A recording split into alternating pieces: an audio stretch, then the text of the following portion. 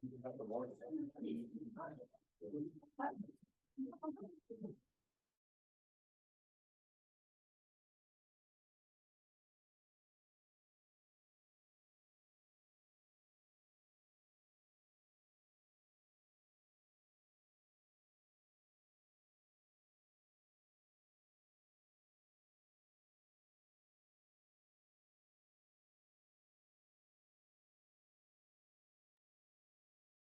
right, let's try that again. So, yeah, we're trying to stay on time today. This is our first attempt at doing a sort of a hybrid type of conference, so see how it goes today. My name is Jeremy White. I am a professor at this university, Ritsumeikan University, and I'm part of the Grassroots group that has organized this conference today. For the people in the room, we have some drinks and snacks over there, which Bjorn has already given, but you can see over here. Feel free anytime just to go and have a drink, have a snack. People online, sorry, you can go and have a snack anytime as well, just not here. Yeah, so this conference, AI in education. So we've all since 2022 been kind of dealing with this and seeing how it's going.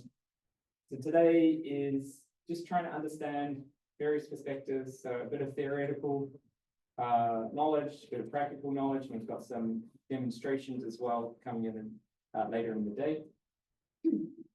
See how it's all going.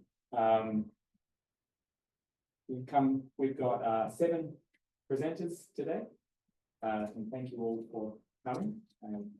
The 2 of them will be online, and the rest are here face to face. Okay.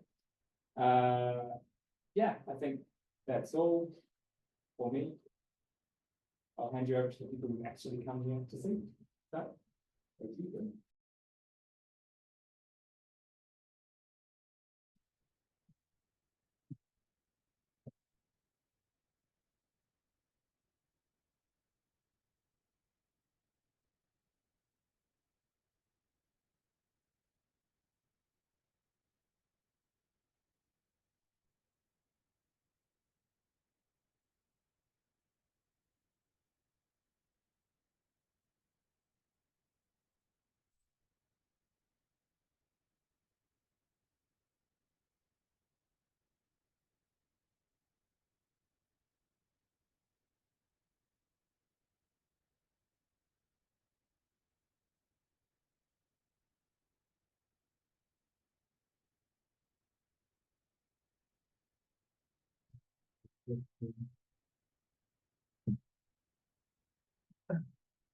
You want to see your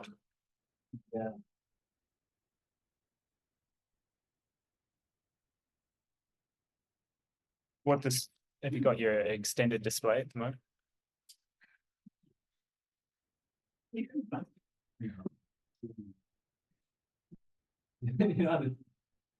Well, I guess that should mirror. Yeah, maybe. Give it a try. We've got 5 minutes before you're actually meant to start anyway, so.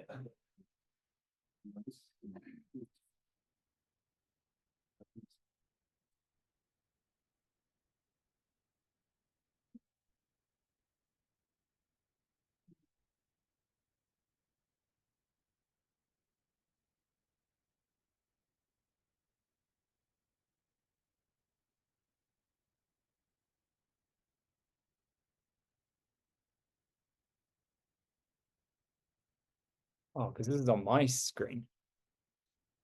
Okay, wait. So how does it work? Is this okay? Is it all right? It's fine by me. Is it all right for you? Okay. Is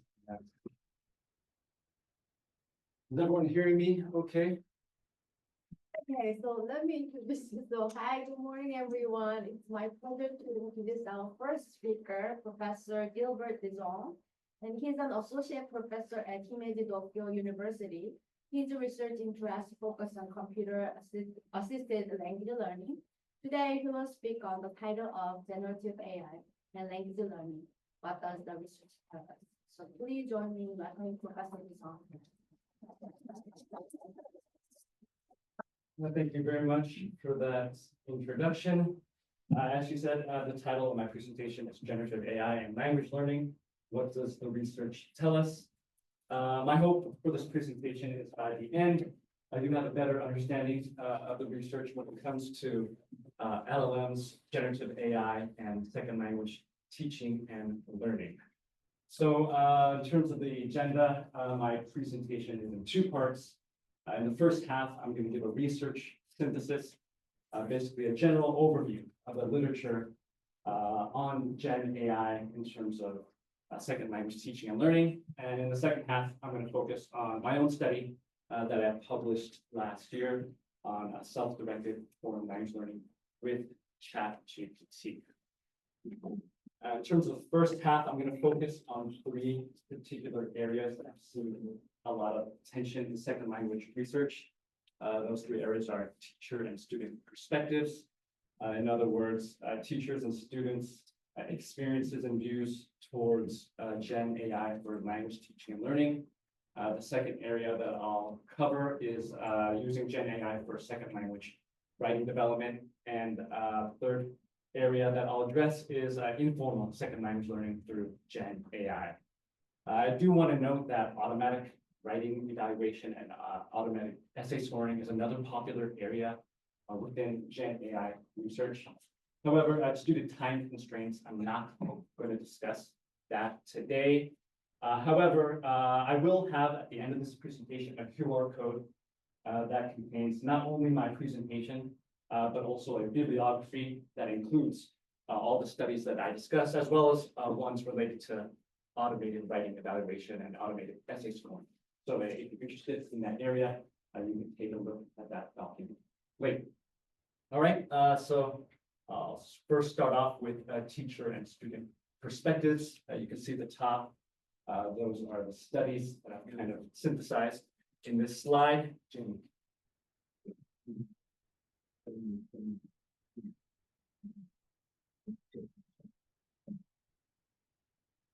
All right, can you check the chat? Technical issues.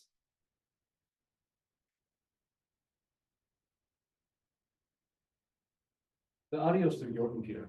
Yeah. Yeah. The mic is picking up stuff from here. Yeah, maybe it's just one Sorry, just particular person.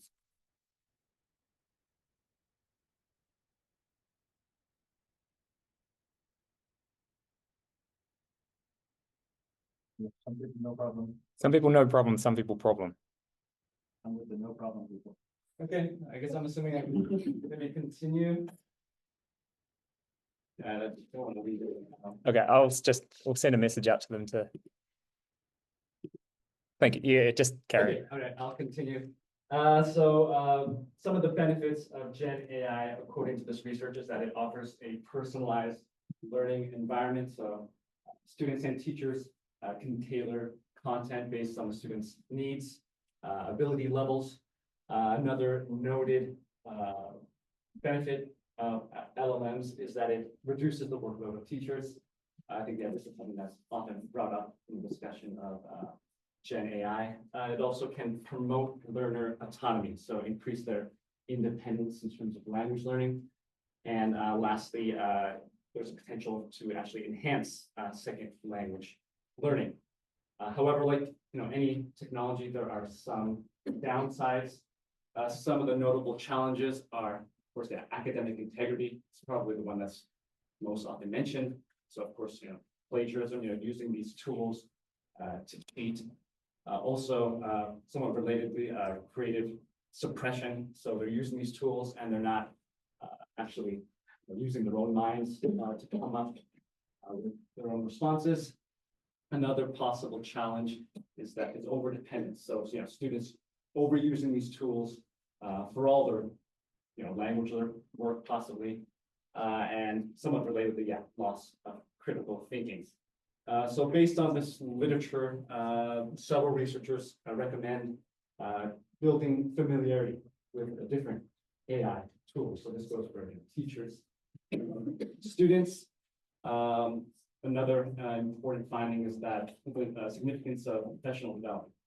So ideally, this is at the institutional level. However, oftentimes institution may not provide the necessary guidance in that regard. So it's important for teachers to seek out, alternative avenues for professional development, much like this event. Also, AI literacy is another often mentioned recommendation in the research. I do want to spotlight, one particular study that stood out to me. This paper that was published in Computers in Education, Artificial Intelligence last year by Ma and colleagues, and a mixed methods research design. And the goals of this study were to kind of understand what ChatGPT literacy is and develop a framework based off their findings. What I like in particular about this study is that it involved not only a large number of participants, but participants across a wide range of countries. I found that a lot of the studies involving teachers and students tend to focus only on one particular context. So it's great that this study incorporated participants in 41 different countries, and they used an online survey to collect data. In terms of their primary findings, they created this ChatGPT literacy framework based on their findings. It's composed of 6 different parts or components. So the benefits, limitations, prompts, evaluation, assessment, and ethics related to ChatGPT. In terms of what they found that teachers displayed a high level of awareness in terms of benefits, ethical considerations, evaluation methods, and the limitations of ChatGPT. However, they weren't as proficient in terms of assessment and prompt engineering. So that's something that possibly other teachers could work on in terms of ChatGPT literacy. Moving on to my second topic that I'll be addressing. So second language writing development. Typically, these studies fall under 2 different strands. One is comparing Gen AI providing feedback versus teacher providing feedback to see which one is more effective. Based off these 2 studies, the experimental groups using ChatGPT those that receive teacher feedback alone. However, I do want to note a major limitation of these 2 studies. It's not even really clear how ChatGPT was implemented. It's just a general description in the papers that students receive feedback from ChatGPT, but there's no detailed description of the exact prompts used. So I think we can learn a bit about the potential of ChatGPT to promote writing development from these 2 studies, but I do think there should be more transparency in regards to the specific prompts used so that other teachers, other educators can use those prompts in their own language teaching. Another common addressed topic is students' writing behavior. So how they engage with ChatGPT feedback, what they do. In 2 studies, they found that students mainly use ChatGPT for correcting form-related errors. So that's things such as grammar and vocabulary, as opposed to content-related feedback. Another study by Han and colleagues found that the combination of ChatGPT and teacher feedback help reduce errors in their writing. And I thought that was an interesting study because in this discussion of Gen AI and language teaching, it's often a dichotomy, like one or the other. But I found that AI tools, not only LLMs, but just other ones, are used best or most effective when combined with teacher instruction. I'd like to kind of spotlight this study by Ziggy et al. As published in Computer Assisted Language Learning last year. The goals of the study were twofold: to understand the different strategies that second language writers use when engaging with ChatGPT feedback, and look at some of the barriers to adoption. So what stops them from accepting that feedback? Around 60 university students in China participated in the study, and the researchers collected data from writing samples as well as the specific feedback and suggestions that ChatGPT provided. In terms of the type of feedback that ChatGPT gave, most of it related to content. So like structure, organization, maybe the logic related to the students' writing, and form related feedback was a little over 1/3 of the feedback that ChatGPT gave.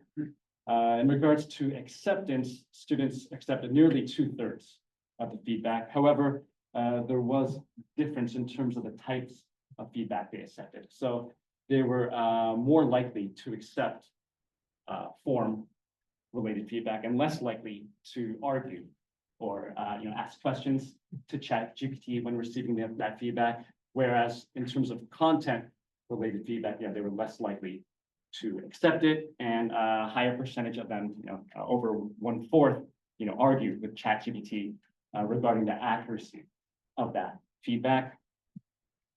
Some of the barriers to adoption were one, excessive feedback. I think many of us can attest to this. Often when you ask ChatGPT or any Gen AI tool a question or ask for some feedback, it often gives you a very lengthy response. So this is something that students struggled with. Also, maybe repetitive feedback. So they may be putting in different prompts, but basically receiving similar feedback. Another issue was vague feedback. So their students may not be sure how to actually address the issues that ChatGPT raises. So from the study, we can learn that these kinds of tools, Gen AI, may be better suited for form-related feedback as opposed to content. And I think this actually aligns with other automated writing evaluation tools like Grammarly. Criterion is another popular tool. Studies have shown that with these tools as well, they're more accurate at giving form-related feedback as opposed to content. The last area that I'm going to address today involves using Gen AI for informal second language learning. So outside of the classroom for a self-regulated language learning or self-directed language learning. Liu and colleagues have published 2 studies on this topic.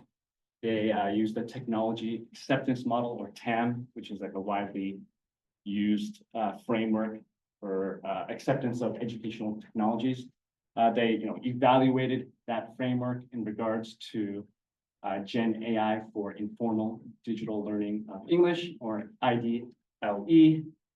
They found that perceived ease of use influences perceived usefulness regarding Gen AI for IDLE. Perceived ease of use and perceived usefulness are the 2 core constructs of the TAM model. One other interesting finding from the research is that they found that past AI experience does not influence Gen AI acceptance. So what that suggests is that there's a clear distinction between past AI tools and current Gen AI tools. So even though the students may have had that experience, say, with Grammarly, maybe different older chatbots, this did not necessarily lead them to accept or adopt Gen AI tools. Another significant finding was that basically how they used these tools. So in these 2 papers, participants often use Gen AI as a personal tutor or as a conversation partner. Tran et al. Basically did a similar study with an extended TAM model. So they looked at different constructs outside of the standard TAM. They found that enjoyment and self-efficacy were the most significant factors in terms of perceived usefulness and perceived ease of use. Similar to Liu and colleagues, they found that their participants used ChatGPT in a variety of ways. So across different language dimensions, for instance, for reading tasks, vocabulary and grammar learning, as well as writing feedback. So while we can learn, get some insight from these studies in terms of informal language learning and Gen AI, there are some areas that have still yet to be addressed. So yeah, these 3 studies here all focused on second language English learning. In fact, yeah, all the other studies I mentioned were all exclusively focused on English. So to the best of my knowledge, there have been no other studies that have examined how Gen AI may impact the learning of other foreign languages.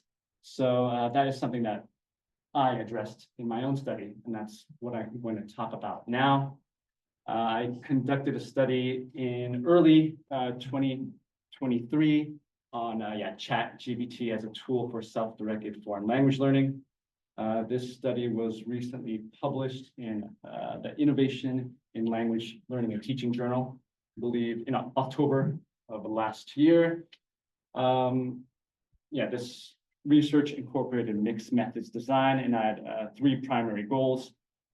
First, to understand how learners use ChatGPT for self-directed language learning, evaluate their perceptions, and to understand whether if their age or the specific language they studied influenced their views regarding ChatGPT for foreign language learning. I posted a survey on various websites or online communities focused on language learning, so mainly Facebook and Reddit. And I was kind of looking at how early adopters are using Gen AI, specifically ChatGPT, for self-directed learning. In total, 101 adult learners fully completed the survey. Here's the demographics in terms of the participants. So more male participants than female.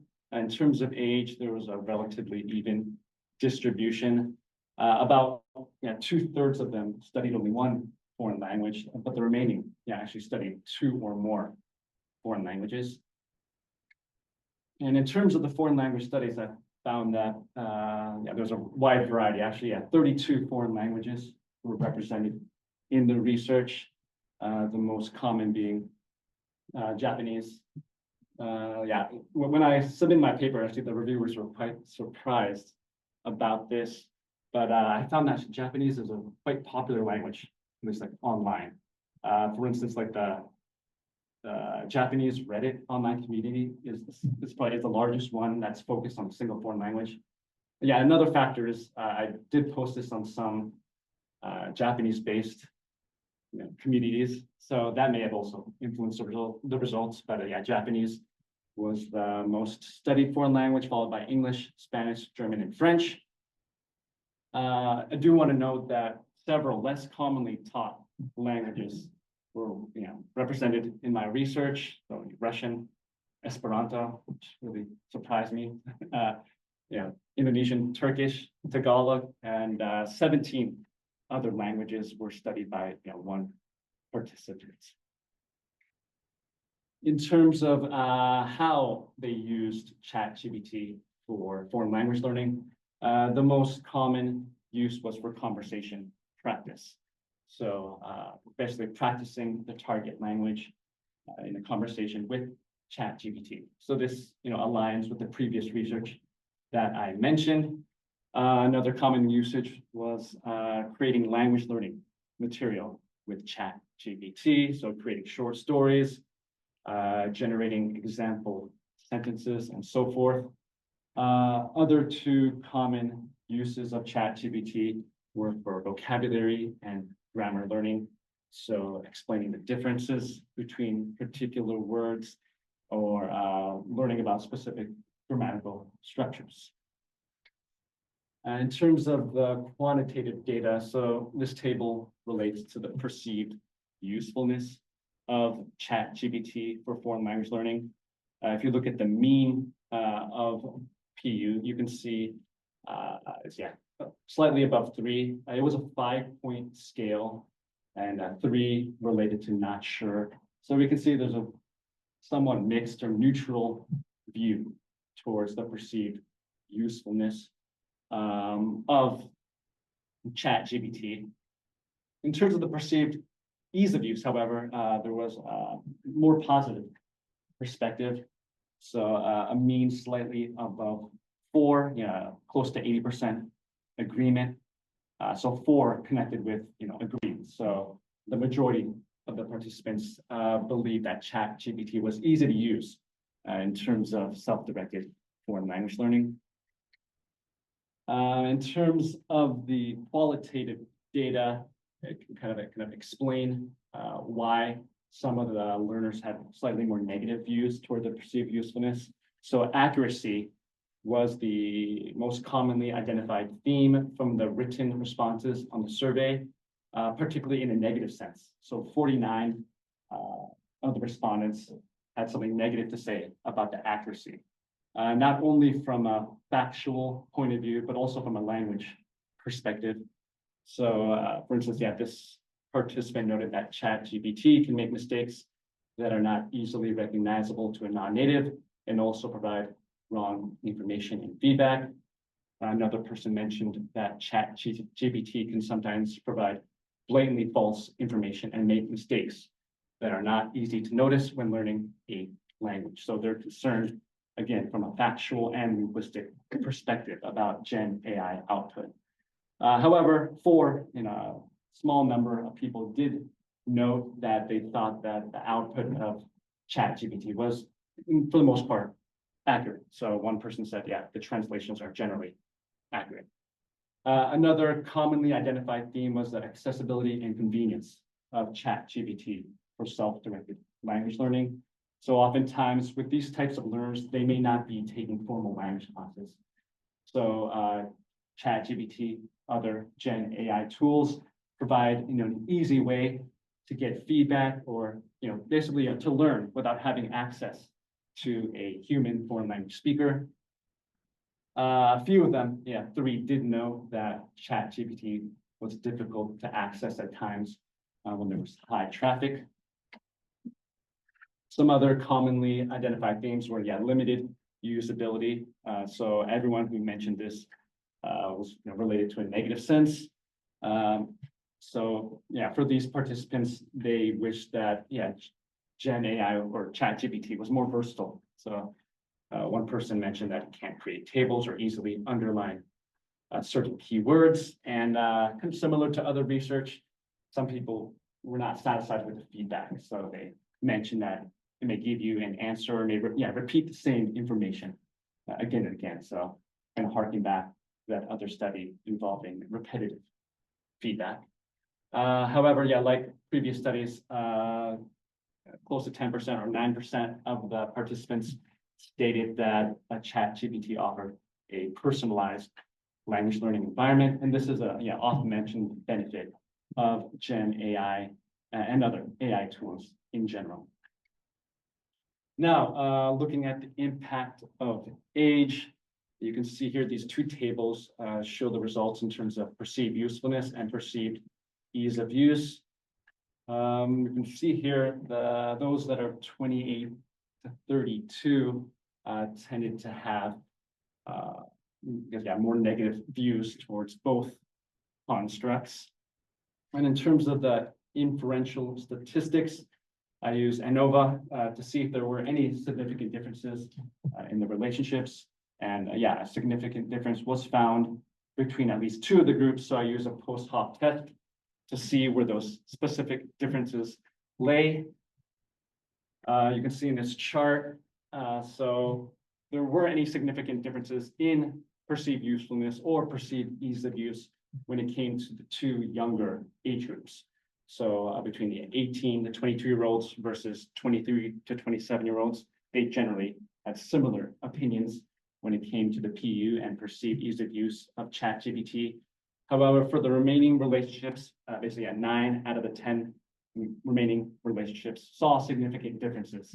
So based off these results, we can see that age may play a factor in terms of the experiences and perceptions that students have when using ChatGPT for foreign language learning. In terms of the specific languages studied, I did a comparison between more commonly taught language learners and less commonly taught language learners. I believe it's like the National Association of Less Commonly Taught Languages in the US their definition of a more commonly taught language is English and the three major European foreign languages. So that's Spanish, German, and French. So essentially it was a comparison between English, Spanish, French, German learners versus, all other foreign languages. So you can see the descriptive statistics in this chart here. In terms of perceived ease of use, based off these statistics, there doesn't seem to be a major difference. But in terms of perceived usefulness, you can see there does appear to be a difference. So for less commonly taught languages, percentage agreement is under 50%. And then the mean value is 3, so not sure. So there does appear to be a difference. And using ANOVA, it's kind of borne out with this statistical test. So there was a significant difference found in perceived usefulness, but no significant difference in terms of perceived ease of use. So just kind of summarizing the results of my study, I had 3 primary research questions. The first was, how do language learners use ChatGPT for self-directed foreign language learning? The top 3 uses were conversation practice, developing language learning materials, and for vocabulary learning. And ChatGPT was used by learners of many different foreign languages, most notably many less commonly taught languages. In terms of their perceptions, I'd say mixed overall. So they're positive towards the perceived ease of use, but a bit more skeptical in terms of the actual usefulness of ChatGPT for foreign language learning. And this kind of goes back to the, doubts about the accuracy of Gen AI or ChatGPT output from a factual and linguistic perspective. And in terms of if there's a significant difference in views depending on age group and language studied, I found that yes, there were significant differences depending on the specific age or the specific foreign language that they studied. And in terms of the implications, based on the results of my study, we can see that due to the technical limitations of ChatGPT, it may not be suitable for all language learners, especially those that are learning a less commonly taught language, because these LLMs, they require, they're based off training data, and there may not be enough training data in languages other than the primary ones to create accurate human-like dialogue. Actually, this is supported by research by Ando and colleagues. This paper is not actually a second language teaching or learning paper. It's actually a medical research paper. They asked ChatGPT medical questions in English and in Japanese. And they found that the English responses were better, not only in terms of comprehension, but in terms of content. So there does appear to be a difference in terms of the accuracy and the overall quality of Gen AI output, depending on the language used. So my research and based off studies by others show that ChatGPT and other Gen AI tools hold promise as a kind of alternative conversation partner or teacher, especially if you're studying one of the major languages such as English, French, Spanish. And my study showed that mature learners may need more training and perhaps sustained guidance when implementing Gen AI in formal language teaching.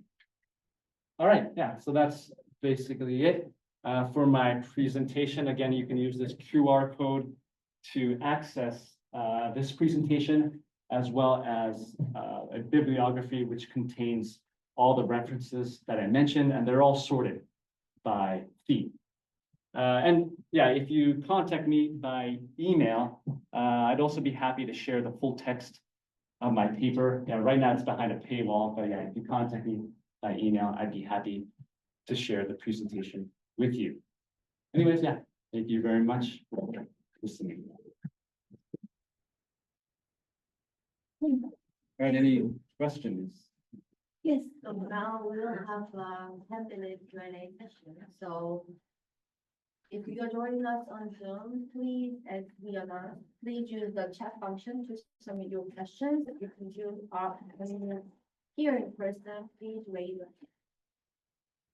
hand. John? Yeah, thank you for your presentation. It was thank you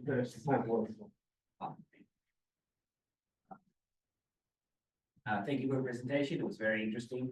One question I have about the age groups. You had Yeah. very small gaps Yeah. and then 33 plus. Yeah, that was an issue I noticed early on in the data collection. I had incorrectly assumed that Reddit would skew young. But as I started to receive responses, I noticed that that wasn't necessarily the case. But by the time I had already started collecting data, so I couldn't go back and change. But yes, that is something that, yeah, I should have amended, yeah, before, administering the, survey. Do you think that affects your conclusions based on the age group? Possibly, I suspect that there would still be differences, yeah, between the age groups, especially compared with the younger generation, like college age learners versus say those 30 plus. I mean, in general, research shows that mature learners are less open to adopting, technology, especially those that are unfamiliar to them. So, I would suspect that there would be similar findings, but I can't say for sure. But that's, yeah, definitely something that I should have thought about more deeply before, I administered the survey. But yeah, once I started collecting data, I have a chance, to do that. But yeah, thank you for your question. Yeah, Paul, and then maybe, Dominique. Yeah, no, yeah, I know, Dominique, raised his hand. Sorry, thanks.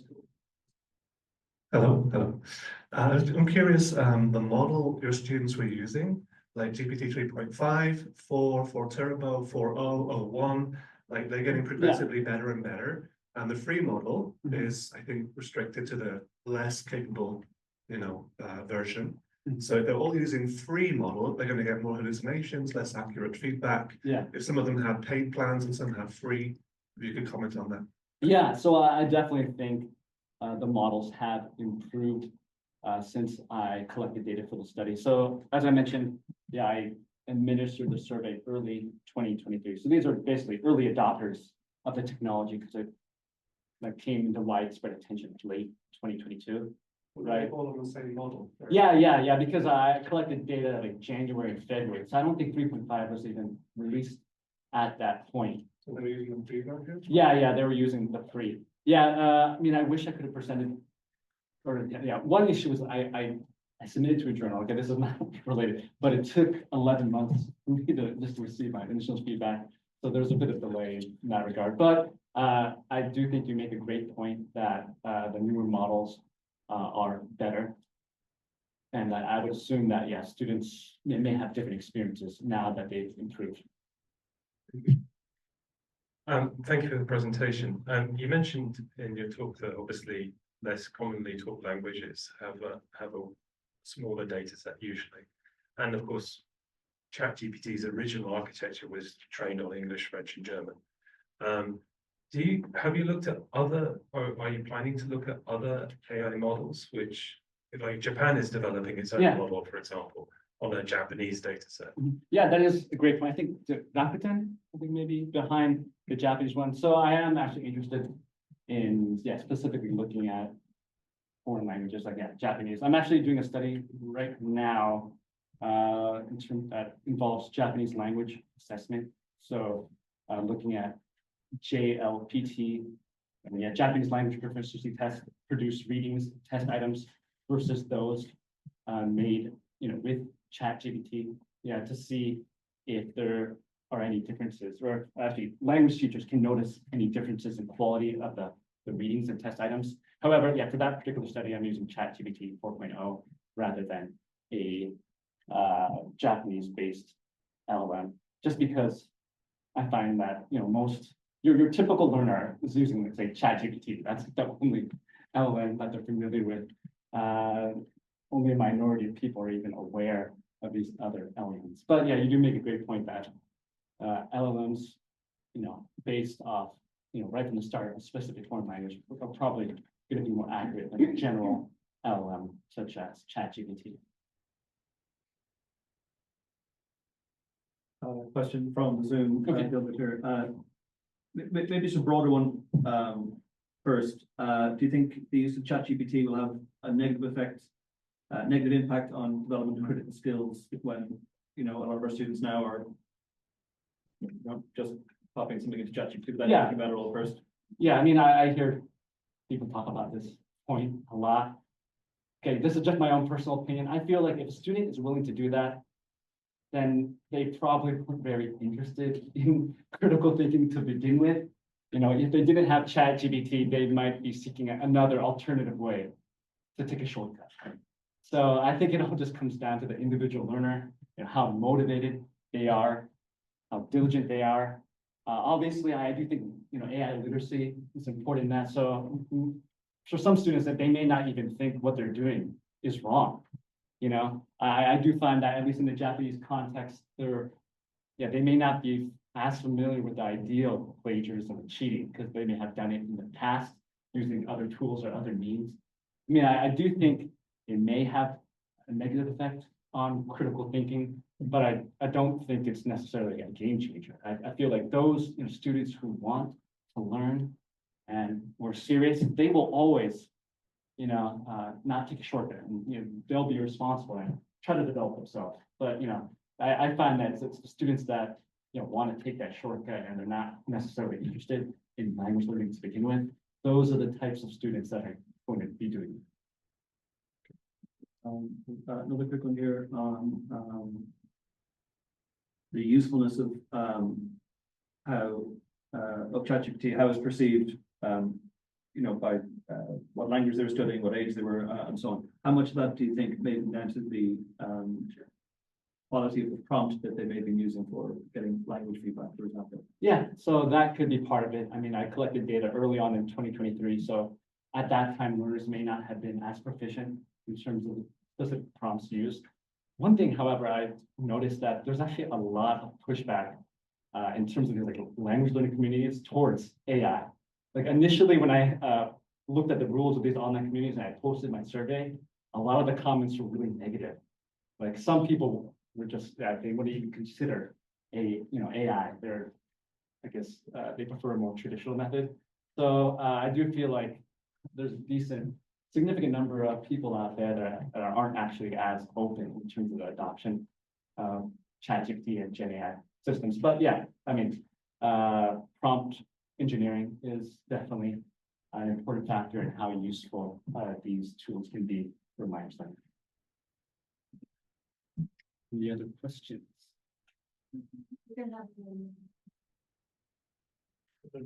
We started early, so if there's any questions, we have time.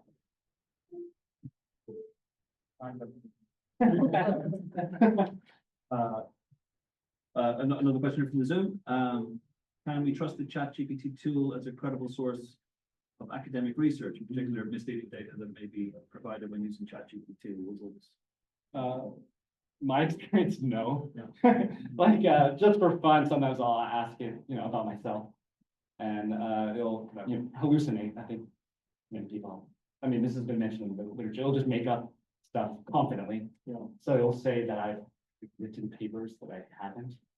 I know now, especially with the newer model, they'll have the link citation, but I do think it's not something that researchers or students should be depending on when it comes to academic research.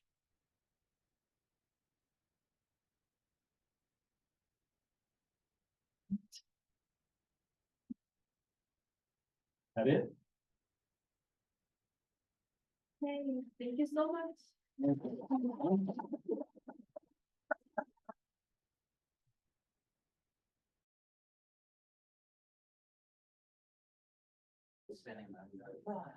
Okay, so it's 10:40, let's start.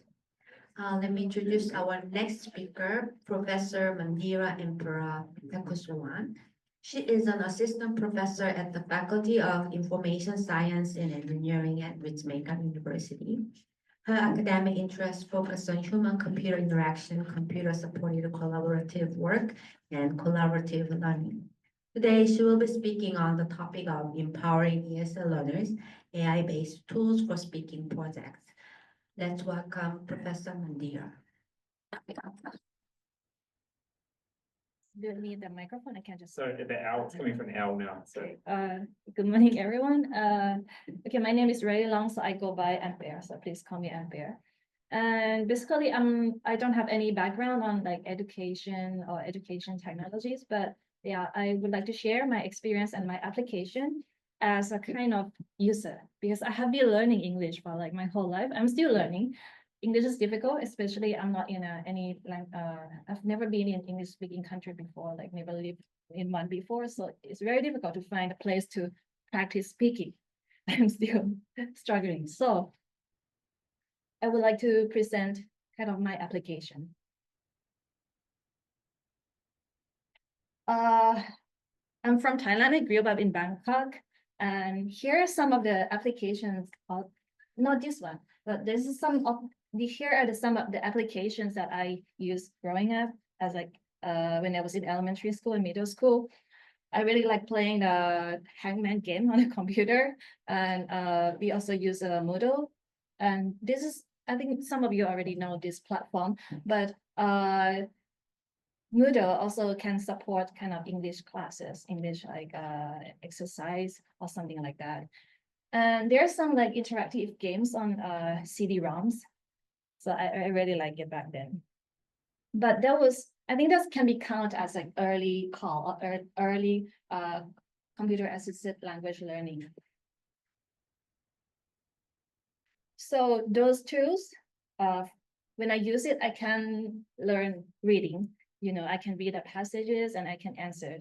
And there's like, you're gonna tell me that my answer was correct or not. And also listening, I can listen to the kind of audio file and they're gonna ask me a question and I can answer it. For writing, it's just a bit tricky because at that time it can like, I remember it can point out some spelling mistakes or like obvious grammar mistakes, but not like give a proper suggestion on writing. And speaking, it was maybe the most difficult thing to do, to practice. At that time, what I did was just listen or read the instruction, and I just record. And I recorded, and then after that, I listened to it by myself. Or, you know, when I'm lucky, my teachers can look at what I recorded it, and then like my teachers can give me advice. But, you know, it is like, it's not for all the tasks that I did before. So yes, I think speaking is very important, it's essential. And it's just very challenging, it's just very difficult.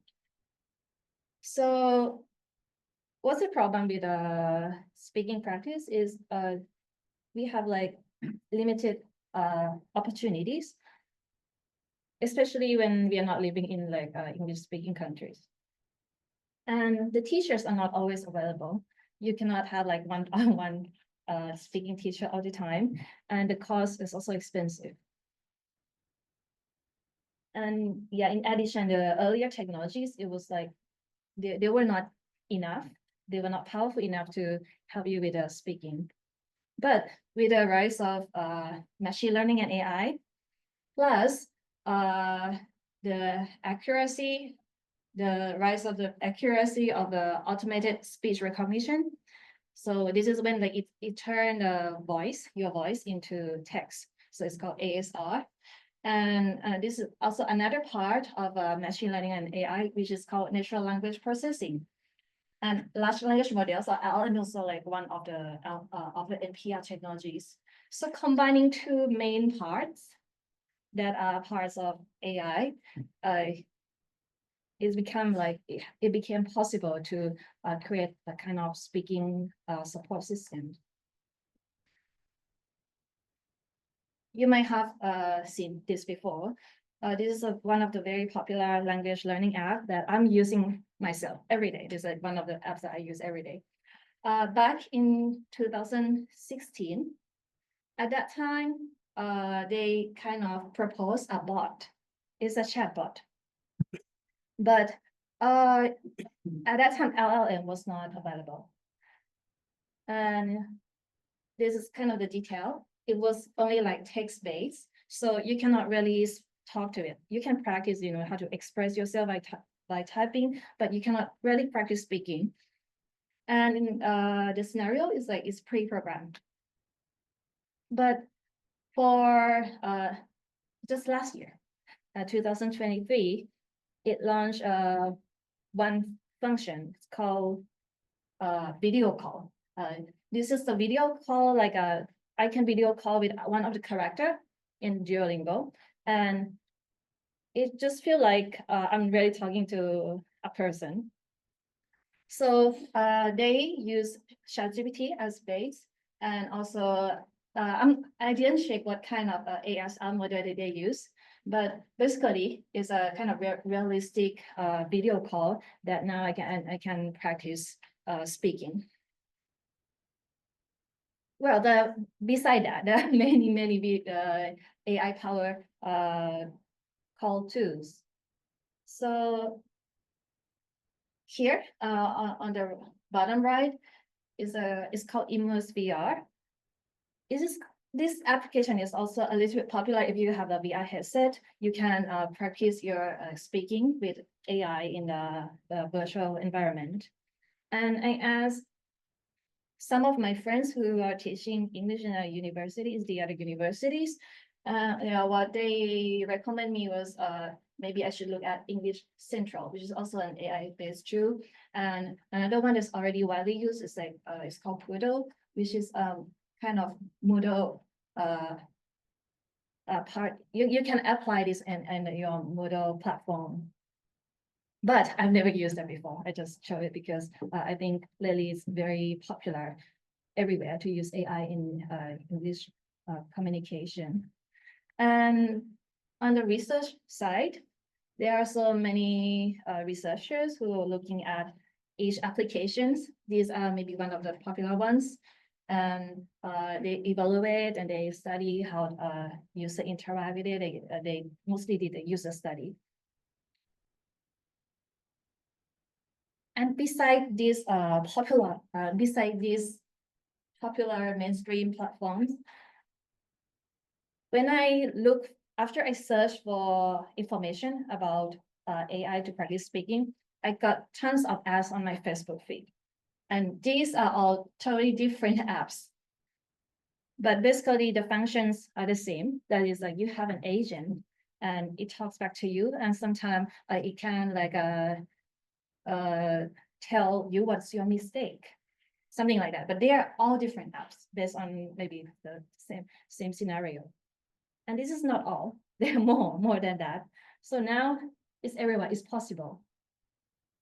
But I think it was not structured enough. It's like it can be a way to practice out of the class, just like spend your free time on this kind of like system. So I was thinking, how about like we create some kind of structure based on existing method, which is in this case, I propose to use game-based learning, like playing a card game with an LLM.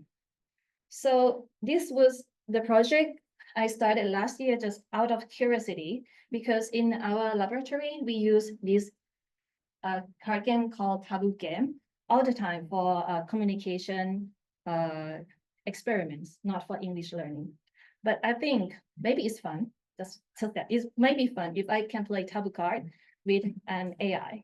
So I started to write an application that I can play taboo card with AI by just using my voice.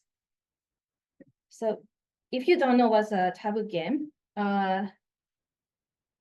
for a taboo game, it's gonna be like a card game. You can get one card, and there's going to be one person who describe the taboo word. Oh no, sorry, the keyword. So for example, whisper is a keyword. You want to describe keyword without using these words, the taboo words. You cannot use the word speak. You cannot use the word softly. This is already difficult even for a native speaker. I mean, I'm not a native speaker, but if I got the cards in my Thai language, it's still difficult. But this game is also quite used in ESL classrooms based on my peers who teach in elementary and middle schools. But why did I choose this game? First, I'm familiar with it because we use it in the experiment. And moreover, it's simple and it's flexible. So you can make it more difficult by increasing the taboo words. And you can make it easier by like decreasing the words. And you can choose different type of themes, different type of words.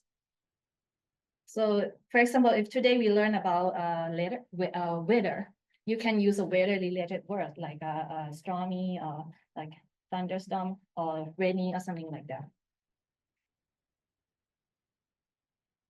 Yeah, so this is not just speaking game. It can like kind of create, it encourage the students to try to think out of the box. So before I show you the application, I'm gonna show you, this is the first version of the system architecture. The old one, the first trial, I used a GPT 3.5. And actually there were two small systems that were separated. The first system is the taboo card generation. So this one, we use GPT 3.5 to help us generate the taboo cards based on whatever you ask for example, based on the language level, based on the topics or something like that. And the second system, the second part of the system is to give a feedback based on the voice. So we ask the user to say something and we record it and we send this as a voice. And we use the ASR to turn them into, to turn the audio files into text. And then we ask ChatGPT to guess. And this is how the first version looks like. These are taboo cards, and you can skip to the next one, or you can go back, you can record. And here you can see the voice recognition result. And this is the kind of answer. If we have time at the end of the presentation, we are going to show you the demo, but if not, maybe we can talk later. I can show you during the breaks. So this is the first pilot study. I just want to try to like test this application that is really usable or not.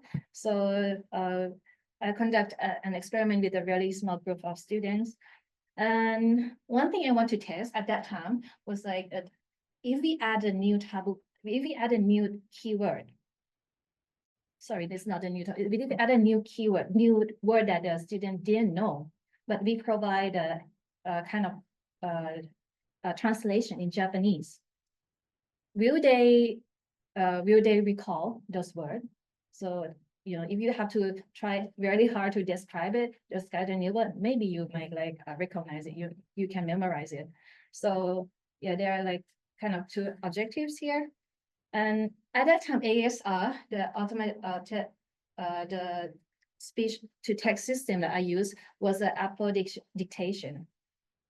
It was not really accurate, but it's kind of challenging. At that time, LLM I used was GPT 3.5. So only 4 students, and I just asked them to describe to play each cards. So shore and hoop is the words that kind of beyond their proficiency. So they never knew the meaning of like shore and hoop before. But these 2 cards, they already know all the meanings. And I made sure that everyone knows the meaning of the taboo words, because it's going to be difficult if you don't know the taboo words meaning. So I just look at the success rate first. Of course, for the words that they are not familiar with, they need like so many tries to finish the game. And the one with the asterisk mean they give up on the card. And then from what we see is like a TOEIC. Most of the Japanese students, they have like reading, writing, listening and reading TOEIC score. But it did not kind of reflect the speaking skill at all. But for the word acquisition rate, so after the game, a few hours, we asked the participant if they still remember the meaning of the word. If we show the words to the student, they recognize the meaning. But if I ask them in Japanese, can you say this in English? They cannot, 25% of them cannot do it. The 75%, they did it. And since it's like a interaction, human-computer interaction experiment, we just use a time model again. And what I saw is like, okay, the feedback was really good.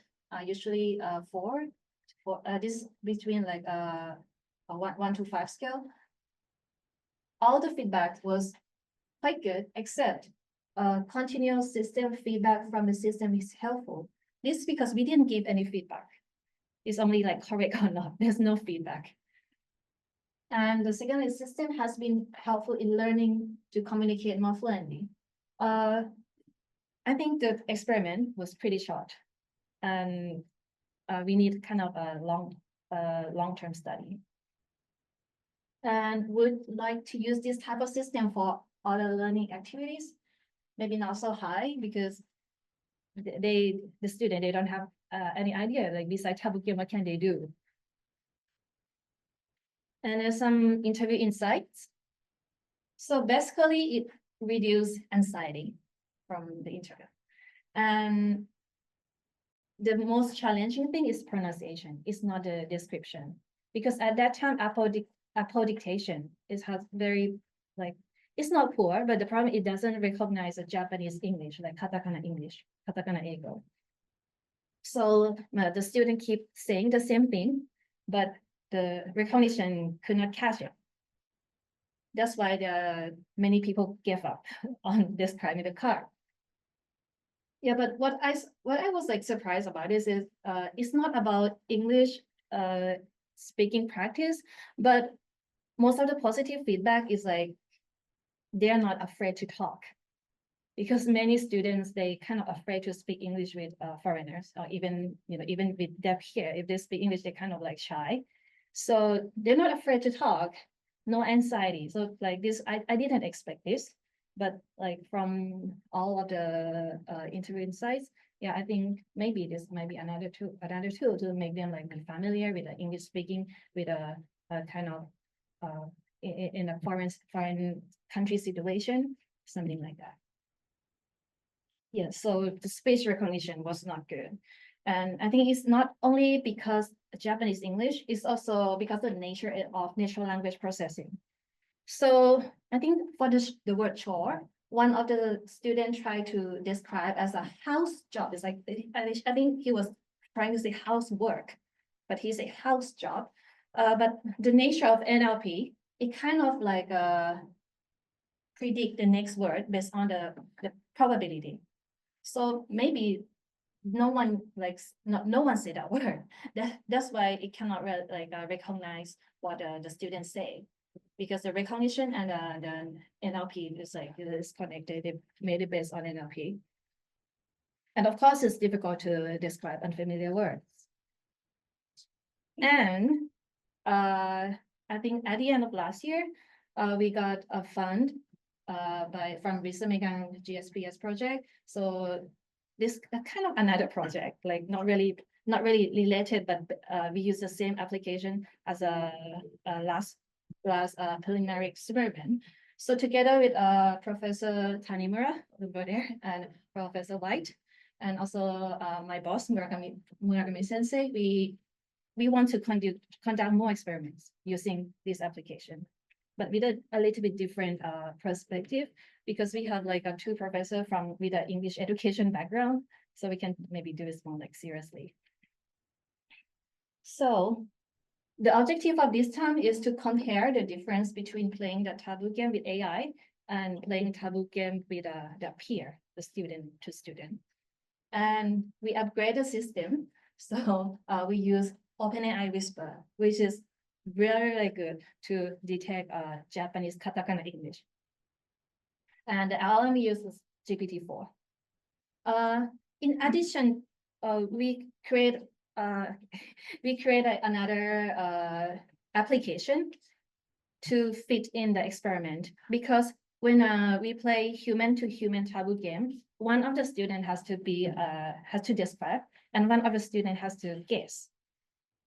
And if we compare two scenarios, but with AI, you can just have a chance to guess. So you can have a chance to describe only. It's not fair. It's like it's not equal. So we also create a kind of a reverse game that ChatGPT describe the word, and then the student can guess.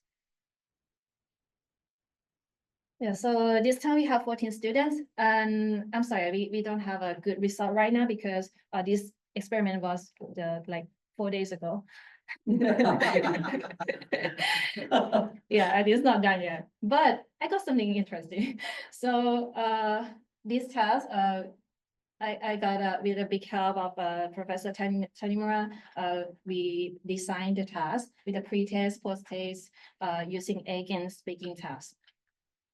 So the participants take tests, and then they there's two types of the process. So play taboo game with AI first, or play taboo game with the peer first, and then they take another test, and they play another game.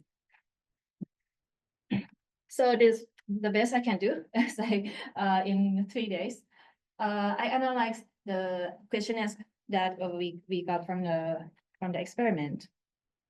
So on the scale from 1 to 5, we asked maybe 5 different idea of the participant, like what kind of idea they have toward AI and toward a human game. So for now, I couldn't find any statistically significant except one, which is no need to be considerate. The questionnaire was in Japanese, of course, and this one was kind of translated. So from what I see, is like participants felt more at ease with AI. They like feel more relaxed, and it's also confirmed with the free writing part of the questionnaire. So these are from the free writing part. AI was very smart. Yeah, they are surprised how they are good at it. And for the AI explain and for human guess, for the guessing part, AI's explanation was simple and detailed. I mean, of course, because if the other student is a peer, and is rely on the explanation skill of the other student. Of course, AI did well, and it might be helpful for the student to understand grammar and how to explain and the vocabulary based on AI's explanation. And this was fun, like usual. And they don't feel embarrassed about making mistake. And this is a little bit different than usual, because one of the participants say he noticed that AI required him to organize his thought and structure the sentence. It's like he's more careful when he explained to AI. And after that, like we kind of had a conversation, and actually he said, maybe this from the same participant. Yeah. Sorry, maybe not that. Oh, this one. The AI required clear and structured communication. So he kind of like work hard when he talked with AI, but that because we didn't tell him that actually AI can understand even you say 1 word or 2 words. You don't need a whole sentence. But yeah, we didn't tell him at the beginning, which is like, I think it's a little bit interesting. Like, it's different if the student know that AI will understand, and they're gonna explain it like differently. And the other interesting point that I found is like, okay, human interaction was fun because they can share the feeling when they got it, like, we got it right, like they kind of celebrate together. And yeah, same as the previous experiment, AI was less stressful. And for human to human, I think most of the participants kind of try to make the listener understand. So they have to think like what the listener gonna think about it. So maybe some of them can be like more concerned about that.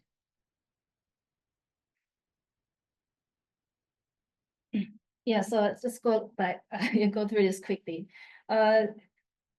since we don't have like the proper experiment result yet, we haven't looked at the post-test and pre-test. We need to do the transcription.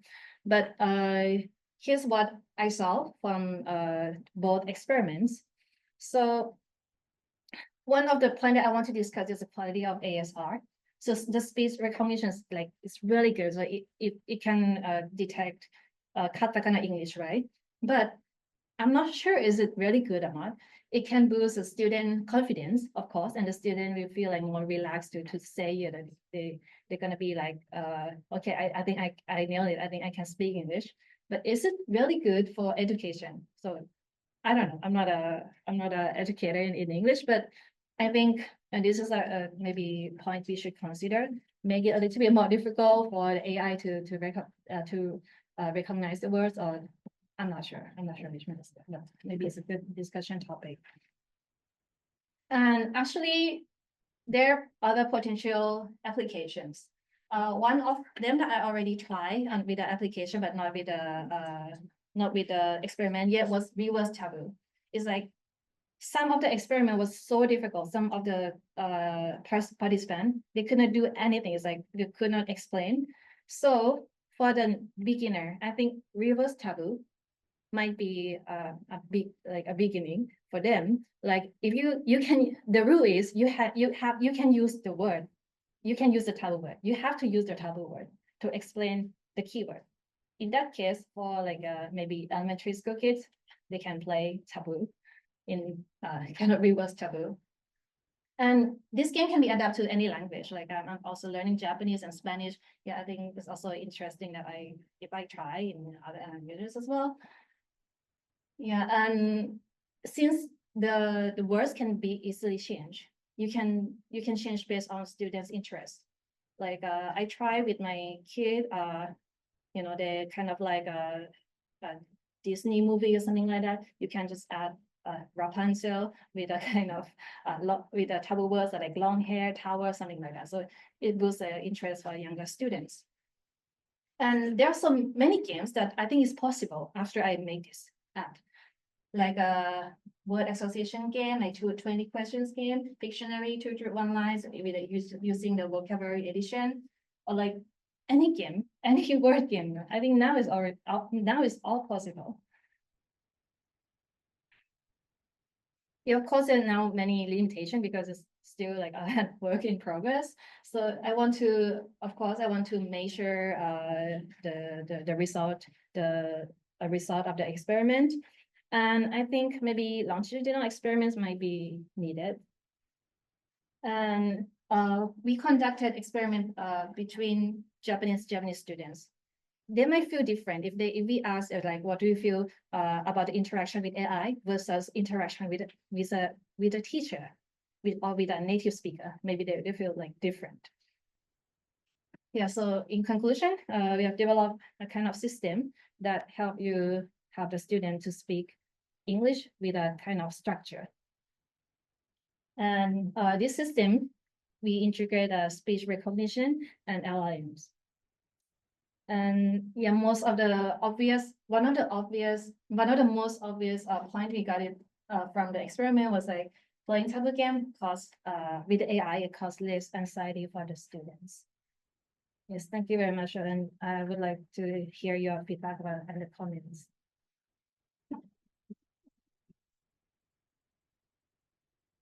Thank you for your interesting talk. So now we're gonna have a Q&A session.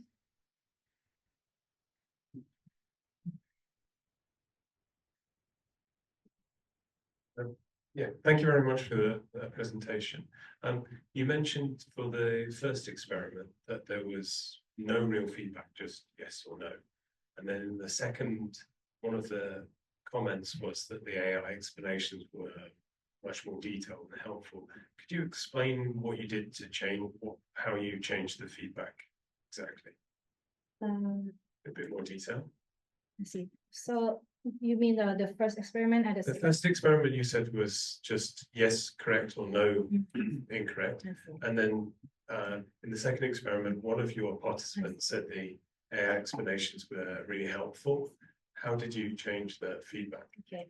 actually, this is kind of misunderstanding. I'm sorry, I was clear there. So the experiment, the result say, yeah, maybe I need feedback, but we didn't implement that yet.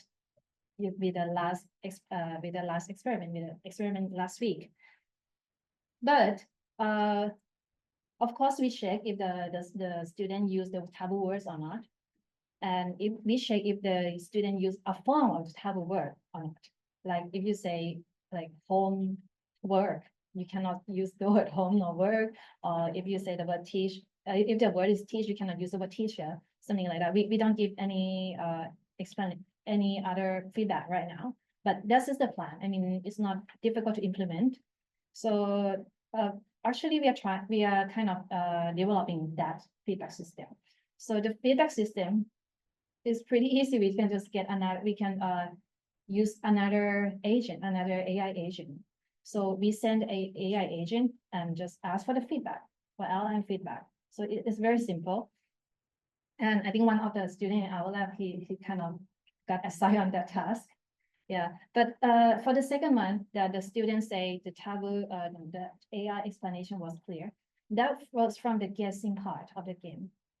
From the when the AI explain the word and the participant guess. So, yeah.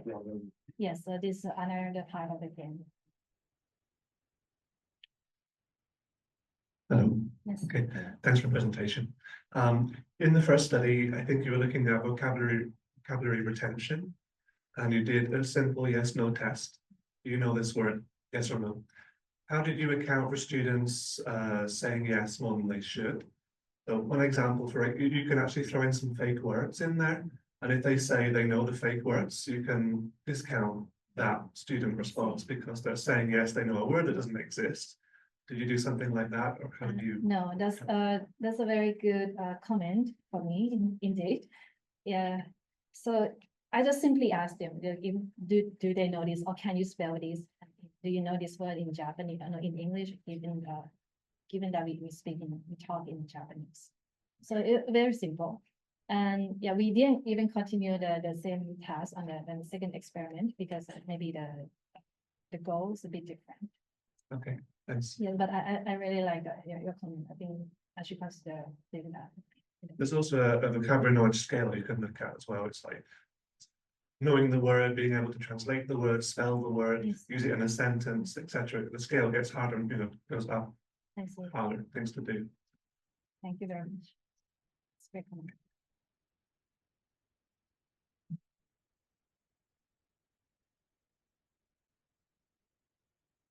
There's a question here on Zoom regarding anxiety.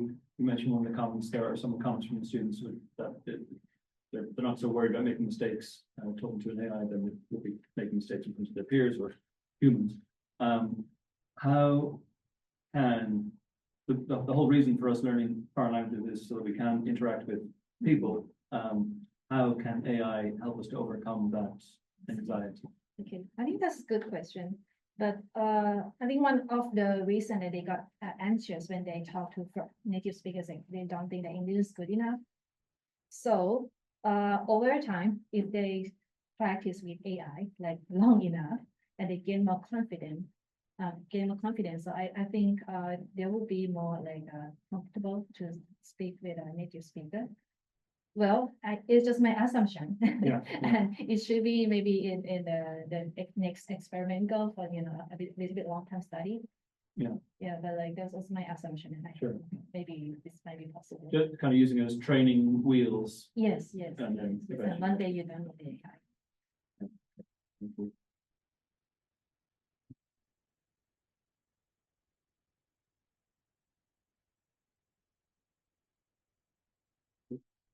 I just have a question. I've maybe many of us here have played this game or at some point used as a teaching tool. And generally, when you do it, the students are very interactive in the comments from your research. There's kind of borne that out that they've had fun interacting with each other. Did you observe anyone laughing while playing with the AI? Is there that same No, fun element to it? It's not the same. I also had the same idea. during like human to conversation, especially when they know each other. Yeah, They kind of laughing, and that's why they say the interaction between them is like better. They can like kind of celebrate. sure. It's a If they- good noisy activity. It's, you know, Yes, yeah. yes. So I don't think for now I cannot replace that easily. Yeah. Yeah, so I think that it's maybe it's kind of two-sided. I just, this technology is obviously, you know, incredible. But that element is missing really, isn't it? Right, No right. matter That how- element is really, Yeah. really missing. Yeah. Yeah, I'm not sure if we can like improve, like, for example, to make the student friendly with AI, like put or give, not because it just use the interface. Yeah. There's no expression. Yeah. What if it has But do you like, think even having an avatar with that? I still don't, I can't imagine people laughing away. And maybe I'm wrong, and Yes. this is where we're heading into, but yeah, I'm not sure, but I think maybe if we try hard enough, like to even add a joke in the conversation, yeah. or have like kind of ice-breaking conversation, like those available avatar. That might be possible, but you know, the human to human interaction cannot be replaced, you know. Yes, I think this taboo game in real life is also like maybe necessary or for, you know, for the social contact.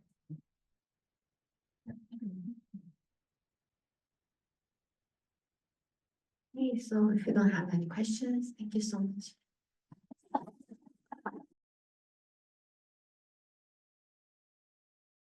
Okay, let's start. So this next Kantina Plupatanakit, a graduate student from Ritsumeikan University. He will present LLMs in Ediverse, LLM integrated English educational game in Metaverse. Let's welcome Kantina Plupatanakit.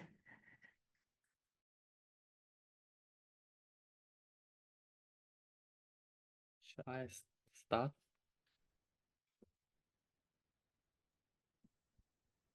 Yes, please stop. Okay, so good morning, everyone. My name is Kandinan Pupatnakit. My name is very long because I also from Thailand too. So my project is about utilize a game and make it into educational tool because learning sometimes is very hard for students at almost every age. So let me show you a demo of my game first.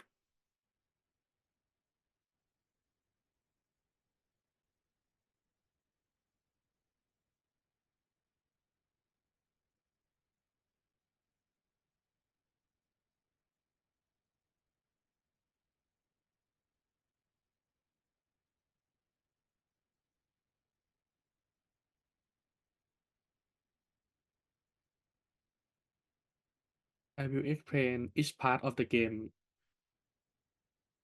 in detail after the demo. So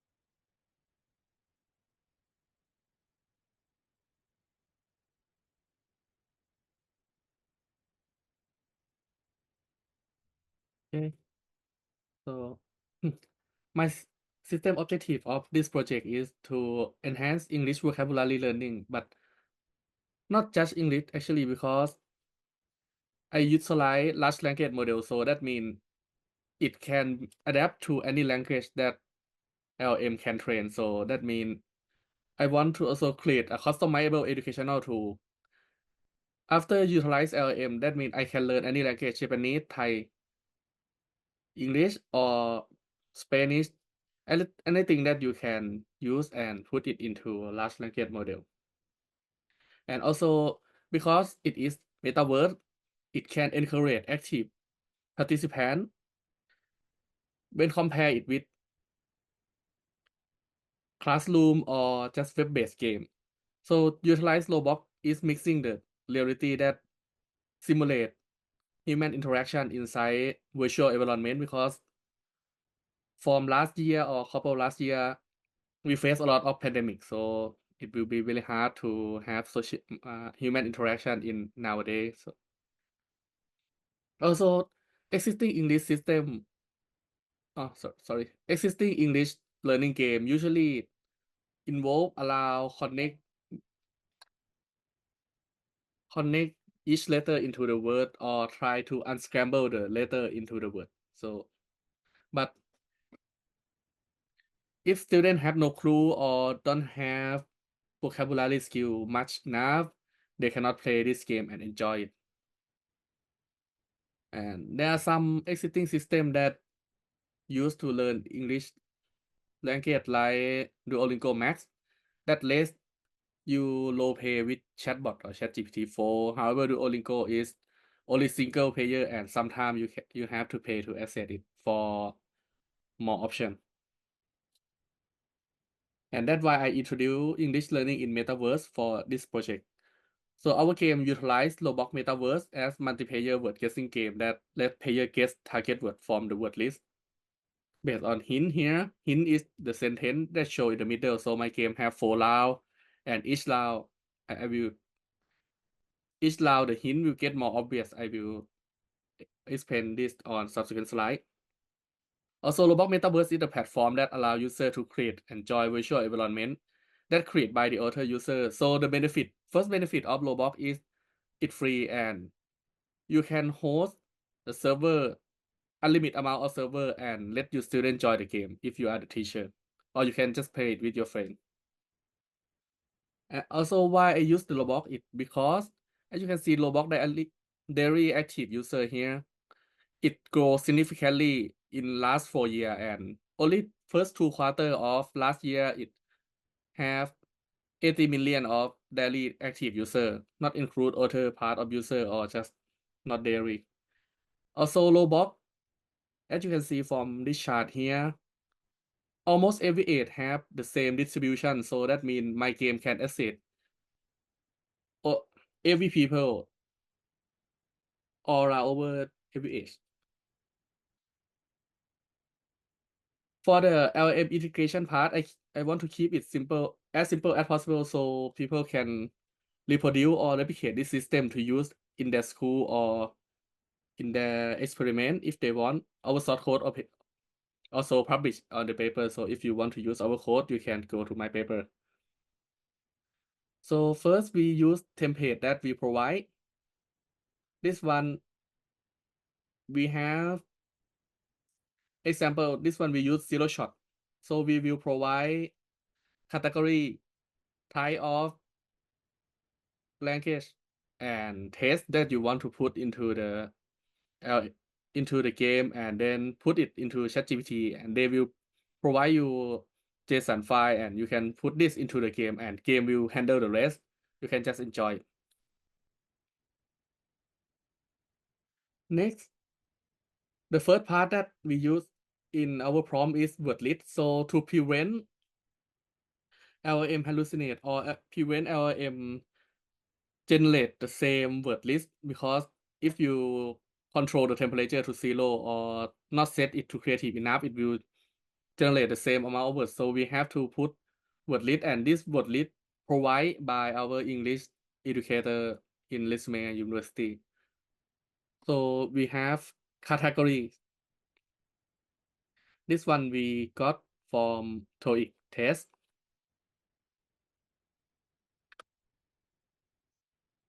Next is hints. Hint is the sentence in the middle of the screen here. As you can see, the hint will progressively get more obvious each round. So like this sentence, you can almost fill any word into this block, but next round there are some few words that can put into this box, and in the last round it only you can use only one word, and it is the target word of this game. Next is semantic score. As you can see the number here. Semantic similarity score measure the degree to which two word, phrase, or concept are related in the meaning. That means this number not just how close the target word to this word, but it requires critical thinking skill to summarize or evaluate this number, because I will show you example. 0.0 is the farthest and 1.0 is the closest. But as you can see, the target word of this match is ramen. Pasta has 0.8, but risotto has 0.6. This two word also noodle. Ramen is noodle too, right? But pasta is rice-based noodle, and ramen also rice-based noodle. That's why pasta have 0.8, but risotto have only 0.6. And all of these word, only soup have 0.9 because they have soup in it, like ramen. So that means player have to develop some critical thinking skill from this hint too.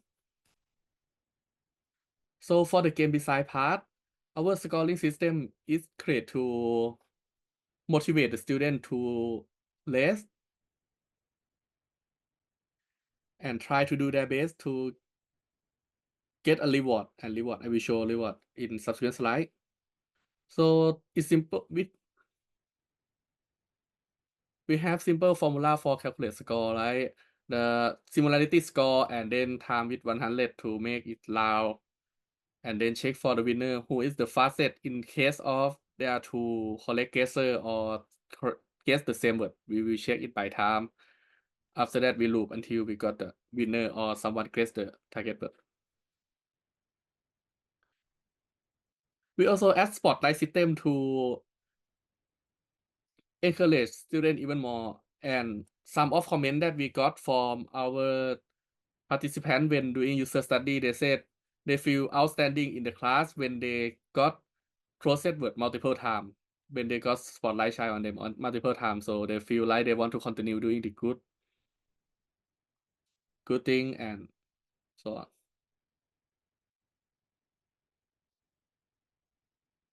After that, we will reward them with ranking on the podium on the game end, and we reward them with some currency in the game in the future to make them want to continue playing the game and not distract to do something else when learning inside the game.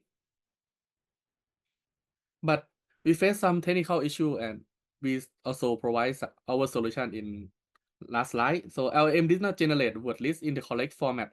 This problem caused in almost every paper, but we can use calling function provided by OpenAI to ensure the format, because this time we use ChatGPT, so we can just use the function. And then sometimes LLM did not generate a list of 10 words. It usually that LLM sometimes not following our prompt or instruction. So we have to write some function to count a number of words before sending word list into the game to ensure that our game can run smoothly. Next is LM generate same set of word list, and I already talked about this, but we create a category to combine with the prompt for generate a word list with a random select category. So with that, we can play the game limitless of a limit of the time. So, and it will still not be the same question. But the last problem is LM can hallucinate and generate unrelated content, and it is the cause of all this problem. It is future work for us to try to prevent every problem that will occur, but for now we had an English teacher to confirm every piece of generated content in our following study. So we conduct a user study by let the user do pre-test and post-test to compare the score after playing the game. Our the test is multiple choice. We have 10 questions. So it will look like this. The question we got is used from ChatGPT 4o to generate it, but it based by TOEIC test.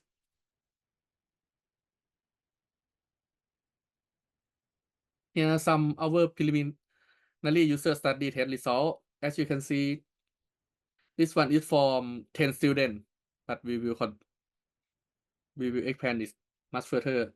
But the score before they pay and after they pay show significantly better. Yeah. We also try to evaluate some user experience with guest result and do pair t-test with the middle value because at that time we don't have baseline for it yet, so it also significantly different. So in the conclusion, our project want to integrate GPT-4o with Roblox Metaverse to create engaging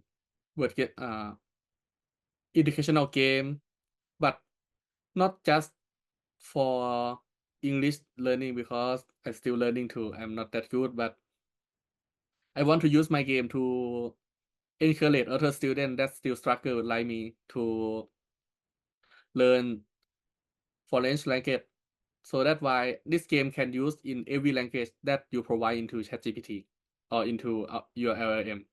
And preliminary user studies show that it's significant vocabulary improvement and high user satisfaction.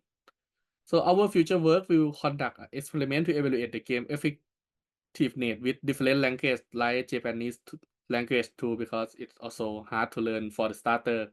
Its learning curve is high, but when you got it, you can do it. And conduct a larger scale user study because right now we have 10, but yeah. And we also want to add the in-game dictionary to let player look up for the word meaning because sometimes when the word list show up, some of the word you cannot understand, and that all of my slide. Thank you for your listening.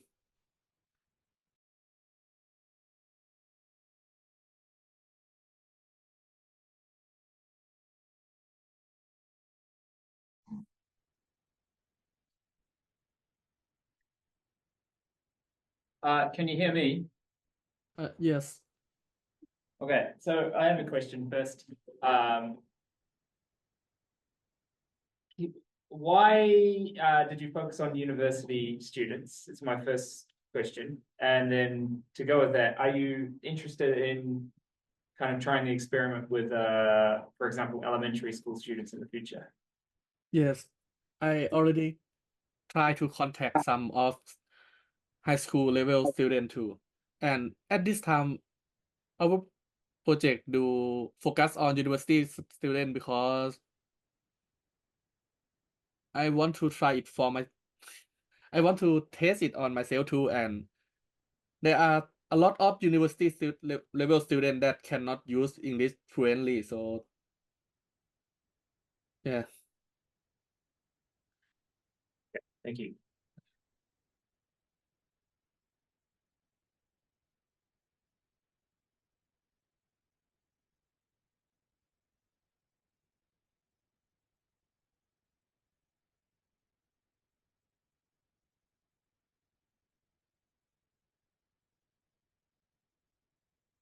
Yeah, if there's no other questions in the room, no other questions in chat.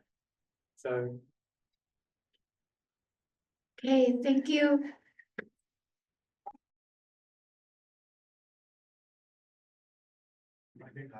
So everyone, it's time. So we're gonna start the next talk.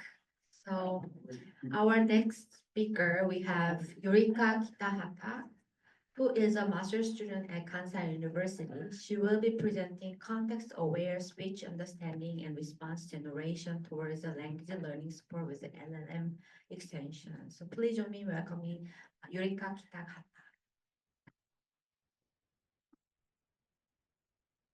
I will present context-aware speech understanding and response generation toward a language learning support with LLM extension.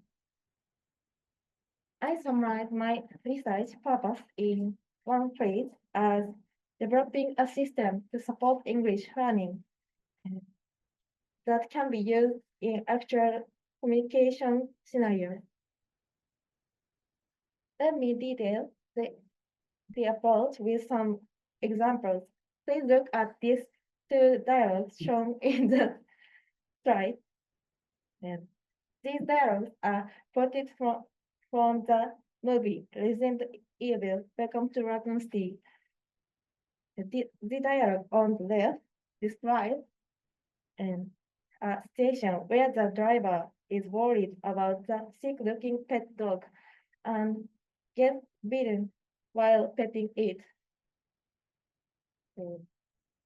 The dialogue on the right shows conversation between a man and his sister, who unexpectedly returned home in the middle of the night after being away for many years.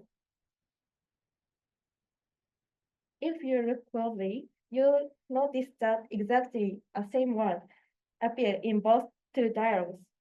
However, even though the F word is identical in text, its intent and impression are different, right?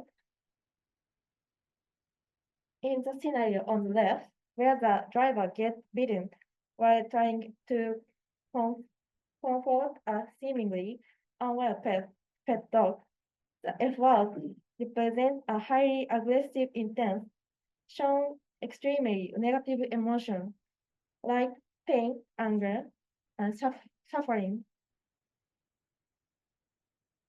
In contrast, in the scenario on the right side, the F word, a runaway girl used while talking to her brother, is less aggressive.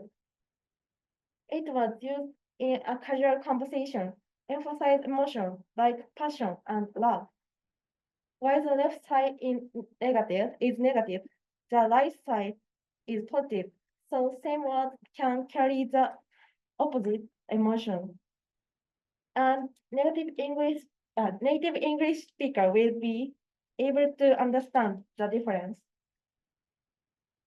However, non-native English speaker like me, who are learning English as a second language, struggle to understand the difference in the two cases.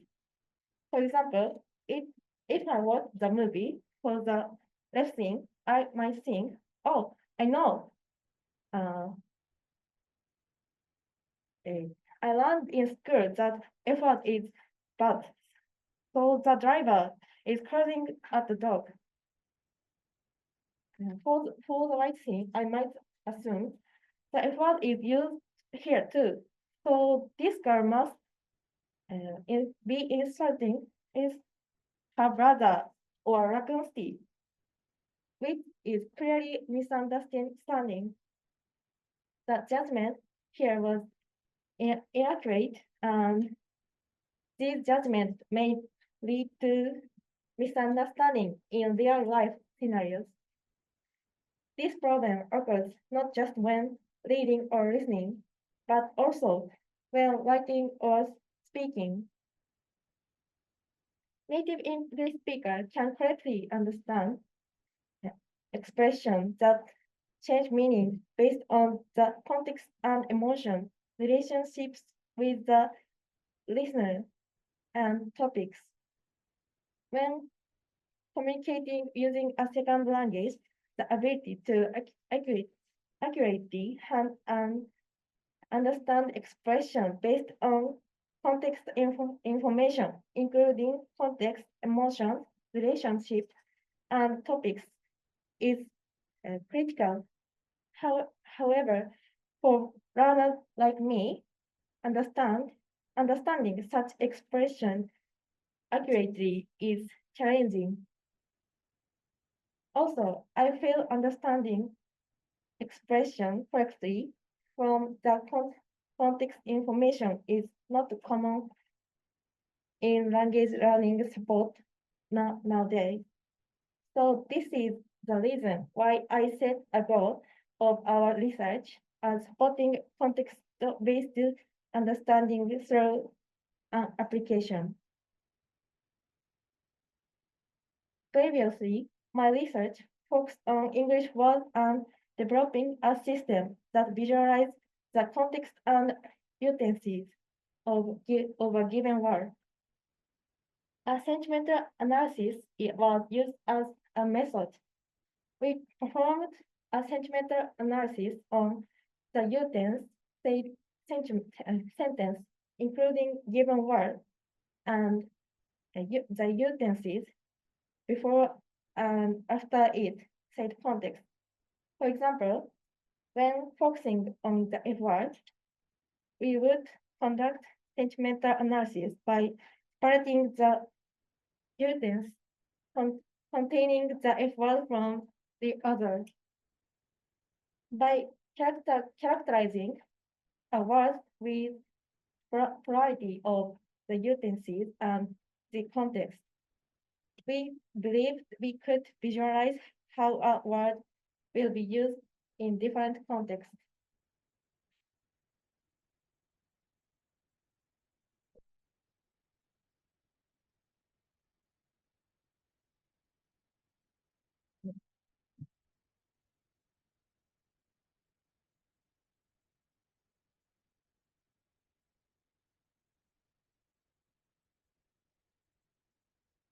As a result, we developed a system where you can see a visualization graph of the word usage and actual usage examples.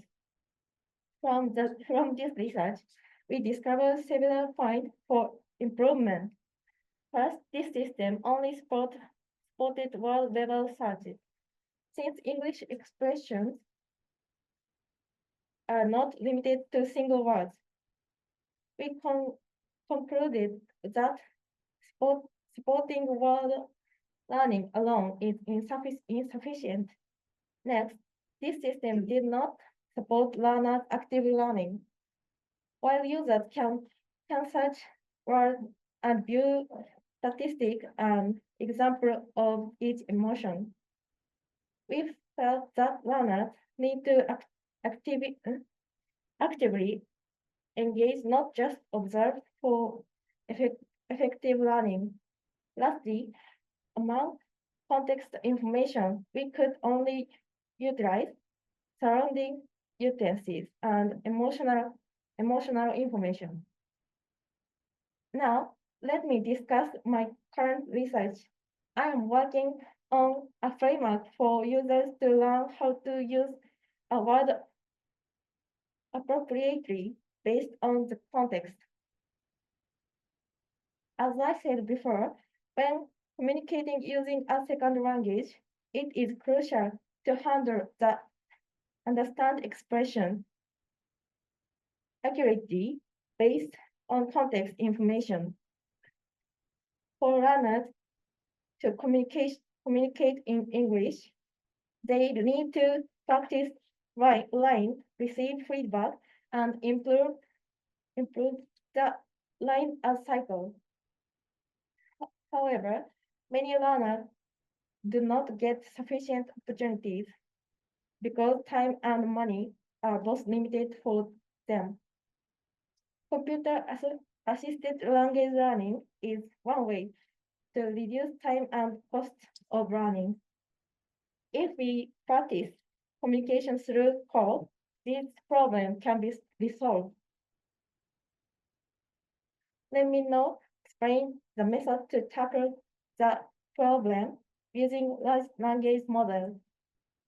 LLM are known for their excellent language understanding and generating abilities. They also have in-context learning.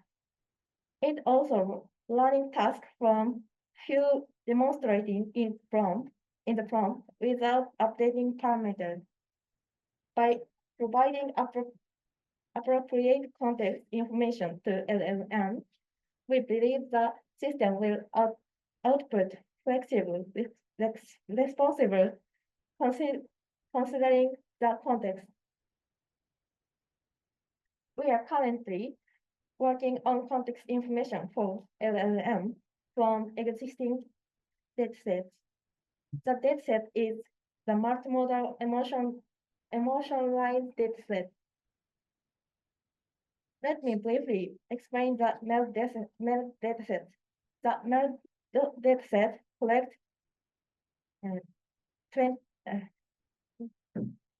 1,400 dialogues and 13,000 utterances from the French TV series, including dialogues, text date, utensils, emotion levels, and video data of utensils. Our research requires the following four types of data: dialogue itself, utensils emotion level, dialogue situation, and dialogue topic. For dialogue data and utensils emotion level data, we will directly use the data from the dataset. For dialogue situation data, we will utilize the video data of utensils in the MEL dataset. We will input the utensils video data to a model that can understand and explain video content, and the model generates a text output describing the video content. We will use this output as a dialogue situation data. For dialogue topic data, we will use the dialogue data from MELD dataset. We will input dialogue data and predefined topic information to the LLM. And LLM generates topic information as output. We will use this output as dialogue topic data. Using this data, let me talk about final image of our system in the future. Running with this system will process through system provide questions and information, learner input and system feedback, considering the learner's input and context information. First, let me explain the system's question and information provision. The system will present the information shown here to the learner. Learner will refer to this information and come up with an appropriate input and utensil for the plan, considering the context information. The system will provide feedback to the learner based on their input and context information. This is the system we are trying to develop. Lastly, let me discuss future direction. First, we will verify whether it providing this prepared data as input to the LLM enable flexible response considering context information. Specifically, we are having discussions for methods that LLM solve rank estimation tasks and evaluate the output using human evaluation. Then we also take LLM as judge techniques in the consideration. If LLM can generate flexible response considering context information, we believe that our proposed learning support system will be able to contextually evaluate learners' free writing appropriately. That concludes my presentation. Thank you.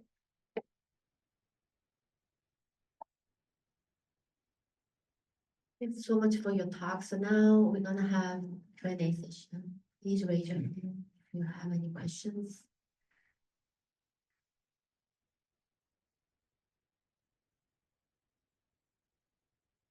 I have a question. How did you come across this topic?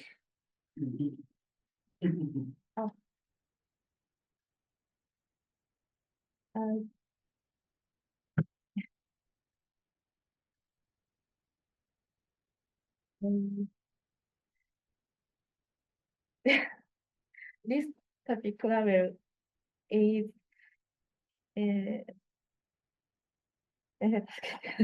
なんで書いてました？このトピックラベルは先行研究のを使いました。So there is some program, some existing research they were trying to find some topics in their conversations and then listed all of the topics in their conversations, like especially in the daily lives. So then we said that the topic of levels, LMM trying to tie levels for each conversation because it's very useful for for learning, for practice, speaking in lives. So that's why, sir, we said that topic levels.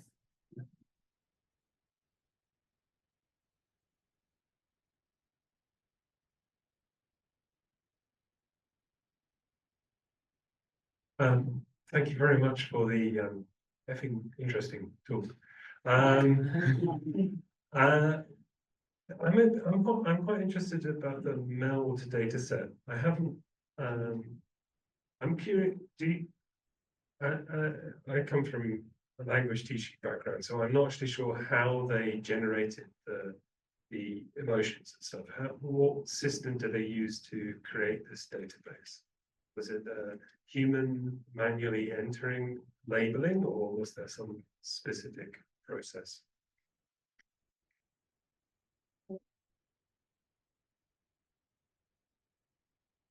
メルドデータセットってどうやってラベル付けしてますかって話ですよね。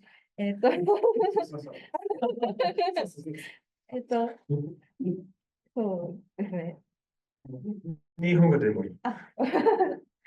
そうですね。メルドデータセットを作った研究では、最初はこう機械で作ったんだけど、ちょっといまいち精度が良くなかったから、最終的に全部人手でチェックしましたっていうふうに書かれてました。Thank you. So just for the Zoom participants who don't speak Japanese, could you? Yeah. So the researchers for of the MELD dataset, they created the dataset by first automatically they're labeling their emotions or some like positive or negative or some type of emotions. But it doesn't works well sometimes for them. They manually corrected their levels by humans. Yeah. Hello. One more question, okay. In the first slide, you focused on the F word and the B word and other words like that. Yeah, expletives. It's rare to see the focus on this in research, and even more rare to encounter in the classroom. Most publishers of textbooks cannot, they can't teach these words. I'm just wondering if you think that these words should be taught in the classroom or researched more, how you feel about that, how you would introduce that. Is it okay? Questions okay? Is it appropriate? Is it okay? Or is it recommendable even to teach or to ensure students understand these words? The F word, the B word, etc. Can translate the question. I can try. この単語は適切ですか？この授業の中で、この F word、B word とか、学生が使えるように、わかるように、それを教えた方がいいですか？それとも教えない方がいいですか？これというよりは、例えば私のような、今から英語を勉強する人が、例えばネイティブの人にこういうふうに言われて、正しく解釈できるようにするために、これを使えるようにならないかなって考えてます。So is it really for their understanding rather than for them to use them themselves to understand what they mean when they're being said around them or to them? Yes. Thank you. So may I detail their background of the purpose? Because they're actually maybe in the conference, maybe in the conference, perhaps we never use the F word, right? But actually, yeah. But actually in the cities, I have heard so many times that words, it's very popular. It's very common phrase. among friends or something. Play movies. Yeah, exactly. So, and sometimes it leads some very bad problems like yeah, you know that. So maybe 20 years ago, the Japanese guy, boy, was killed in US at the Halloween. He tried to enter the territory of an individual, and then the owner of the house just said, freeze, freeze. But he misunderstood that as a police. Then, so because he never know that freeze, that means don't move over there. And that is so aggressive, and then that is so kind of the emotions of negative or something like that. But they never know that words, so he tried to enter the territory, and he was killed by gun. And that is so sad accent.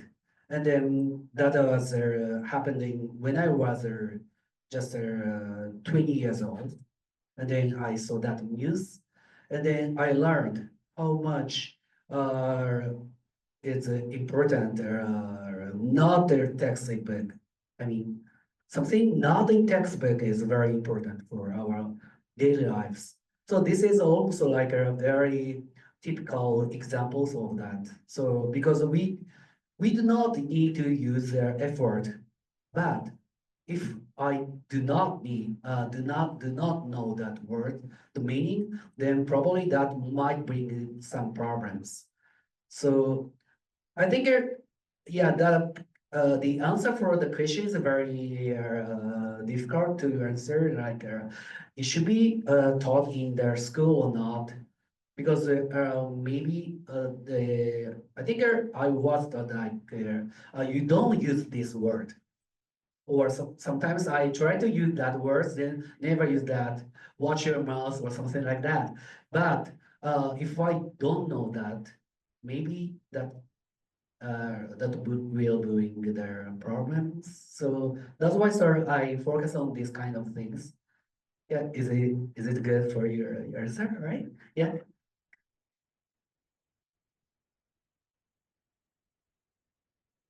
Okay, thank you so much.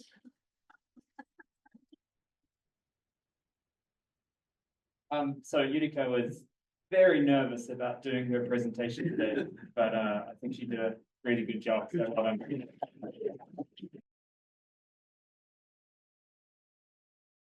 Maybe we can start 30 seconds early.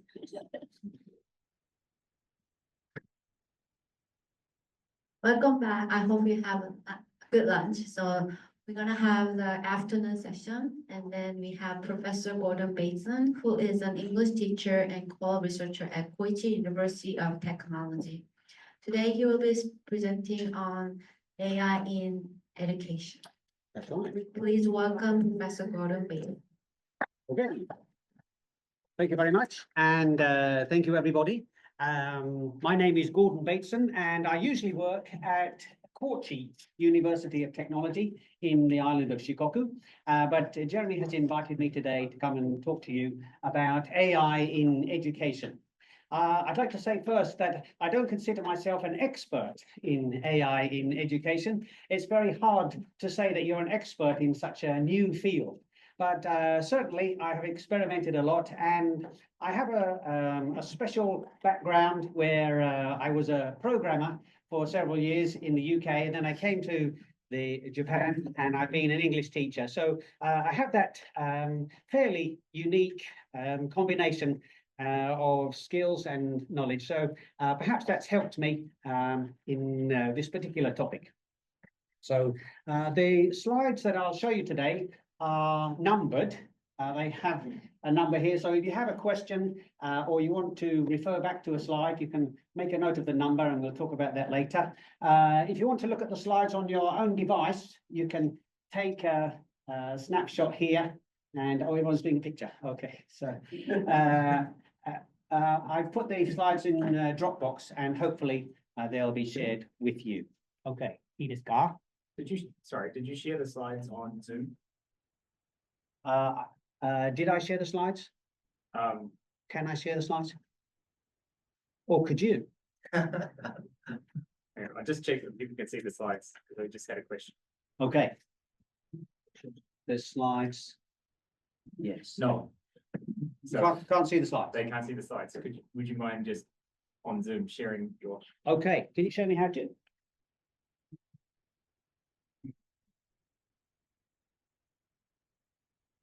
Where's Zoom? Did you join Zoom? I didn't join Zoom. Ah, well, that would be. In that case. See, this is why we started 30 seconds early, to figure out. Or I could just do it through here, if that's easier. Yes. Okay. That would be easier. I've lost my flow. I'll keep going. Okay. Hopefully, Jeremy can arrange for you to access these files online. Okay, this is what I'd like to. No. Sorry. I've lost you. Where's oh dear. Where Can are you see yourself? Oh, no, because you haven't joined Zoom. Sorry, well, can I ask you to join? Oh, okay. Yeah. I join Zoom on this machine, do I? Yeah. Send a link to your Facebook, just in case you've got it. Actually, I don't have Zoom on this computer. Oh. Okay. So I can't do that. So I won't do that. Instead, I'll just keep going. If I may, could you put my presentation back on the screen? Yep, and then I'll download your slides and put that in. Thank you very much. Sorry about that. It's a fairly new computer. Okay, we're back. This is what I'd like to do today. Firstly, talk a little bit about what is AI and how it works, and then talk about some of the benefits and the pitfalls, and then at the end, show you some tools for teachers, tools for students, and show some methodologies. I'll emphasize the practical side of AI. So I'd like to show you some examples of what I've done and what other people have done. And so firstly, what is AI? It's been called the new electricity by this man, Andrew Ng, who's a well-known computer scientist at Stanford University. Artificial intelligence is the new electricity. And like electricity, it's hugely transformative. It's ubiquitous, it's everywhere. It's driving innovation. It's making difficult things accessible to ordinary people. And it's become a catalyst for huge change in the way that technology works, but eventually change in the way that society works. So that's a big thing. How would you define AI? AI is, what would you say? Maybe in marketing English, when they're selling us a new device, they'll say this is an AI-powered washing machine or an AI-powered coffee maker. It learns. So in that sense, it's a trendy synonym just for software. Perhaps in everyday English, we mean some kind of unexpectedly intelligent software. But today, I'll use a more formal definition that it's software that detects patterns in vast amounts of data and then uses those patterns as a knowledge database. And in particular today, we're talking about generative AI. So we'll add this extra condition. It detects patterns in vast amounts of data and then uses those patterns to generate data. So it ends up producing very natural language. Is it intelligent? That's a philosophical question. But what can it generate? Language, images, audio, and computer code as well. We'll look particularly at how it generates language. But how does it learn? How does it accumulate all this information and make use of it? Well, there are these different learning modes that are used. Supervised learning, where we put some labels on the input and it learns what what things are. Unsupervised learning, where we just let it try to sort through the data and find patterns itself. A hybrid of those two, where we do, which is called semi-supervised learning. And then we also use reinforcement learning, where we tell it a goal and it works out for itself how to get to the goal. And when it gets that goal, that's the reward, and it tries to remember that need. This is a picture to show how supervised learning works, where we tell it the labels of various things. We give it some labeled data, and it learns those so that when we give it some test data, it can easily put labels onto this new data. So that's supervised. And then having trained it on the supervised data, we then give it some unlabeled data, and it tries to put labels on that. And we then can compare the labels that it put itself with some labeled data that we know is correct. And this is called semi-supervised learning. And so gradually the AI becomes better and better at picking out these, labeled data and recognizing data for what it is. So then we have to interact with the AI, and many people interact with ChatGPT via the browser in a format like this, where you type in your prompt and it responds in some way. And that response is just, it's looking at all the prompt that you've given it, and it says, well, given all those words, the next most likely word is this.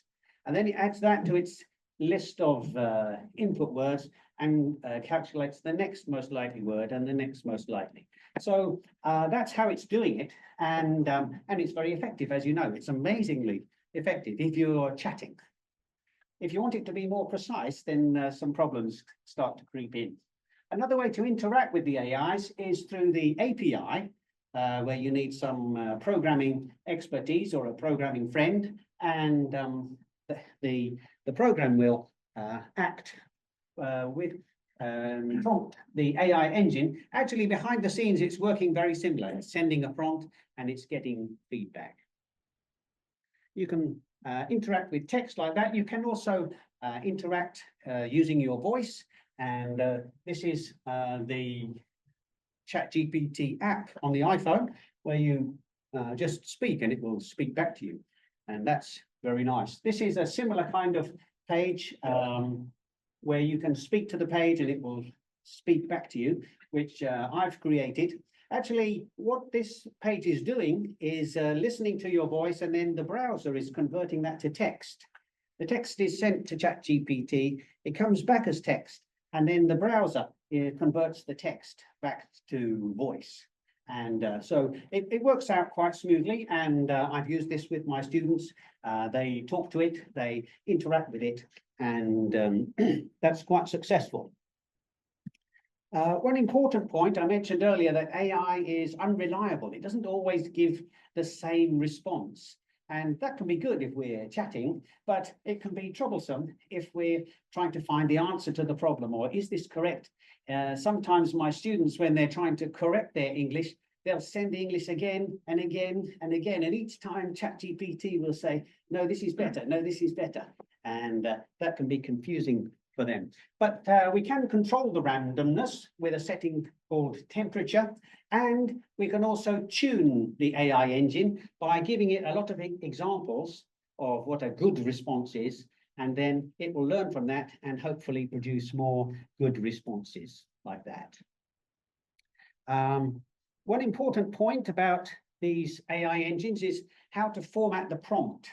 And many frameworks have been suggested for how to structure a prompt. A popular format that I use is role, task, and format, where you tell the AI role what its role, you tell the AI what its role is and what your role is.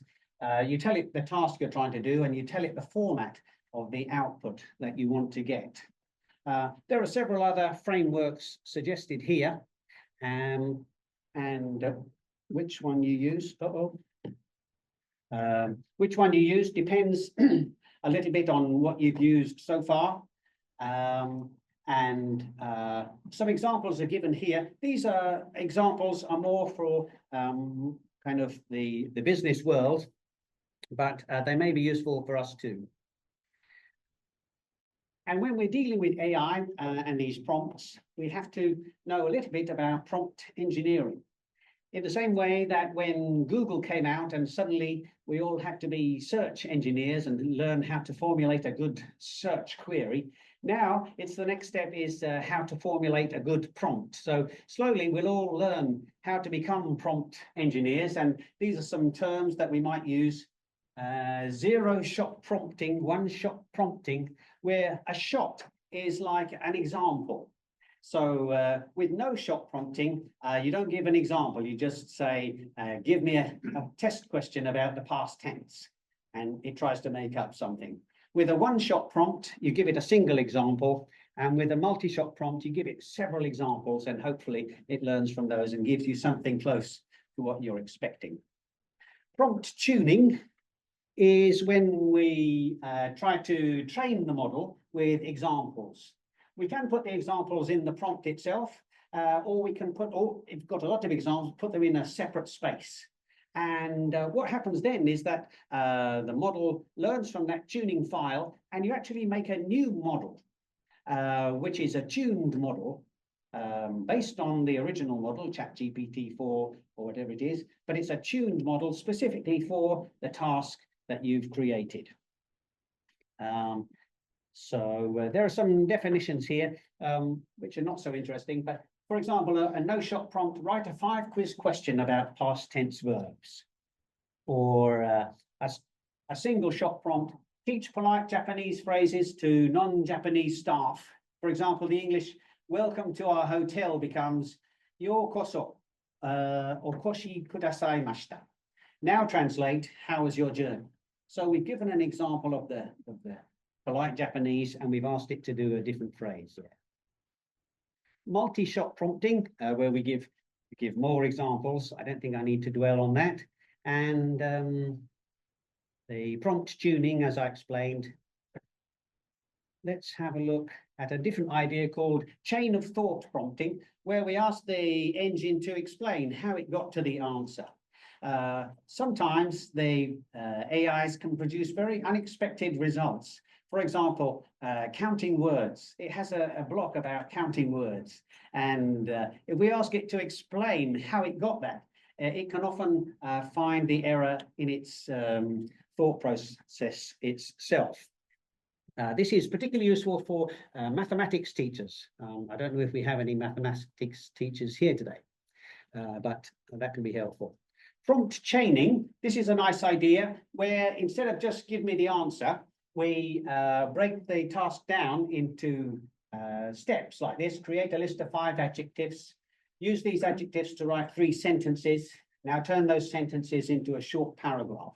Then we can be sure that our short paragraph is going to contain the target adjectives that we're looking for. Prompt chaining. And this idea of prompt chaining, I use that in my class, which is a class called Presenting Ideas. And in this class, the students give presentations about their ideas. Here they are, giving their poster presentations. And here I am giving them points for their presentations. In the class, I teach them the relevant vocabulary and grammar, comparative adjectives and so forth, and I give them a template for the presentation script. And 5 years ago, 10 years ago, that used to be enough. They would go and they would write and they would come up with some stuff. But when the translation software started to come in, and now when the AI starts to come in, then they're just relying on that completely. And they're coming back with English that they don't understand and can't speak, and the listeners can't understand it as well. So to help them, we can't fight the AI, so I wanted to work with it. The task is write an English text of 100 words in length, comparing 2 similar but different things from your specialist area of study. For example, an iPhone and an Android, or a 4G network and a 5G network. And then I tell the students, so here are the steps that we're going to do. We're going to brainstorm some possible topics, generate ideas about a chosen topic, then format the ideas as text using a template, and finally shorten and simplify the text. And I used to give the students this and they would do it themselves, But now we can ask ChatGPT to help them. So firstly, brainstorming the ideas, and I give them this prompt. They can insert their own department name. They can talk about their own interests and things they like to study. And it asks, it explains that my English teacher has given us a task to compare two things. I need help to brainstorm some ideas. Can you suggest 10 pairs of things? And they go ahead and they get a list, something like this. This is from a typical list for the informatics students. Of course, because it's random, a different list comes up every time, even if they give the same prompt. We won't go through it all, but it's got Python and Java, two programming languages, 4G and 5G networks, cloud storage and physical storage. Okay, let's choose that one. So then I give the students another prompt. That's great. Let's focus on cloud storage and physical storage. What are the main similarities and differences? What are the advantages and disadvantages? So again, the ChatGPT comes up with lists of similarities and advantages and disadvantages of cloud storage, advantages and disadvantages of physical storage. So now we're going to compile that into some text. That's great. Our teacher has told us to structure our comparison as follows. Describe the appearance and features of one thing, then describe the appearance and features of the other thing, and finally compare two things. In addition, our teacher has told us to use the following grammar. The be verb with comparative adjectives, have verb with nouns, more, fewer, less, not as, nanny, nanny, as. Could you suggest a sample script? And sure enough, it comes back with a sample script. I've underlined some words which are a bit unnatural for my students or difficult for my students. A one-time purchase, a stable cost, a direct control. My students are at a technical university, so English is not their first love, and they're not so strong at it. And so I give a final prompt to my students. That's great, but it's too long and the vocabulary is too hard for me to remember and use. Please simplify and shorten the script. And it comes up with this, which we can use. Today, I'll talk about two types of data storage. They are cloud storage and physical storage. Physical storage keeps data in a thing like a hard drive, blah, blah, blah. Cloud storage keeps your data on the internet. It has more space and it's easier to share. So it's starting to compare here. And that's the whole script. And this gives my students a way to create a script which they have had some part in. It's individualized to some extent. It represents things they're interested in, and it's a suitable level of language. So in this way, I teach my students how they can use the ChatGPT to create English that is actually useful for them. It can generate ideas.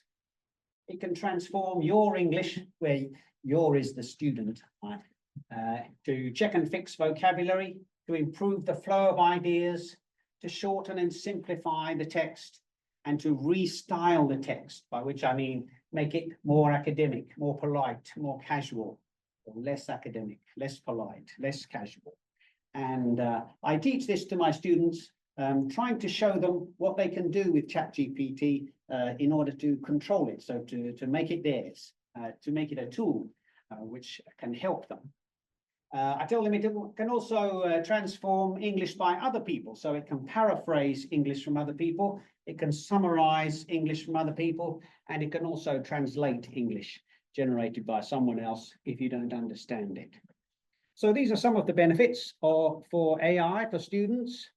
Other things I tell my students that it can do are help them understand PDF files, image files, audio files. It can generate tables, and in particular, you can use this kind of code, SVN code, to create diagrams, graphs, and things. And then you can insert that SVN code into a web page, and it appears as a graphic. You can use ChatGPT to check or create additional prompts. Perhaps you have an idea for a prompt and you can ask ChatGPT to embellish it or improve it or clarify it. And of course, you can chat with ChatGPT about anything. You can ask for help with your studies, but you can ask for help with other kinds of problems, personal problems, perhaps language problems, of course. You can discuss any topic, issue, or problem. Okay, so that's for students. We can do similar kinds of things for teachers, and we'll have a look at this in a minute as well. We can brainstorm ideas for course plans. We can make activities that are suitable for differentiated learning, where with a class with many different levels and motivations, we try to devise activities that everyone can take part in. And it can help with that.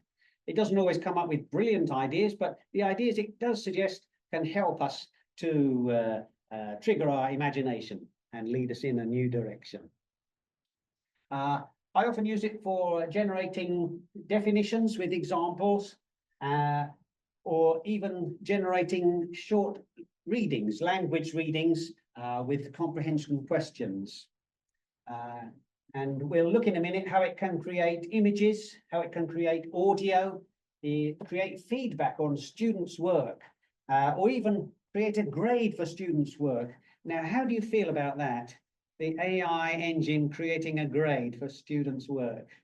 There's a slightly contentious issue and a debatable issue, definitely. Perhaps there are ways which it can help do that. Okay, let's talk about some pitfalls of AI then.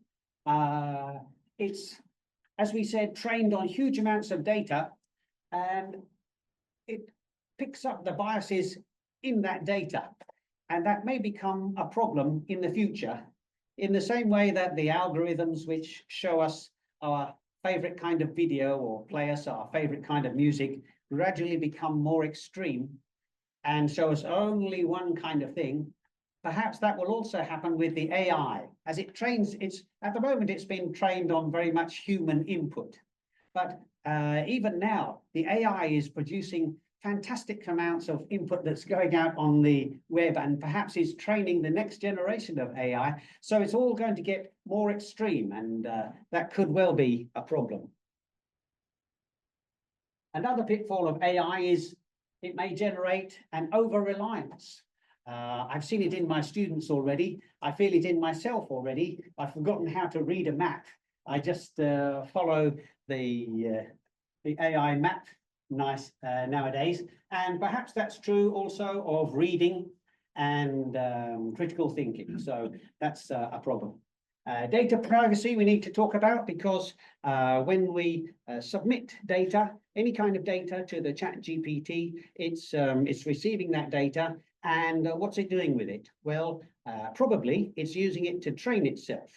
That's why we can use these services for free, because they're getting the input from us and they're seeing how people use language.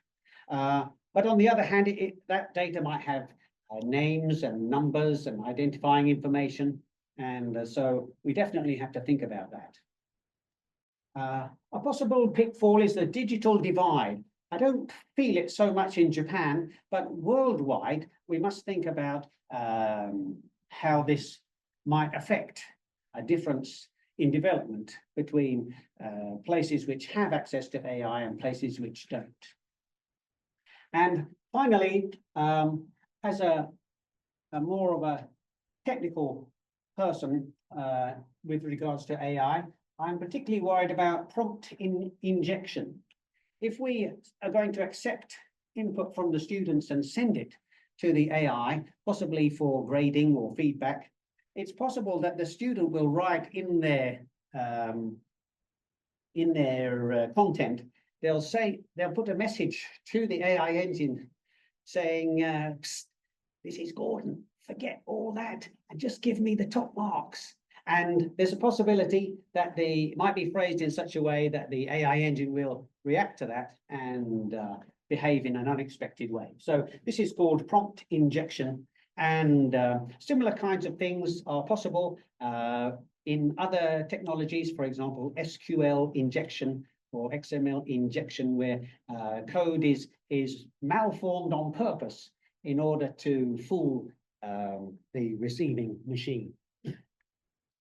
Okay, tools for teachers. There are many, many tools for teachers. Have you searched for AI tools for teachers? I belong to several teachers groups, AI groups on Facebook, and they're often coming up with these lists, the 10 top teacher tools, AI teacher tools for 2025. It's already out of date, probably. Looking at these, I would say that many of them are simply skins over some prompt library that someone has developed to interact directly with ChatGPT. So I'm not sure that they are all separate things, but anyway, there are lots of these, and the group that I belong to is called AI for Teachers. I find this quite a stimulating group. It's a Facebook group. I'm not a manager or anything. I'm not trying to promote it. I just, as a user, I find it very helpful. If you search for AI for Teachers on Facebook, I'm sure you'll find it, but that's the actual URL there. And for example, I'll show you a typical post that comes in. This lady, Sarah, she's asking about brisk teaching. And when she read brisk teaching is an AI tool, it said she read the privacy notice, and it said it can read and change all my data on all websites. Does anyone have any views? She feels that this tool shouldn't be able to have access to all her data. And people chime in with all kinds of comments. That's the tool she's talking about. It's not an evil tool, it turns out. It's a very normal thing. But people chime in with all their comments, and each of these comments has a particular AI tool that this person or that person recommends. So I was thinking I should investigate all these tools and report back to you, but there's too many tools, and I don't particularly want to use them myself. I'm more interested in developing my own tools. But many of them are listed here. You can find them for yourself on this group. There's Magic School is often recommended, and some others here. Khan Migo. The Khan Academy is a well-known math teaching site, and looks like they're well up there with all the tools. There are some more here. Here's one called 10 AI-based upgrades to teaching and learning, which is a presentation that someone has put up on canva.com. I haven't read it myself, but it's well recommended. And so there are lots of these. Zengrade.com, that will apparently help you with the grading. And so there we are. Kevin Ryan, who's a well-known name, I think I can call him my friend. He often posts on Facebook. He's got lots of useful ideas. Here's a site he's recommending called oneusefulthing.org with an introduction to AI and these large language models. Okay, so there's some places where you can get ideas for tools. Let's talk about Moodle then. I think many people use Moodle. I think so, although nobody's smiling there.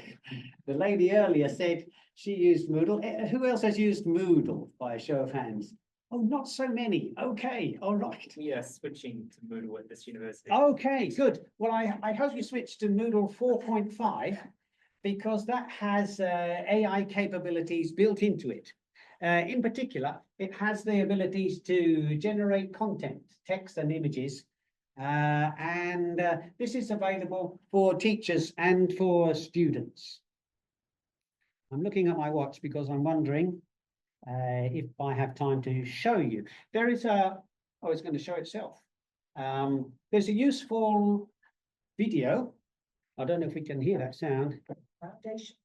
Only through me. Okay, so I'll stop that. But this is useful video made by Mary Couch, who works at Moodle Headquarters, and she's explained the AI subsystem. Basically, it has these parts, which I just showed you. As these parts, the admin needs to set up the API key and click some settings to make it all available to everybody. But once the admin has done that, then, for example, on a Moodle page, this is a Moodle page that I use to show my students their grading. This AI summarize button will appear.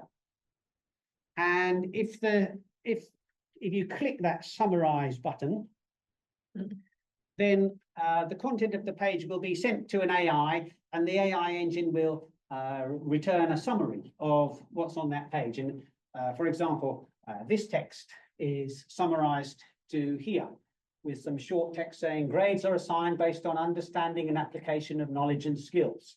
Then it has a list of the grades. So that's one thing which comes up. Another thing which comes up when you're editing a Moodle page, this is a Moodle editor, and we have normal editor buttons like bold and insert a picture. But there's an extra menu now for an AI menu where you can generate text or generate an image. Let's see what happens when we click generate text. A page comes up like this saying, describe the text you want AI to create. You can include details like topic, length, audience, or tone. So this is my prompt. Give some encouraging remarks to students. Remind them that hard work pays off in this class. Attend all classes, do all assignments, add keywords in Japanese. And then I click the generate button, and we get some text like this. This is generated by the AI. And it says, remember that dedication and perseverance lead to success. Working hard, kinben, and consistently showing up for class, shusseki, are key to mastering the material. Completing all assignments, tei shutsubutsu, not only reinforces learning, but also sets you up for future achievements. With focus and effort, you'll see the rewards of your hard work. Keep striving, gambatte. So this is text which AI has generated for me, which I can use as a welcome message at the beginning of the class. So I'm not sure how useful it is. It's not, wow, fantastic functionality, but it's a good start, and no doubt it will be improved. Here's another tool, another plugin for Moodle, which has been developed. It's called Local AI Questions. And it generates a specified number of multiple choice questions in GIFT format about a given text. So you give it a text and it will create comprehension questions. The form looks like this, and you're supposed to paste in a story. And I asked ChatGPT to write me a story. The kind of thing I do for my students is I might have a list of target vocabulary, and I'll ask ChatGPT, please write a story using the words listed. The story should be written in SEPA level A2 English, no longer than 200 words. The main character is a silver toy poodle who's searching for a sock that his owner has mislaid sometime during removing the sock the previous evening and hanging up the laundry to dry. So it goes ahead and it makes a story. The red words are the target words. Okay, so I can copy that and paste it into the tool I showed you, and it will go ahead and create questions, comprehension questions. What is Max's breed? And in this particular format of questions, where there's an equal sign, that's the correct answer. And when there's a tilde sign, this wavy line, that's a wrong answer. And so the AI has generated these questions in this format. Where did Max find the missing sock? What did Max do when he found the missing sock? So it's quite easy to make a story, make some questions, and then give that to your students as kind of homework. Notice that the GIFT format questions cannot be used as they are. They have to be imported into Moodle. So that's an extra step. First imported into the question bank, and then added to a quiz. But once they've been added to a quiz, they appear in Moodle like this, where the options have been shuffled around, and so we get a question appearing like that. So that's one tool, simple tool that may be helpful.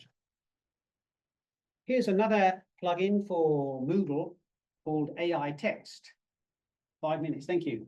And this accepts free text from a student and evaluates it using a remote large language model AI system. So the student can type in some text, and then that will be evaluated against a prompt which the teacher has specified before. Here's what the teacher sees. The teacher defines the question, write a single sentence in the past tense, and also gives the prompt. Explain if there's anything wrong with the grammar in the text. Confirm if it has the past tense. And we also explain the marking scheme. Explain why each mark is given. We give one mark if the grammar and spelling is correct. Give 1 mark if it is in the past tense, and so forth. So here's an example. The student wrote, yesterday I go park, P-R-K, and the feedback from ChatGPT is here. The text contains grammatical errors. Correct form should be, yesterday I went to the park. The verb go is incorrectly used. It should be in the past tense, went, for correct grammar. Additionally, park is a misspelling of park. So this is all very correct, this feedback. Would the student read it? Would they understand it? Would they act on it? Would it help them? I'm not sure. Not sure about that one at all. For someone who wrote yesterday, I go park, the answer is no, they're not going to read that. That's right. So Yeah. perhaps the prompt needs to be changed to say, give the feedback in Japanese, Yeah. or something like that.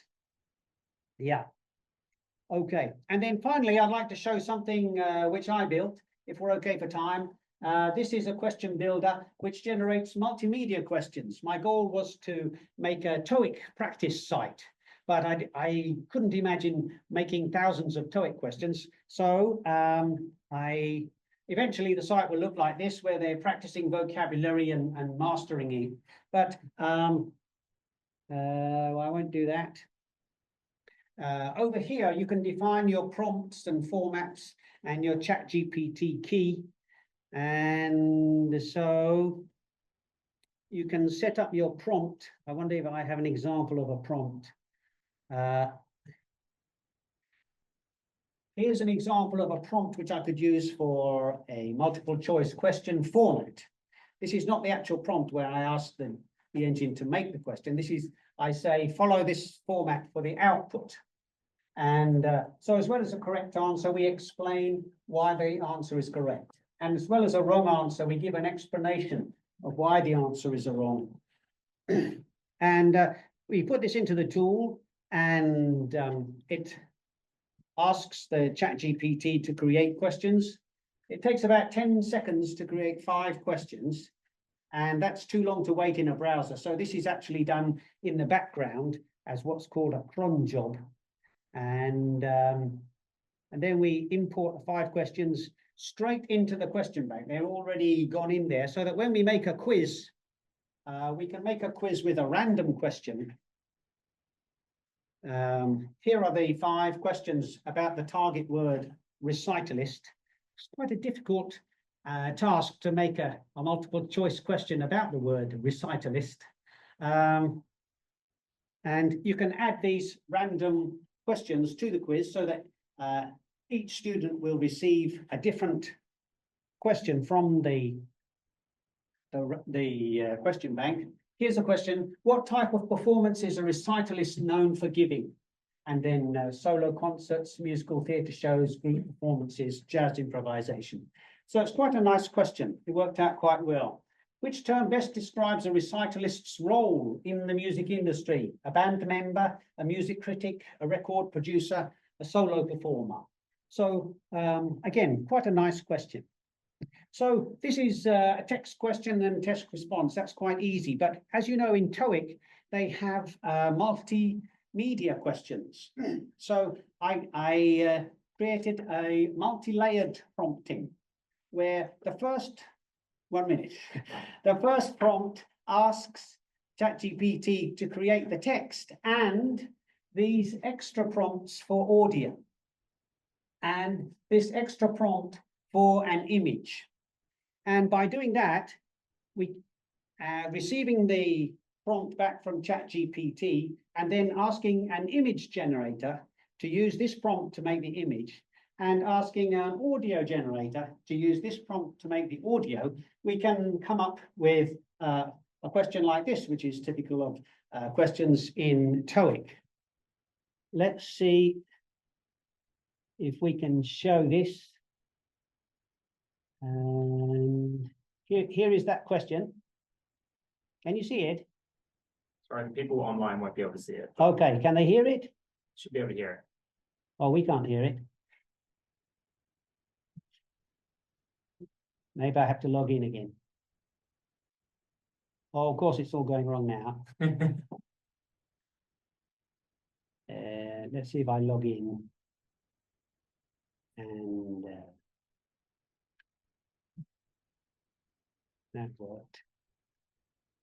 I wonder if this will. Man is sitting at a desk with a laptop. The man is sitting at a desk with a laptop. Man is holding a briefcase in his hand. A man is holding a briefcase in his hand. A man is carrying a backpack on his back. A man is carrying a backpack on his back. A man is talking on the phone in an office. A man is talking on the phone in an office. So this was all created by combining the prompts and sending them off to different AI engines, and we're able to end up with this multimedia kind of question, typical that you might get with TOEIC. So today I've showed what's possible using these tools and using your knowledge of prompts and prompt engineering. The main points I tried to emphasize were that AI is everywhere. It's ubiquitous. Prompt engineering is crucial for you, crucial for your students. Crucial. We'll all be prompt engineers one day. We've seen that AI has benefits, but some drawbacks, in particular privacy, and teachers are still essential, but it's important for teachers to evolve, find ways to work with the new AI tools. There are many AI tools and plugins that are available, and perhaps our biggest challenge is to devise new methodologies, new ways of working with our students that can use these tools for everyone's benefit. Okay, thanks very much. That's all I wanted to say today. We covered these topics, hopefully, and if you have any questions or comments now, then I'll do my best to respond. Thanks so much.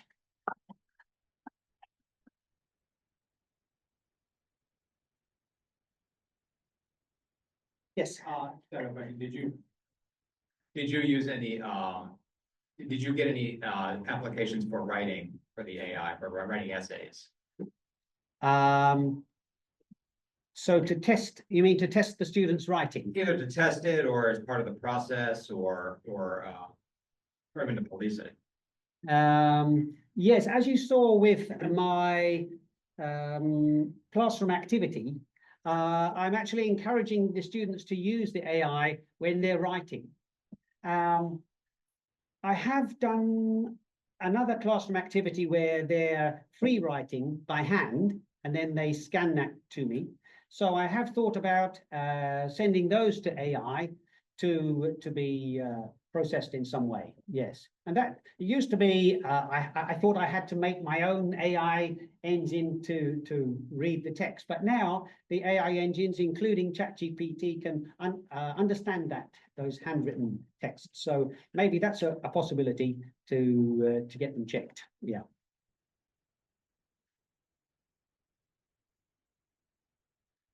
Yes.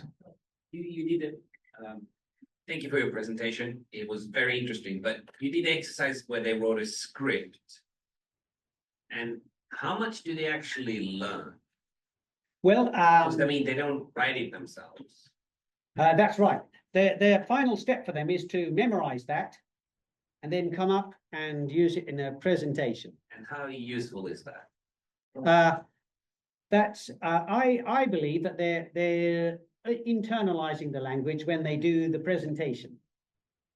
Okay, then if you go back and if they start doing that the very first of their English education, I'm not in charge of the very first of their English education. I have to take them as I get them.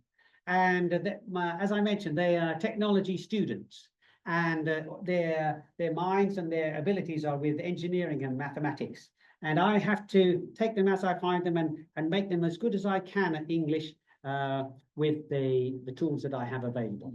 okay, and then if they get a question after their presentation, what do they do? Yes, that's part of the learning. One thing I'm struggling with is motivation for my guys.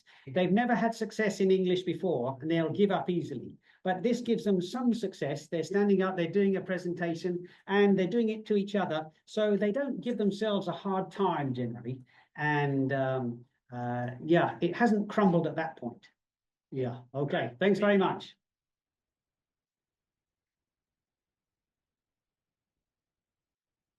Hi. Hi, hello. Hello, thank you for your presentation. Thank you. So I have a question about your conclusions. So in your conclusions, you say that the teacher is still essential, right? Yes. So what do you think about what is special for teachers in education? Because if the system will be, maybe it should be much more effective in the future, then the language educators, what do they do? I mean, yeah, no offense, but yeah, actually that is always in my brain. Yeah, I am thinking about that because for example, now they are educating the language, but in the future, perhaps they have to become to be a person educating their how to use AI. It should be very different role right now. Yes. Yeah, but what do you think about the future teachers will do for educating the language? Yeah, I think in the future, the language teachers will still continue to be communication experts and communication teachers, because I've noticed many times with the AI that the text it produced is not natural. It doesn't work as a communication tool because the ideas don't flow. Or because if someone sticks to their text too much, they won't be able to communicate to someone who looks confused. They'll have to reword. And so there'll still be a job for teachers to be able to do that. Since I came to Japan 30 years ago, I've already evolved my teaching. I had to teach students how to use the internet. I had to teach them how to use a browser. And so I see this AI as a continuation of that, a continuing role for the teacher. But the eventual goal hasn't changed for me to improve my students' ability to communicate. Thank you. Yeah. Yeah. Do you think that these students tried to write, so you had an example of something like write 100 words comparing something. 100 words is pretty short, but do you think that for that assignment or something longer, they would get better results writing something in English, or better results just writing something in Japanese, which is a language they already speak natively, and then just asking ChatGPT to produce an English language version of it? Yes, that's a good question. And some of almost certainly the second one is going to produce better results. Well, certainly some of the students do that. They just start off in Japanese. Right. But that's one reason for me giving the prompts in English. So question, in a world where you get better results by just operating in your own native language and letting the computer take care of the translation, the interpretation, what are language teachers doing in that world? Yes, I want my students to try to start with English as the communication. If we allow them to use Japanese, then there's a danger that they can just stay in Japanese, and then there'll be an AI interface between them and the person they're communicating with, and the AI will translate everything between both languages, but only on a language level, not on a cultural level or on a personal level. So I want them to start trying trying to get into the other person's language, at least, because that's a step towards getting in, communicating with the other person. It's not Yeah, just Yeah, language. it's a good question, because it's Yeah. pretty good at cultural knowledge, communication. Yes, it can go style. farther. It can go farther than a lot of my students. That's Right. true.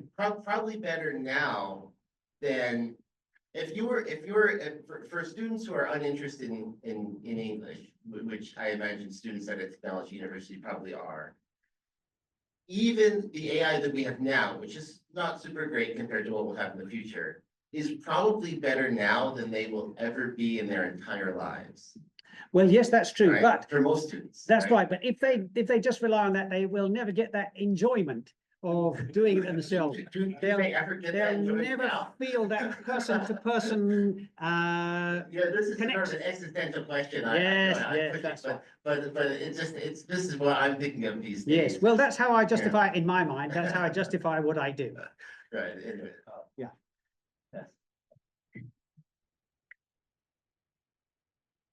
Quickly respond to some of Bob's comments. I know you're an AI pessimist, I think.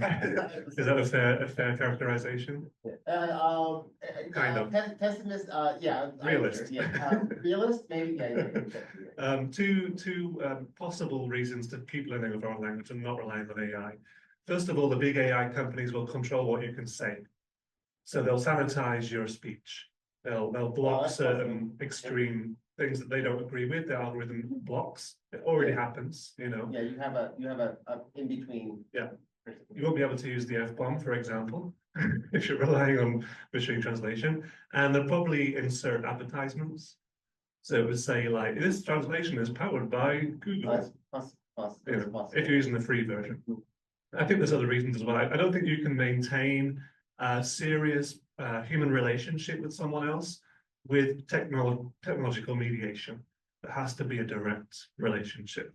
I think for close friends and romantic partners, for example, that kind of thing. Co-workers, maybe people you don't know, ordering in restaurants, I think can be technology mediated, but close human relationships, I don't think it works. So Personally. The response to that is, sorry, but is if you're government and you're making like national education policy for a nation, sorry. If you're making national education. All right, policy sorry, for- Bob, Oh. we're gonna run out of time. Okay, yeah, This is a conversation that can go on for hours. Right, yeah, exactly. So we'll stop there, we'll take our coffee break and we'll start the next presentation in 10 minutes, so for 2:20, okay? Great, thank you very much.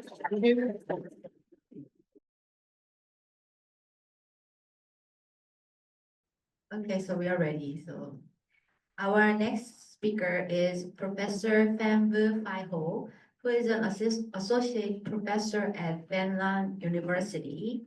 He has an accomplished researcher with over 70 publications in leading journals. Today, he will be presenting using Python and ChatGPT to create chatbots for language practices. Please join me in welcoming Professor Pham Vu Phai Ho. Thank you very much. Thank you, Professor Jeremy White, for giving me a chance to present in this conference. And we talk about AI, and when the ChatGPT comes, so I take advantage of the ChatGPT, and I learn a lot. And I also learned that ChatGPT helped me to write codes, the things that I never imagined before ChatGPT that I could do it. So now I use the ChatGPT and help me to write the codes, and then I use the code in the Python. Python can read some different languages. So to help my student practice the language that I apply for my student in Vietnam. So this is also my presentation from Vietnam. And first, I talk something about my rationale why I use this kind of topics for this presentation. When we talk about teaching methodologies and we think about our traditional teaching method, learning methods, we often fall short in providing students with sufficient opportunity to practice speaking, listening in real-time interactions with the native speakers. So I think that over there you have more speakers, more native speakers. But in Vietnam, now it is better, but not enough for all the students in their practices. These methods primarily focus on the grammar and vocabulary acquisition, where communicative competence receive less emphasis. Actually, this still happen until today, because when I train the master students in provinces in Ho Chi Minh City or in other provinces, and I also found that the student could not overcome the rule or the curriculum of their high school or primary school to help the students with the new teaching methods. And they just focus on grammar, vocabulary to help the student pass the test. So that is one of the shortage. Consequently, the student lack of the spontaneous or authentic practice needed to build their fluency, as we know that if you have experience of learning another language, you will feel that one. And for feedback in the traditional classroom is typically just delay, generalized, because the classroom in Vietnam, we have like 40 students, 45 students in one classroom. So when we provide feedback, we have to wait and we have to just take some errors or something that in common we provide in the classroom. So number one, it delay, and then the student might forget what we provide the feedback. And we also generalize, mean that we just take some and then we tell the feedback to all students in the classroom.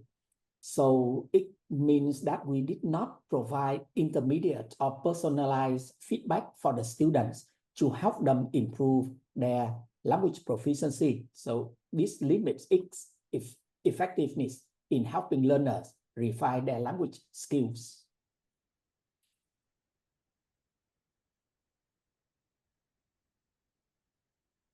And similarly, self-study methods, though it is good, but tend to lack the dynamic interaction required for developing conversational skills. If they study by themselves with their traditional method, that they learn by themselves, listen to the audio or learn the vocabulary by themselves, this often result in lower motivation and engagement, according to Donnie. Without meaningful interaction, learners may struggle to apply language skills in the real-world context, which is essential for effective communication. Furthermore, self-directed study can lead to feelings of isolation because we teach the student language. Language is for communication, not for learning like other kind of mathematics or other science subjects, as learners miss out on the collaborative aspects of language learning that support mutual understanding and motivation. And today, as our conference today, that we talk about the AI, artificial intelligence, to support the students' language learning environment and also support the teacher for language learning classroom. The advent of artificial intelligence and natural language processing or natural language toolkit or machine learning, ChatGPT technologies has significantly transformed the field of language learning and language teaching. As we discussed today in earlier presentation, AI-driven chatbots will help the student to provide personalized feedback and enhance the overall learning experience. For example, we are teacher, we interact with the chatbot, we learn something, we need some kind of feedback, so it helps us right away, and we know that do the same thing for the student. So this offer opportunity for learners to engage in conversations at their own pace and can convenience.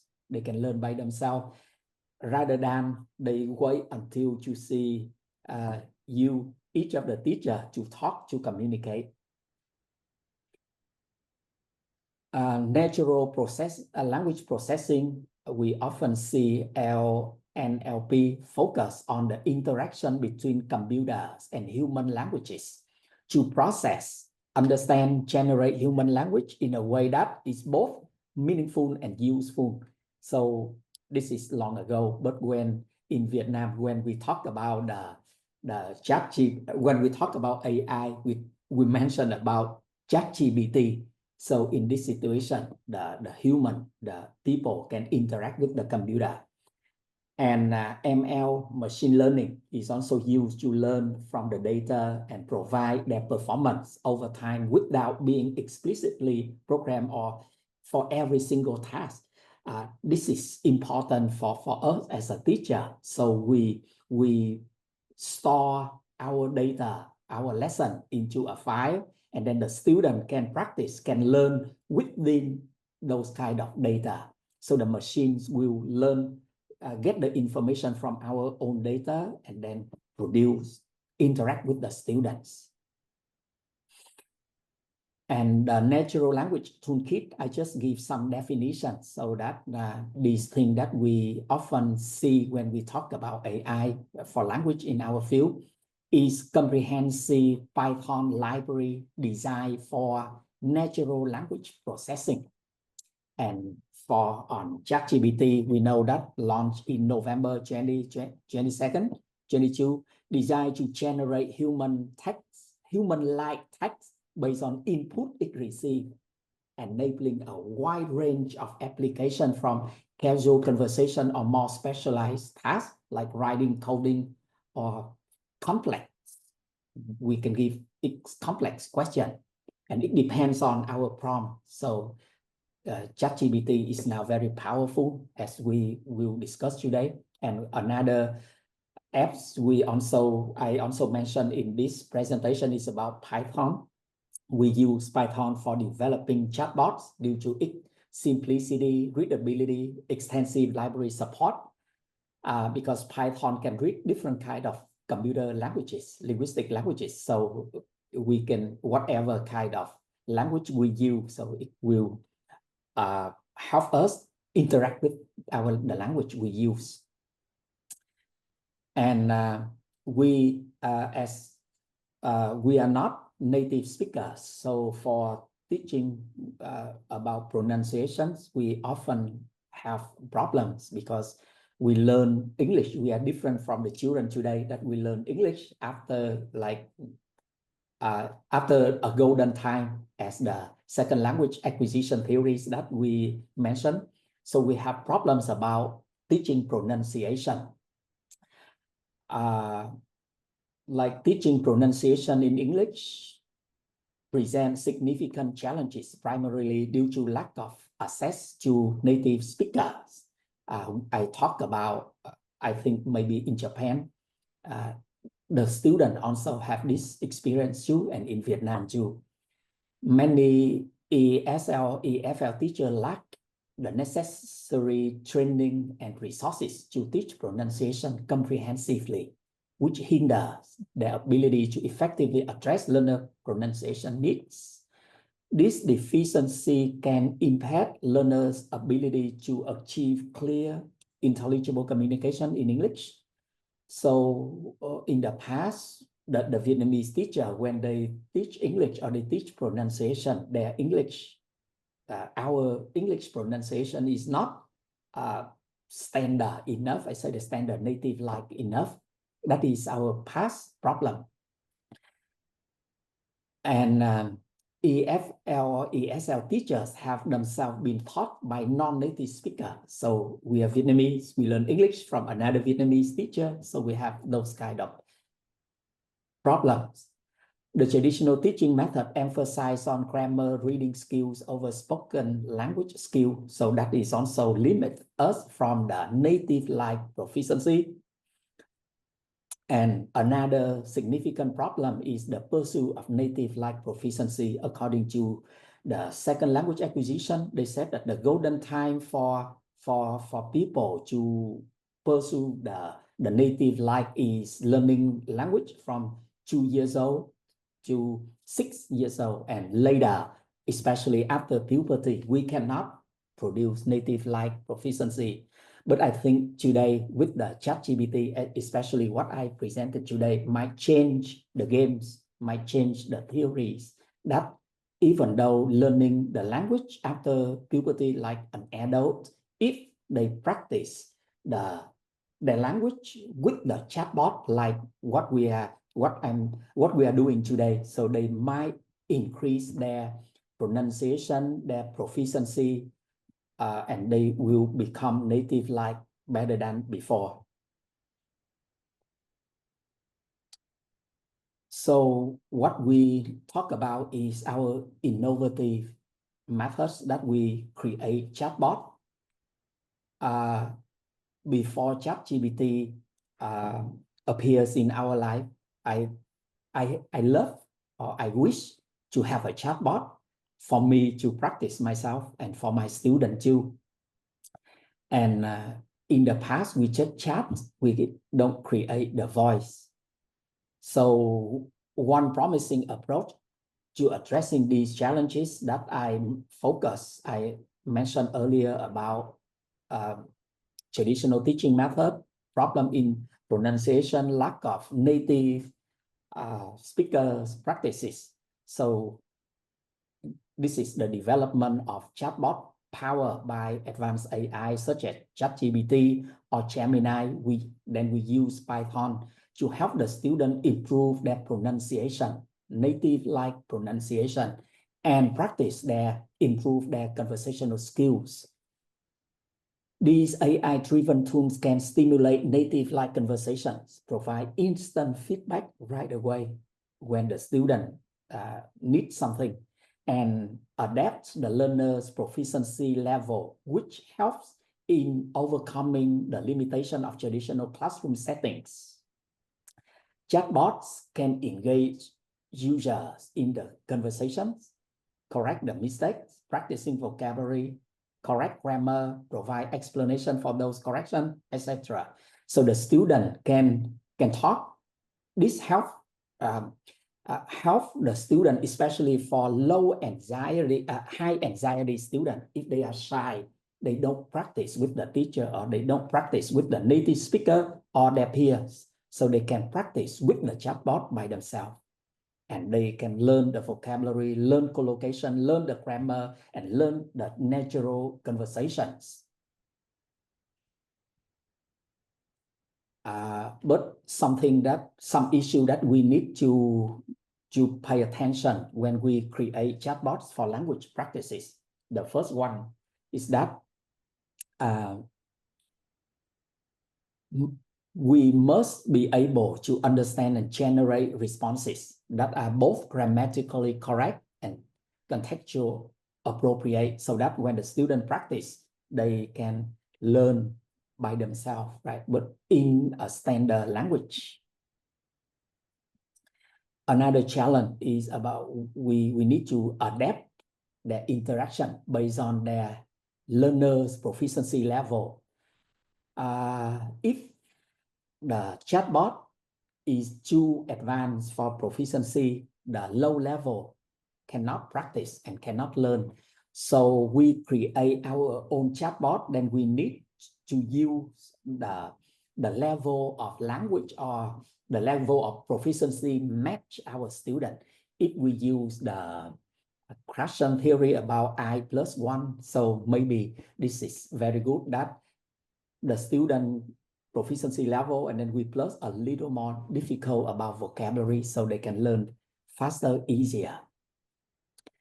And the chatbot must identify the errors if the student says something wrong, so the chatbot can recognize and tell the student what they should do or what they should not. And another thing that we need to think about when we create chatbot, we also need to focus on the data storage, because everything is online, and then we storage, we need more capacity of technology database so that we can run the chatbot faster, easier.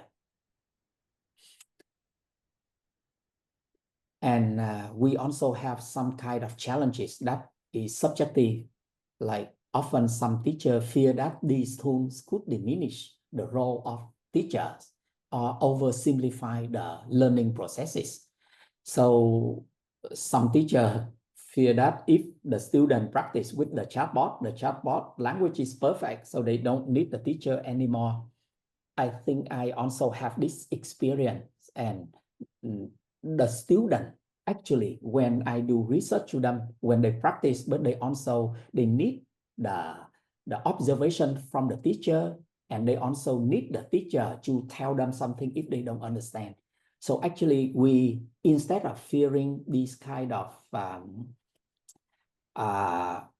replacing, we think about how we deal with, or we change our teaching methods so that the student, instead of practice with the chatbot only, they need the teacher to guide them to do it. And very especially in linguistics. So linguistics perspective, see the language learning is a very complex issue. But the student, when they learn the language with the chatbot, they might think that oversimplify, that the student might not understand well or as much as they thought the student should be. So they think maybe oversimplify the learning processes. But if we see in the second language acquisition, I also do that, apply that for two of my children too, that they develop their language, L2, L1, and L2. So actually learning the language is simple for them. So we don't need to see things that as complex as we learn by ourselves. And the third challenge is that we need the adequate technology literacy and training. So like some people or some teachers, they do not equip themselves with technological literacy, so they need training. Otherwise, if they just learn that ChatGPT or AI tool, they fear of it. So these challenge that we need to overcome. And when I talk about the empirical research, the first area is about motivational and psychological support. Anomaly AI in 2023 leverage self-determination theory to explore motivation in Malaysian undergraduate using chatbot for English. And they found that chatbots enhance competence by providing intermediate feedback and fostering autonomy, allowing students to learn at their own pace. Fryer AI also said that the chatbot significantly motivates students in helping them maintain engagement in language learning tasks. Erickson and John Hansen is also found that the student report improve their comfort, especially among female and lower deficiency learner. So when they learn with the chatbot. Yeah. Okay, so I think other research that you also read, and you know more motivations and more, and even though for cultural, emotional consideration, that the student feel safe and they can, chatbot should support inclusive, cultural sensitive interactions. And the steps to develop a chatbot, number one, that we need to install Python. I think Python now 3.15 or something, 14 or 15. So you go python.org and install it. The second thing is that, as I use today, is also Visual Studio Code. we install the Visual Studio Code so that we can run the code for Python language. And we also need to register for ChatGPT. I think all of us have this already. So I just tell simple step and then I go directly to ChatGPT and the Python to run. So but what we need to remember is that we set up the environment, develop the environment. For example, if we save the file into a folder, so every other things that we install, we need to install to that folder so that it can run. Otherwise, if we separate the folder, it asks us to install and install again. It's very complicated. And we run the terminal. So the prompt that I create, like, can you help write a Python code to create a chatbot to practice English speaking at the elementary level? So whatever level, but I said about elementary level. And then when I type, so the chatbot will make sure that we install natural language toolkit, these things that we need to upload in the in the environment, the folder that we created. And then after install, you need to download and import natural language toolkit. And here's the chatbot code. The ChatGPT provide us some kind of code that we input in the Python. For example, you see the greeting, they say hello, hi, hey, good morning, good evening.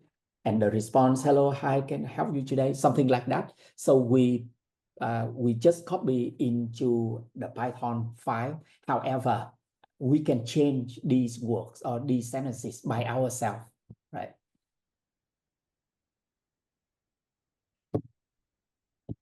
Like, for example, hello, I'm here to help you practice. This is the chatbot we created. And we say, hi there. So when we say something and the chatbot will say, but the conversation here, we created by ourselves.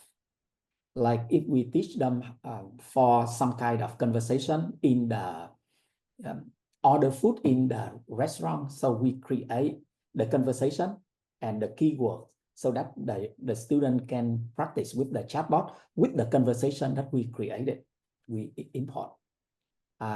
So I show you first, this is what we do, and then I will make it if we have time. Welcome to the speaking practice chatbot. How are you? I'm very well, thank you. And you? Good. Are you ready to practice your speaking test? Sure, I'm ready. Great. Let's start with an easy question. What's your name? My name is Bella. Actually, my daughter's name. Nice to meet you. Bella, actually your daughter's name. Let's move on to the next question. Okay, so it's something like that. Now I just show you how I run it. But you need to be very patient because sometimes your computer needs some time to adapt with the Python. So let me see.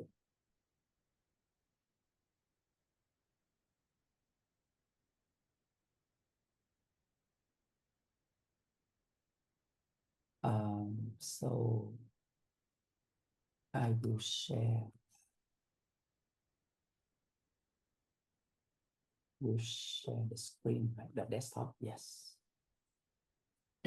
So this is, I share the desktop so that you can see, for example, here, ChatGPT, as you can see. So I just type the comment, the prompt.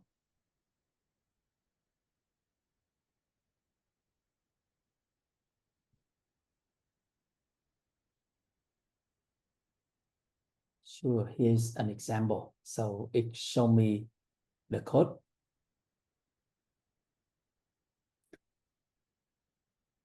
Yes. And now I just copy, okay, like copy and then input in the Visual Studio Code. Can you see my slide? My new file, Python, and save this file. Remember the environment is here, like because I install the voice and everything here. So when I create something new, I need to create in this folder. So I do not need to install. For example, this is the new one. I say chatbot by, I think, chatbot 1. So make something new. Okay, I put it here. And I just copy this conversation into the file I just run, and then I run the terminal.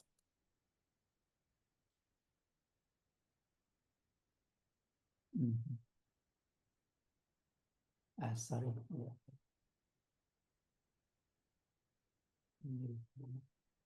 So when I run the terminal, I need to go to the file, to the folder that I created. So first I need to see where it is. Chatbot 1. Here. Because I use the map. So this is where here I copy, and then in my, I say CD, and then I go to that chatbot, yes. And when in the chatbot, so I type Python 3 and chatbot 1, that the file I just created, by. So it will, I think maybe, okay. So I show here, you can see because I'm afraid that it will make some time difficult. And yeah, this is the test that I just do this morning.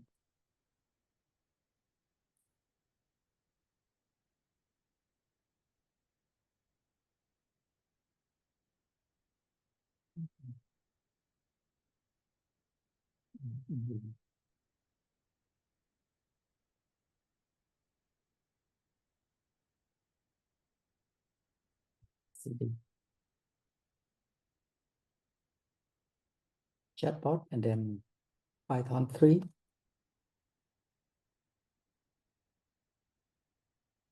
And test.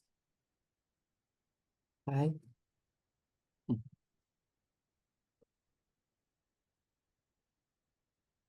So when it run like this, you just copy into chatbot and ask the ChatGPT for fixing. This sometimes happen.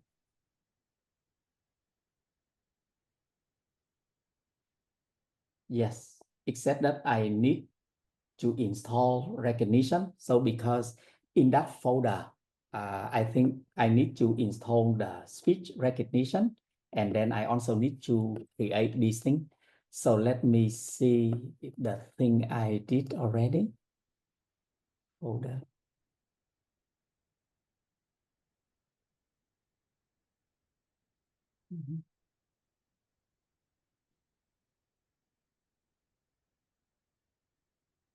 Yes. Oh, this is yes.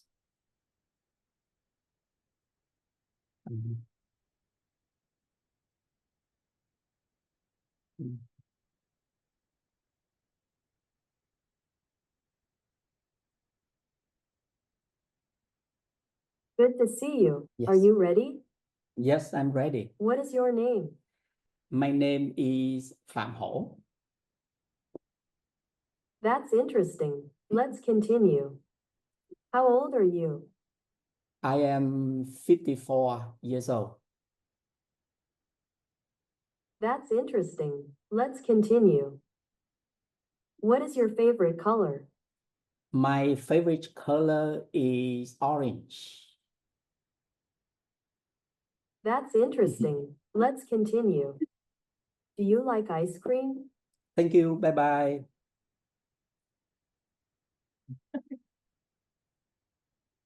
So this is just Okay, goodbye. Have a great day. okay. So if Thanks we for practicing with me. okay. Goodbye. Okay, thank you.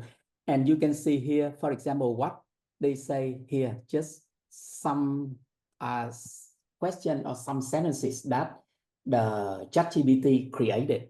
And then for this one, we can create our own question. We can create our own question and we can create the answer. But what you see the feedback, like that's interesting. We can change like perfect, or we can alternate the feedback for the student to listen, for example, and the student can learn and can see what we do here is that we control the lesson for the student, because when we teach the student, often we teach topic by topic or themes by themes or something like that, and then we just create the conversation according to our themes. So now I think you might experience more, and to conclude my presentation, because it takes time, and I think we might ask, so what is our own chatbot differing from the ChatGPT? I have experience already that. So what makes the difference? Number one, we create the initiative, we create the student, the chatbot for the student to practice.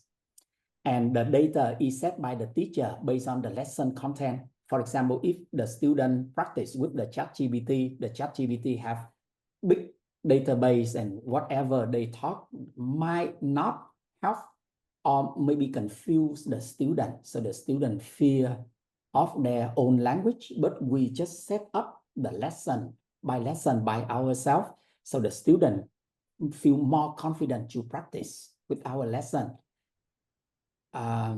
Yes, we set up each lesson according to our preset plan, and we can also check the practice of the students, and the student can practice repeatedly, that they can practice over and over again. As you can see, when they first learn the language, so they need more time to practice sentence by sentence, vocabulary by vocabulary. So this might be better than learning with the ChatGPT. And I think my presentations will end with what I introduced here is the book chapter published by Springer Nature. So the title is Empowering Educator, Integrating AI Tools for Personalized Language Instruction. And Professor Jeremy White is also one of the editor. So I think maybe your presentation today, if you can convert it into the full chapter, so it might be good that you can share your chapter in this book. I think my presentation is completed here because the time is over. Thank you very much.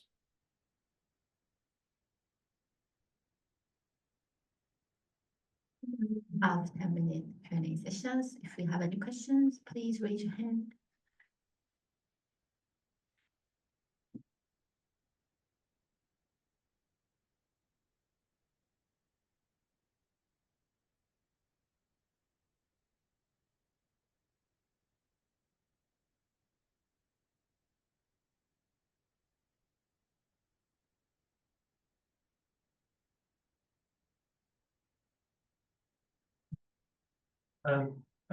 Thank you for the presentation. I guess that you didn't originally have a background in programming. How long did it take you to develop this process using ChatGPT to go from original level of expertise to being able to write a functioning chatbot? Actually, it cost me like a year, but because at that time, ChatGPT not advanced like today, so I'm not sure today how much time it costs you. But the problem is just about the environment, and sometimes we need to upgrade the language, we upgrade the toolkit, something like that. So sometimes it has conflicts. But if we do more, for example, like you just create, make a prompt, and then it create the code for you. So you just post it into the Python, and when the Python said that it doesn't run, you can copy the error into the ChatGPT. So the ChatGPT will tell you your environment lack something, like lack the audio speech recognition or something, and then you just, and it give you the code to install some kind of language practices, so language tool, so that you can use it. And even though from my experience, like today, this morning, I get back to ChatGPT and ask the same prompt, it gives me a better codes than before. So I think that it depends on your patience. Like if you try to go patiently with the ChatGPT, but remember the environment. We create the toolkits, we create the speech recognition, and then we just use it several times, and we can, I think maybe it costs you less than me before. Okay, thank you. Yeah.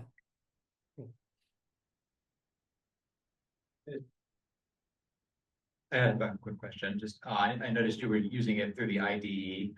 I'm just wondering if is there any way to make it, to use it in a more user-friendly way, so students maybe would have an easier time? Excuse me, can you explain your question? Yeah, so it looked like you were chatting through the IDE software. And so I'm just wondering if there's any way to export that to a more user, like in the Moodle or something like that, something that would be more user-friendly for students. Some people use with the console, like Google, so they can practice. And for me, when I create the chatbot and complete the chatbot, like the conversation, everything, and then I copy every code back to the chatbot. I asked it that if I can create, I can post on my website.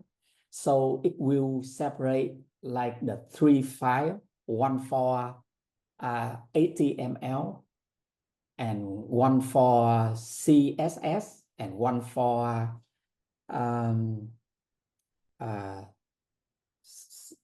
I think 3 files, and then I put the 3 files, I upload it onto the website, and it's run like easy to access to the student, and the student can practice online on my website. But one of the problem is that because my website, I create my own, it is free. So when the number of the student visit the website practice together, so I think it limit the number of the student because of the capacity of my personal website. So this is one of the challenges that I said, that if we do that with the database and everything, the website of the university, so maybe the number of the student to practice might increase. I also asked my university I do one project, and actually it costs a lot of capacity of the university website, and until now we are still on this project. But I think if for personal, so I do for my own student, for my own classroom, that is fine, 40 or 50 students. But because I put it online, and then I tell students to practice for free, so sometimes it stop or delay or something. So that is one of the issues. Yeah. Thank you. Yeah. Thank you.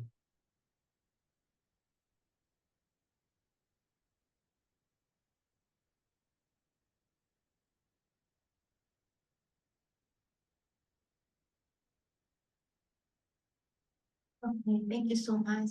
So this is it. Thank you very much for your patience. Listen to my presentation. Thank you. Professor, some people want a copy of your slides if possible. If you could put it in if you're willing to put it in the chat, that would be great. I will send this slide to you, Jeremy, so that they Okay. can contact. Yes. Great. Thank you very much. Thank you for your time. You're welcome. Yes. Okay. Thank you very much. Yeah.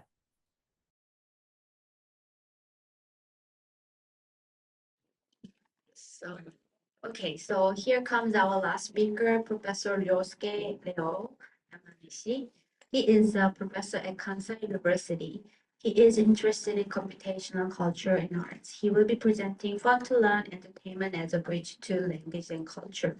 Please give a warm welcome to Professor Ryosuke Yamanishi. Thank you. Thank you for your invitation to this very good, fun community. And at first, let me introduce myself, just very short, my bio. So I'm a professor at Kansai University, and then from the records, you can now understand. So I am totally from the field of artificial intelligence, not the language educations. So, and then my laboratory is for content-oriented computational culture and the arts. The theme is entertain the world. So because we live to play and then we enjoy to live. See, so then the topic in my laboratory is just include like this, computing comics, computing music, game informatics, and travel, eating, activities, most aspects of entertainment based on the AI techniques. That is my research topics. And always I'm thinking about, can AI entertain the world or not? So the entertainment is essential for our lives, so because we know that, especially in the COVID era, we have to stay in home, but we can survive because of our entertainment. We have some enjoyment even at home. That is the reason why. So at least for me, entertainment is a reason why now I am living. And then also AI has increased the influence in every single corner of our life. Of course, educations, and also some other things. Uber, that is almost like a very complex, very beautiful systems with so many types of AI, like a GPS or order recommendations or something like that. So, and then with this background, so perhaps you think why I am interested in language learning. So back to my background. So I learned English in Canada, or just enjoy it. And actually, I was there in my childhood. I stayed in Vancouver very short stay, but it is very impressive for me. And then I started learning a language to have a communications with uh, others, not only in Japan, over the world. So actually, this is my picture. And then one of the girls are my first girlfriend. Yeah. So today I want to talk about the AI in education. So especially for communications, not only for language. So today I bring two topics to talk. Enjoy music to practice the pronunciations. And another one is enjoy a game to know communications. Okay, so let's go to the first topic. So the first topic is the use of Soramimi for native like English pronunciations. This research is almost like 10 years ago. You remember that? Yeah. So with Hajika Ryo Hajika, Now he is in a Massey University in New Zealand. And he was in my laboratory. And then me, him, and then Jeremy, we collaborate for this research. So the theme is, the target is native level English pronunciation. Native level. So what does it mean? So actually there is a big gap in the pronunciations between Japanese and English. And that is almost the most important, most critical barriers for Japanese people to talk with some others in English. So actually, so English have only, oops, I'm sorry. What? Okay, so English, one alphabet, and then we have 3 types of characters like kanji, katakana, hiragana, and then also we have less vowels, but English has much more vowels, so it's very hard for us to understand what they say in English, and also how to say proper English. That is very difficult. So, and then we have the evil system, katakana English. So katakana English, sometimes it's easier for us to grasp the sound, but sometimes it prevents our understandings or motivations to know real correct pronunciations. Like, yeah, Universal Studio Japan, Universal Studio Japan, Universal Studio Japan. So this is very different from actual English pronunciations. It should be like a Universal Studio, or Japan. So there are so many accents in the world, but probably I believe this kind of katakana English is the uh, master the worst systems for accent, right? So because B and V, or yeah, there are so many difference in the even in this kind of very short sentence, short terms. So then we try to understand what is a native level. That is very typical topics for Japanese language learners. So it's not only for students, but also for some adults, professionals. This is our interview to the President Trump. Can you just how you focus on the economic? Where are you from, please? Japan. Okay. And Say Abe. hello. Say hello to Shinzo. Yes. I'm sure he's happy about tariffs on his cars. Go ahead. That's my question actually. So how you focus on the trade and economic issues with Japan? Would you ask Japan to do more, or would you change your tone?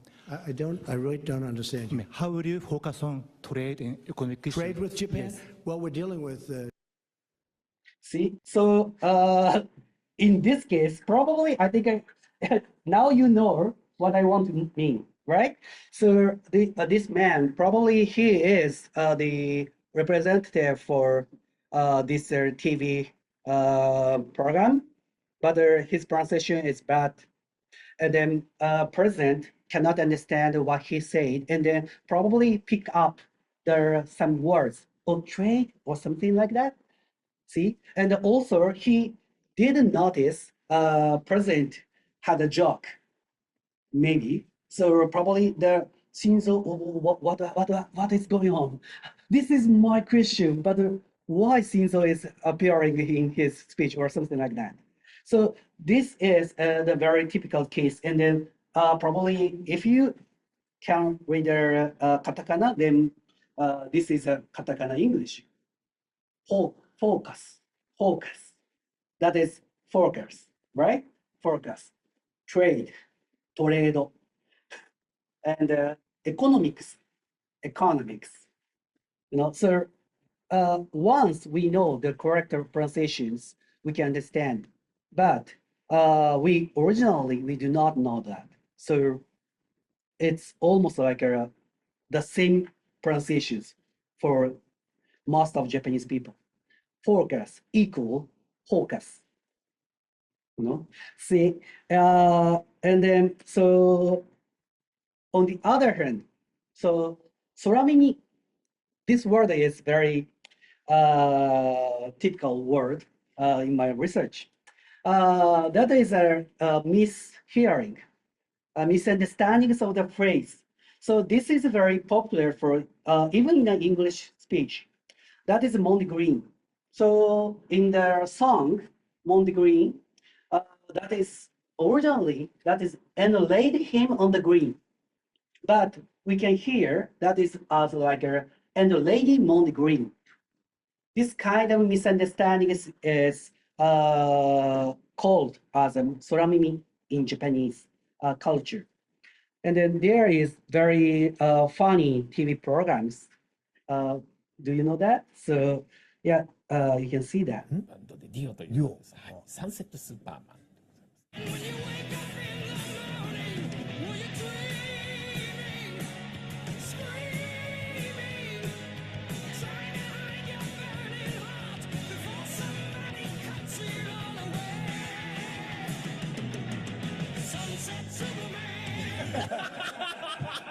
You know, so that is like a Sunset Superman. 言い方がいいね。 sunset Superman. It can be like a 3,000 grains. Sunset Superman. Can you guess? See, so this is a soramimi example, and but we find it actually this kind of soramimi should be much more like proper, correct pronunciations.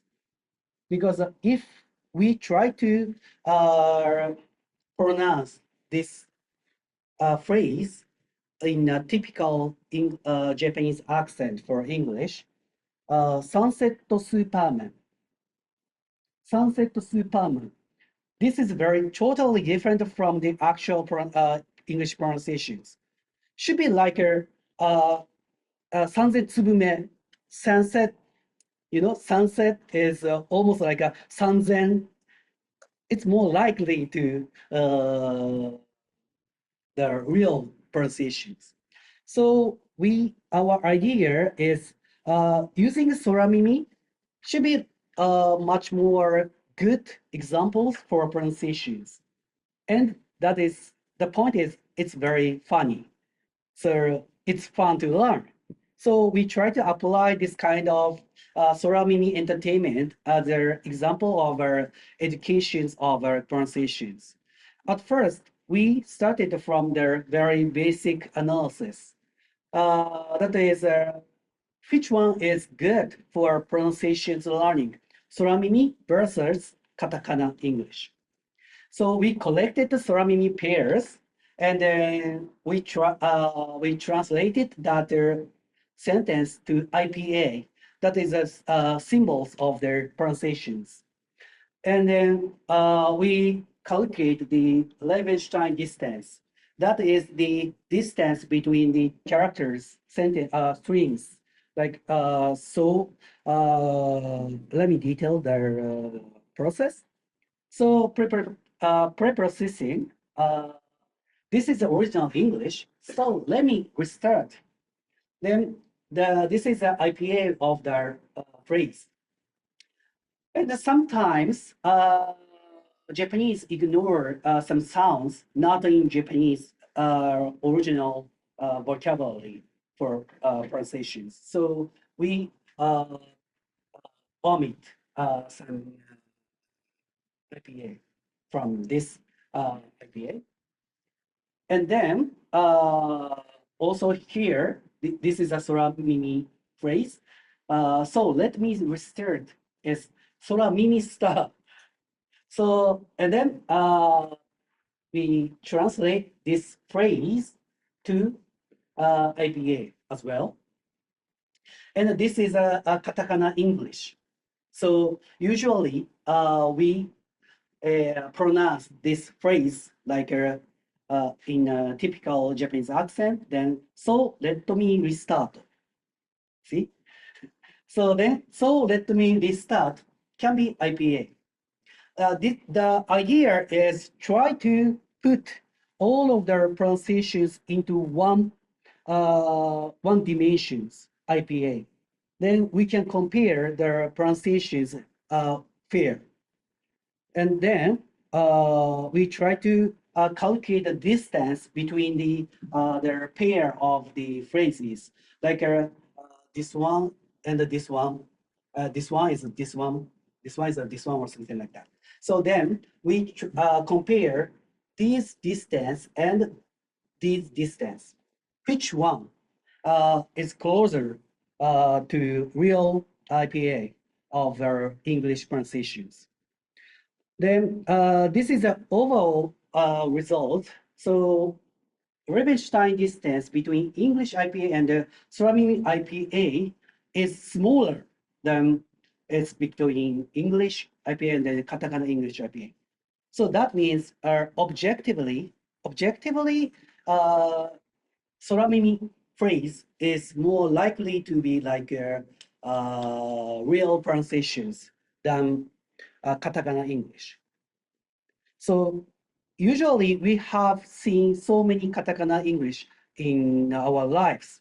So our pronunciation system is educated by that katakana systems. So we cannot escape from that environment.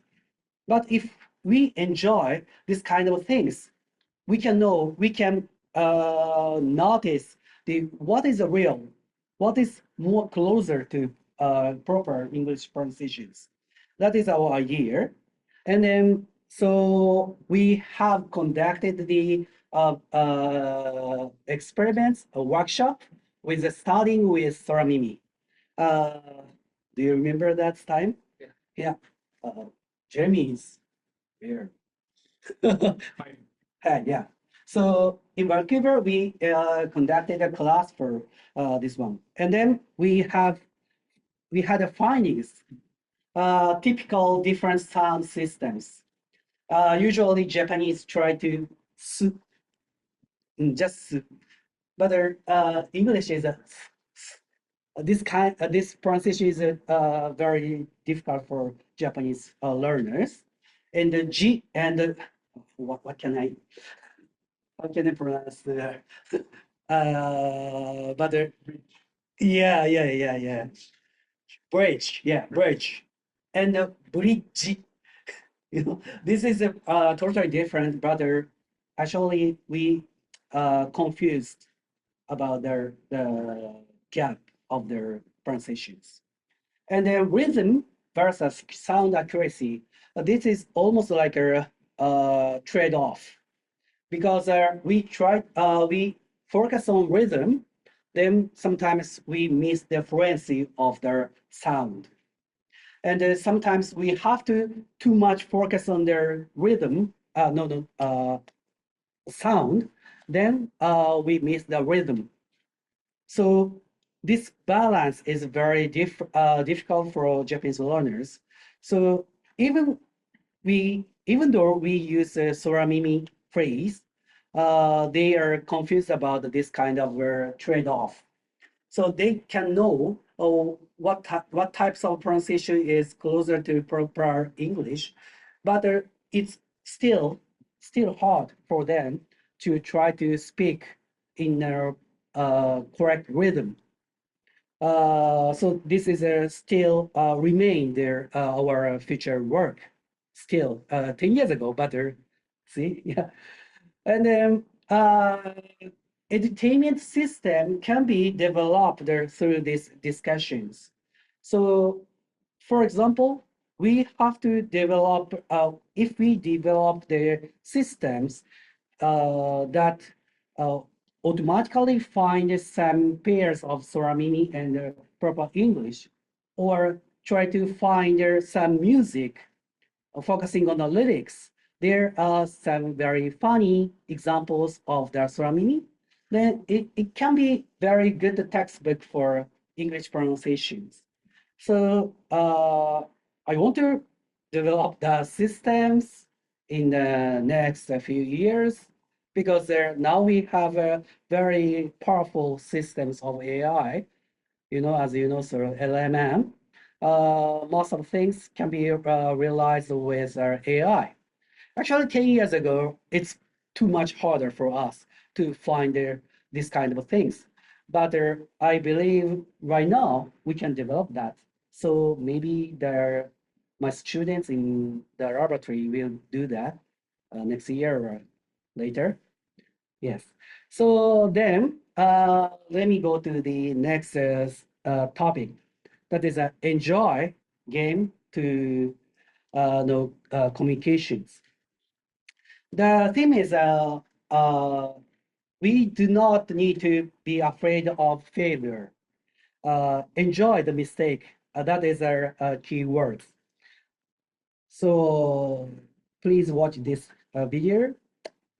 Okay. Sorry, トーマス・ジェファーソンは何をした ?What's playing? トーマス・ジェファーソン Thomas Jefferson said, all men are created equal.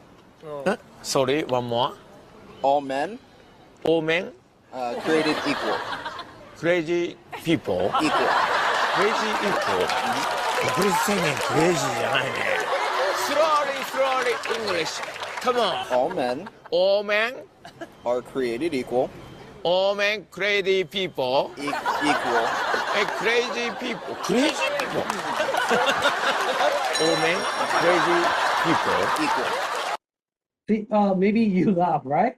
So this is very funny. So all men are created equal. Maybe from this phrase, you can imagine this kind of scene in your brain, right? But all men crazy people. Then this is. So these are totally different. So you may laugh. Then I think laugh is a good point to study. So the worst barrier for speaking English is a fear of taking mistakes. So especially for Japanese people, the culture is embarrassing. So embarrassing to take mistakes.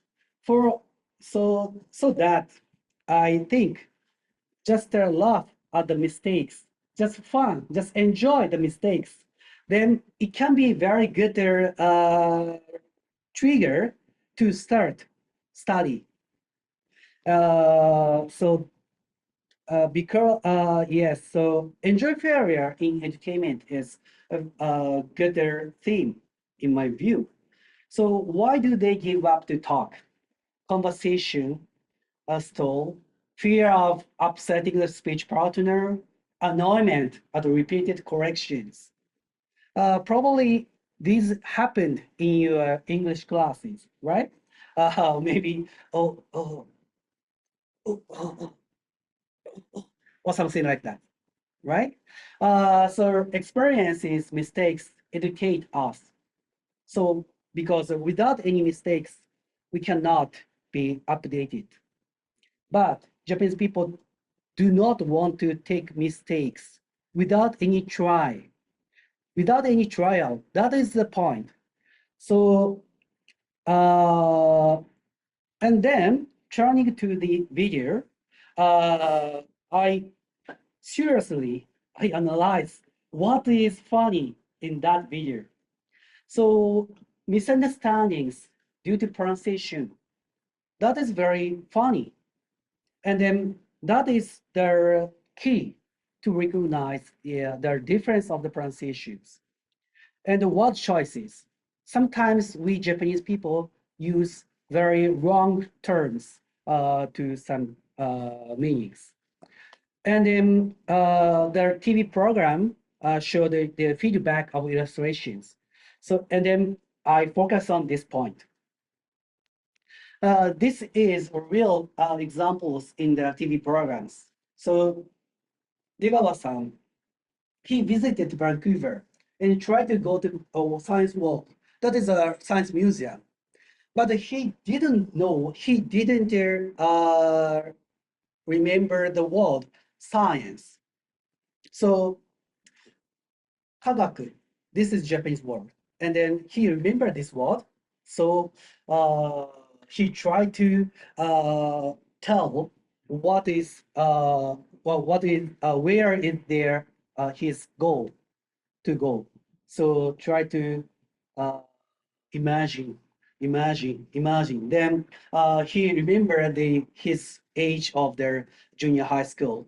So then beaker in the experiment. This is a related word. So he just said, I want to go to Beaker Museum. Then this picture comes up. Then we can laugh.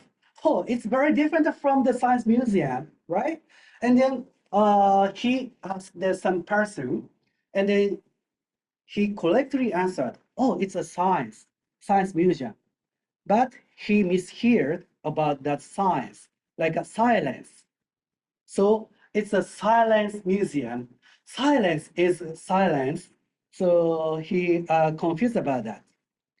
So this system is very good for us to enjoy because probably you laughed about these difference, right?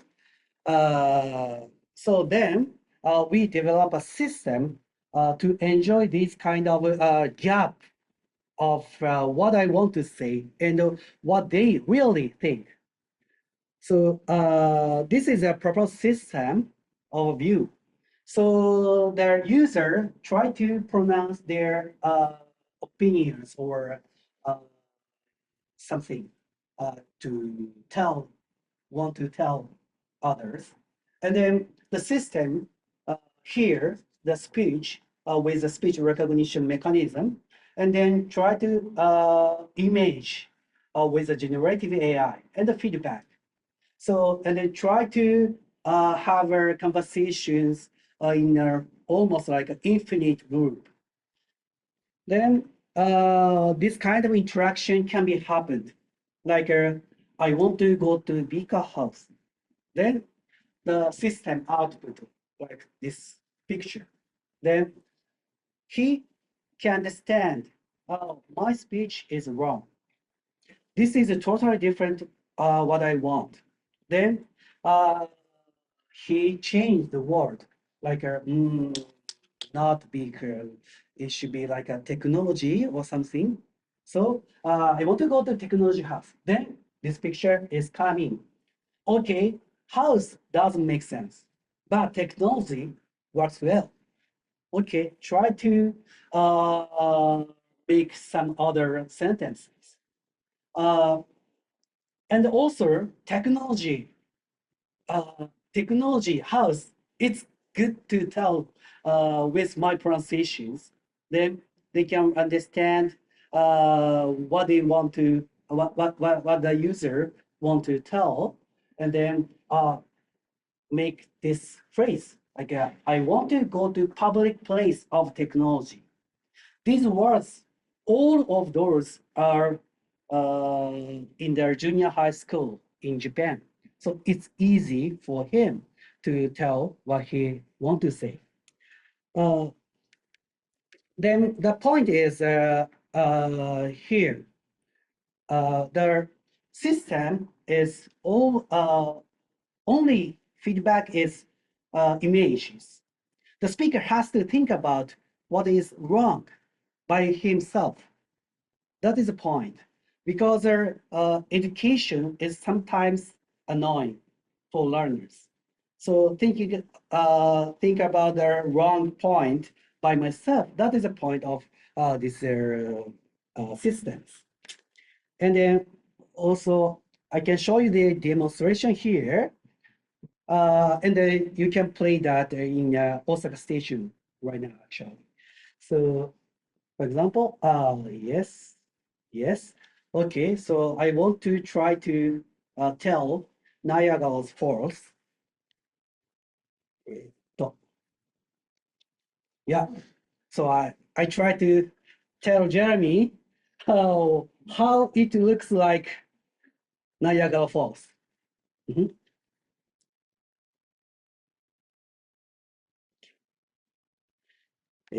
Water, so many water in the mountain.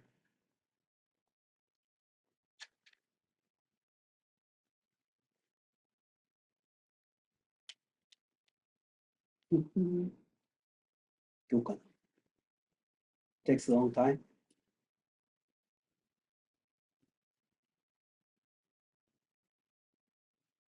It's a web system. Yeah, it's a waterfall or not. It's just a river, right? So I have to try again.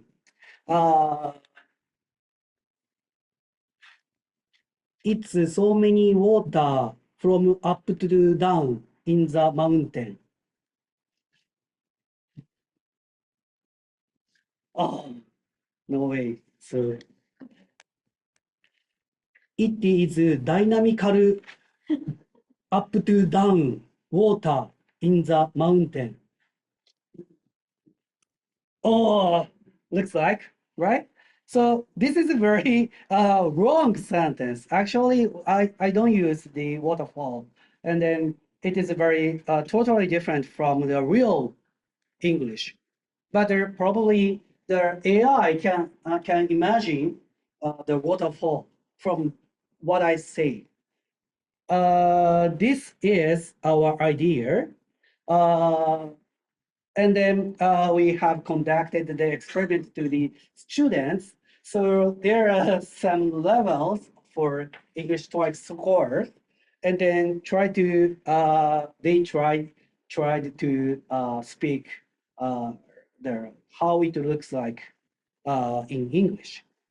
And then this is a typical case of the experiment.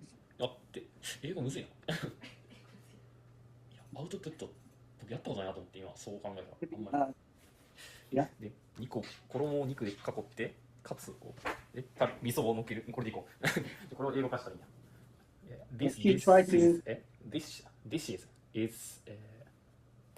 Meats is surrounded by cuts made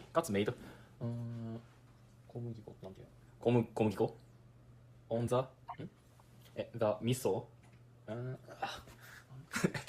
かんねえ the meat wearing 小麦粉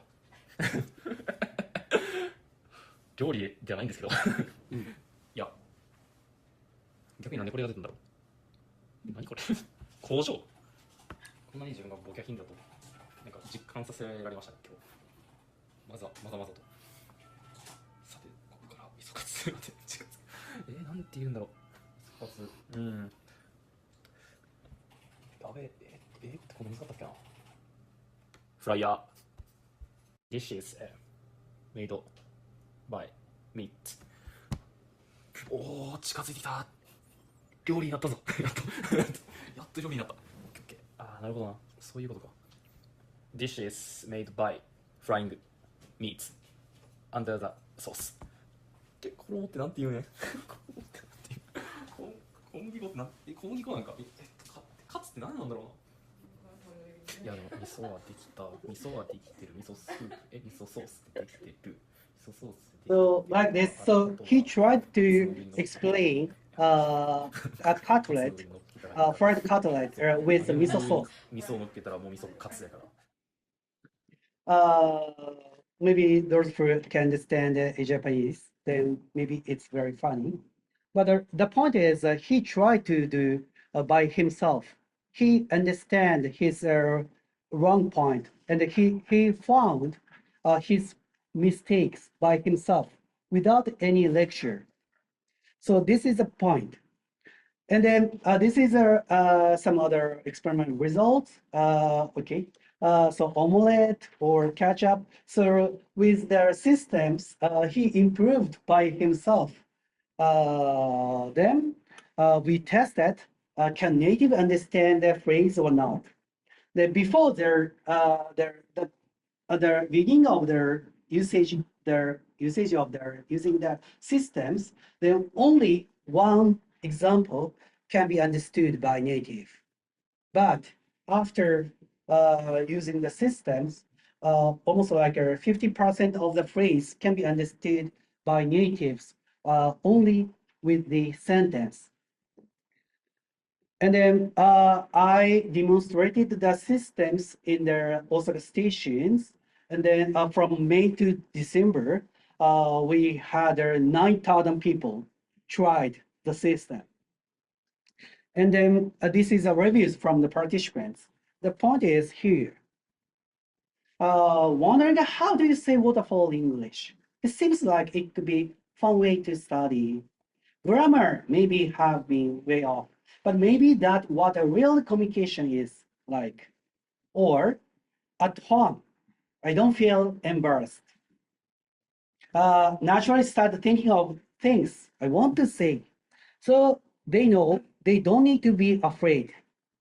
Trying to get perfect is not always perfect. Just try is good.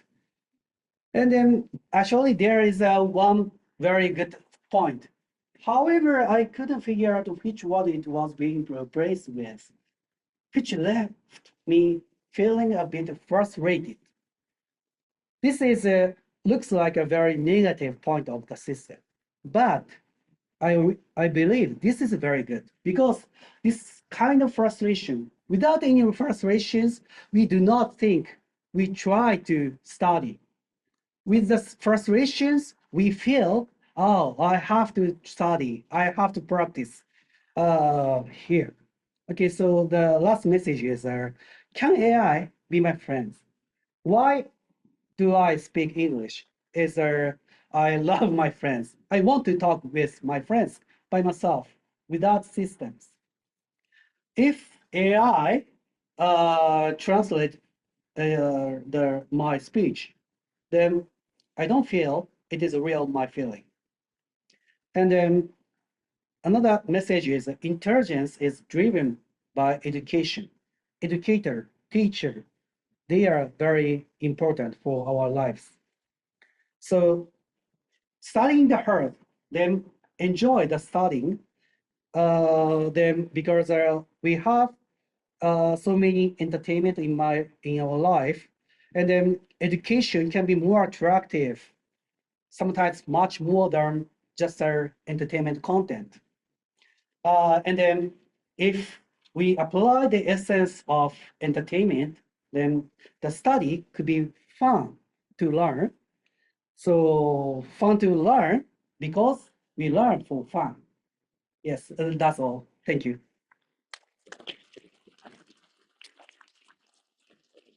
So now we have our last Q&A session. If you have questions.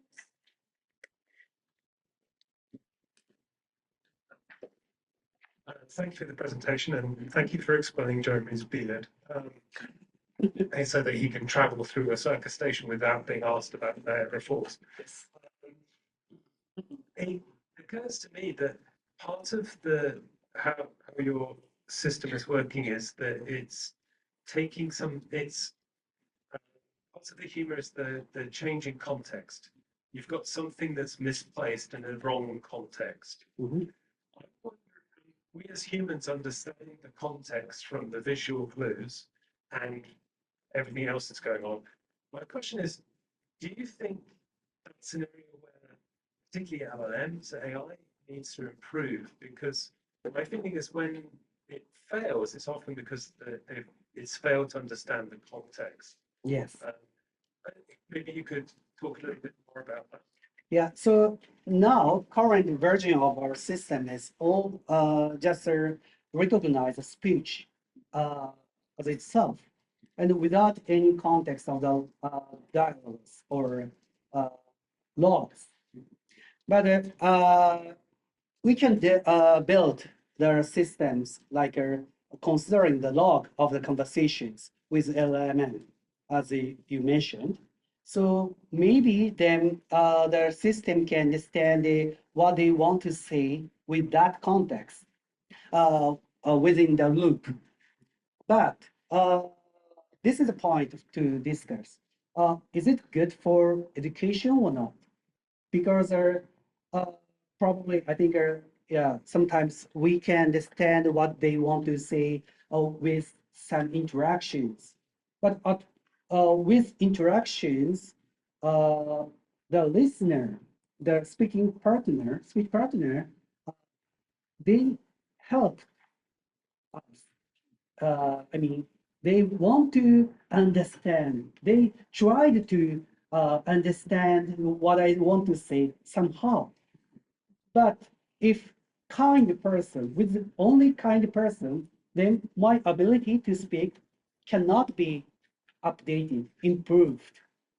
So sometimes kind educator is not always good. So that is a point to discuss for us. So what levels of their speech partner is effective to study English by myself, by themselves. So yeah, can it be the answer for your question? Yeah, I wonder maybe from the technical side as well. Yeah. Do you think AI is going to become better at understanding the context? Yeah. Earlier, Yes. Kita, we had an earlier talk about that you used the MELD data set, and you said the automated Yes. labeling doesn't really work. Yes. Do you think that's going to improve? Yeah, I think so. I believe so. So that's why now she is doing that research in my laboratory. So and then probably I think we can put that their mechanism to the system. Then their system can be more kind to the speech partner. Thank you very much. Thank you.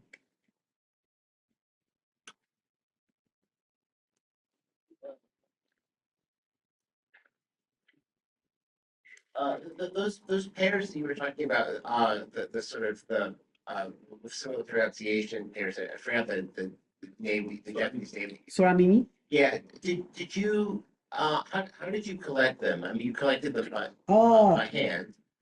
Yeah. Because it seems to me now that, I mean, you should be able to write something to generate them automatically, and you could generate nearly unlimited numbers of these, right? I mean, both within a single language, maybe for people learning Japanese, like there's a million, Oyakigagu, right? I mean, about things with similar pronunciations with different meanings, but also across languages. But with, I mean, if you have a good model of the pronunciation, you should be able to generate them automatically, right? Or at least generate candidates automatically. Have you done that or thought about it? Yeah. Okay. So first off, we have collected their phrase by our hand. Because there is one website that is a fun site of this TV programs. Someone listed all of the pairs of the original English phrase and their surrounding phrases. So then we collected the data from that page, and then we tested that. And for the second question is try to automatically generate their phrase or pairs. So right now, I don't have any ideas to generate this kind of pairs because we analyze the pairs of their surrounding phrases, but now I have not clearly figure out what is the key to connect their English and the surrounding phrase because the sound is different from usual conversations in the music. And then there are some melodies, some other instrumental sounds or something like that. So because of these kind of multiple aspects, multiple effects, Soramimi has happened in my view. So right now, I don't have any clear image to generate this kind of surrounding phrase. But yeah, I try to find a way with this develop their AI systems because 10 years ago we didn't have any way to do that, but right now we have that. Right. I mean, the speech models are getting very, very good. Yes. And so you could probably get a pretty good, model of how the words are pronounced sort of natively, and you could probably generate candidates for similarity. You might need to still check them by hand, but I mean, it seems to me like you could you could do that. Yeah, but another point is it should be like entertainment. The phrase should be funny, Funny right? as well, Right? right, yeah, exactly, Yes. right. The point is also a difficult point. So we have to make it funny. So then that is another aspect of their that topic. Right.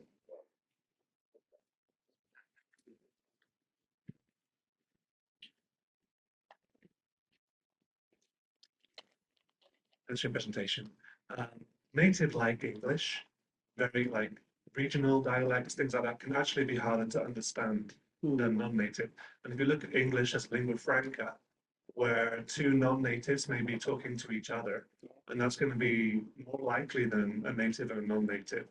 Is native like English the correct goal for Japanese learners of English, or is it intelligibility? And how do we measure intelligibility without bringing in native like English as a model to aspire to? That question's a tough one. Yeah. So yeah, I'm sorry I don't have any ideas about that questions. And then perhaps it is the reason why now I am here to talk about that. So with the other researchers in the field of their educating their language learning or some skills. But I feel there, yeah, my questions in the previous presentations. So what teacher will do? What teacher will do, and what AI will do? The differences should be the main topics we have to think about. So from their field of their language learning skills and also field of their artificial intelligence. Yeah, and then maybe I think yeah, today I feel that some gaps between the fields with this discussion through the discussions here, and then maybe I feel that we need to talk about something together much more. And then now their AI and their education can be closer than before. So yeah. So I'm so sorry. So I don't answer about your question, but yes.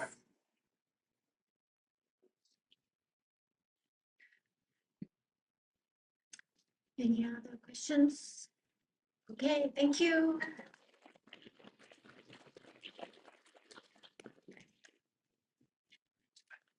So you need? And that photo's cool. Yeah. Thank you.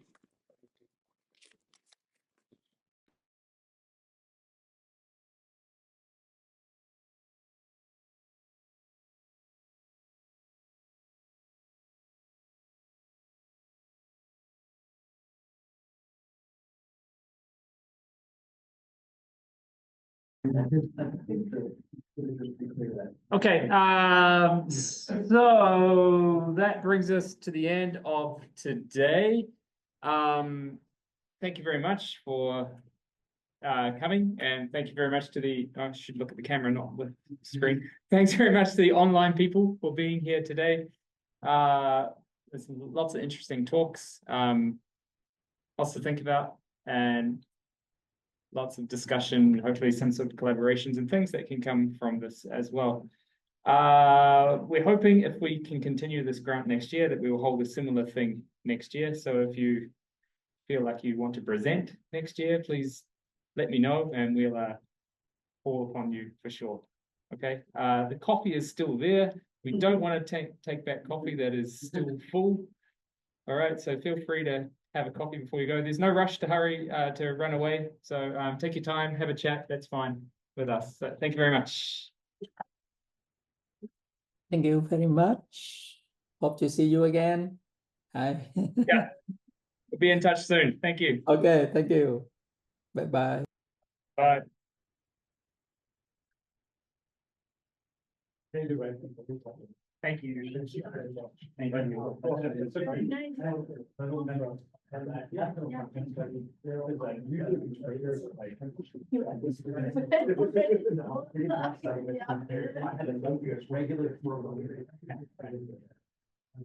That was, obviously like, land.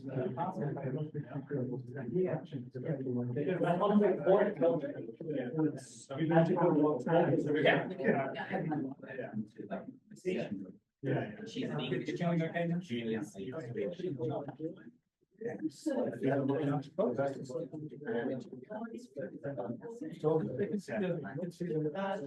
Idea that's been formed. Yeah. Oh, I would say 50.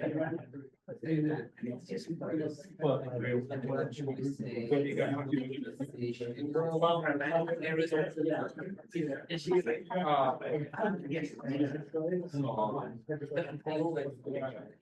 it's still not, it's not advanced. Yeah. English.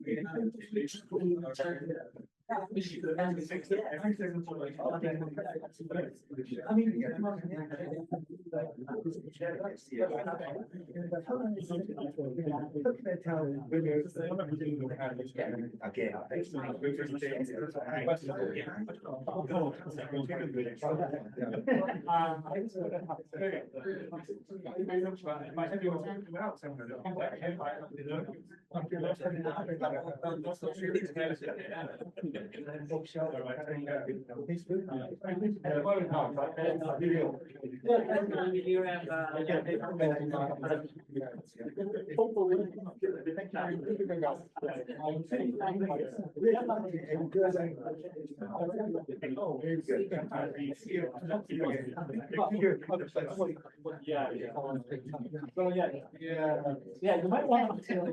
This somebody else. Okay, yeah, it seems like she's, maybe shoot it, if you do talk, I recommend. I'm sorry. I had somebody. No, it's all right. So literally everybody could go and play this. I got so many messages from people. Oh, you're in Osaka. Yes. Sure. Did you agree about the same time? Can I use your image?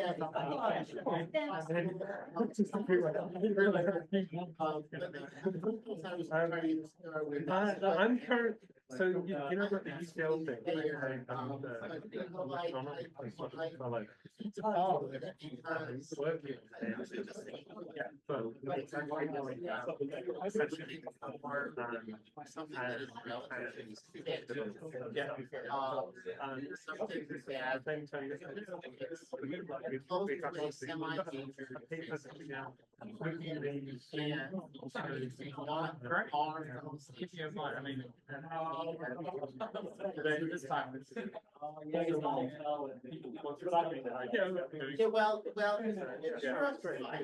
Thank you for coming. Nice to meet you. You too. Are you going to send out a next thing? Or are you going to send out a call for? Oh, can I do that? Yeah. This year, you know, around there. Is there be a newsletter or how can you help? Do that? No, yeah. Okay. I don't have a card, but I have my LinkedIn. Well, I guess it's going to do your LinkedIn. Okay. Yes, yes, yes. Yeah, I'll try to make it next year. I'll try to present. It was a great time. As at that point of view. It was in.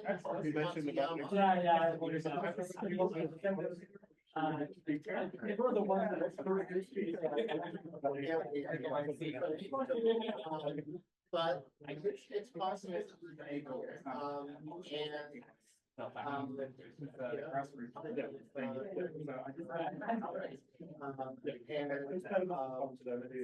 Yeah, so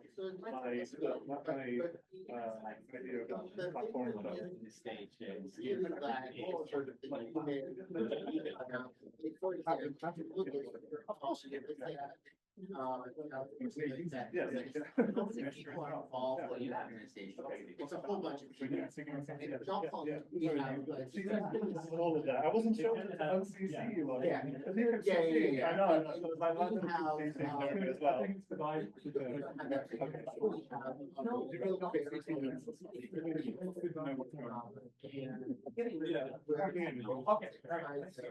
Actually, there's a noodle. Not bring it, not like lifelong. Yeah. We're looking to kind of expand our umbrella. Like that's why.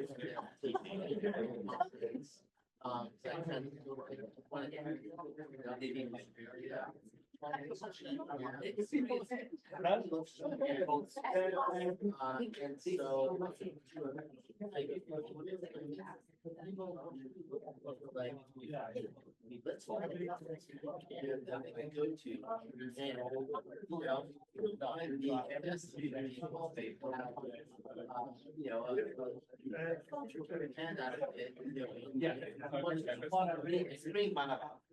And then I'll see if I can.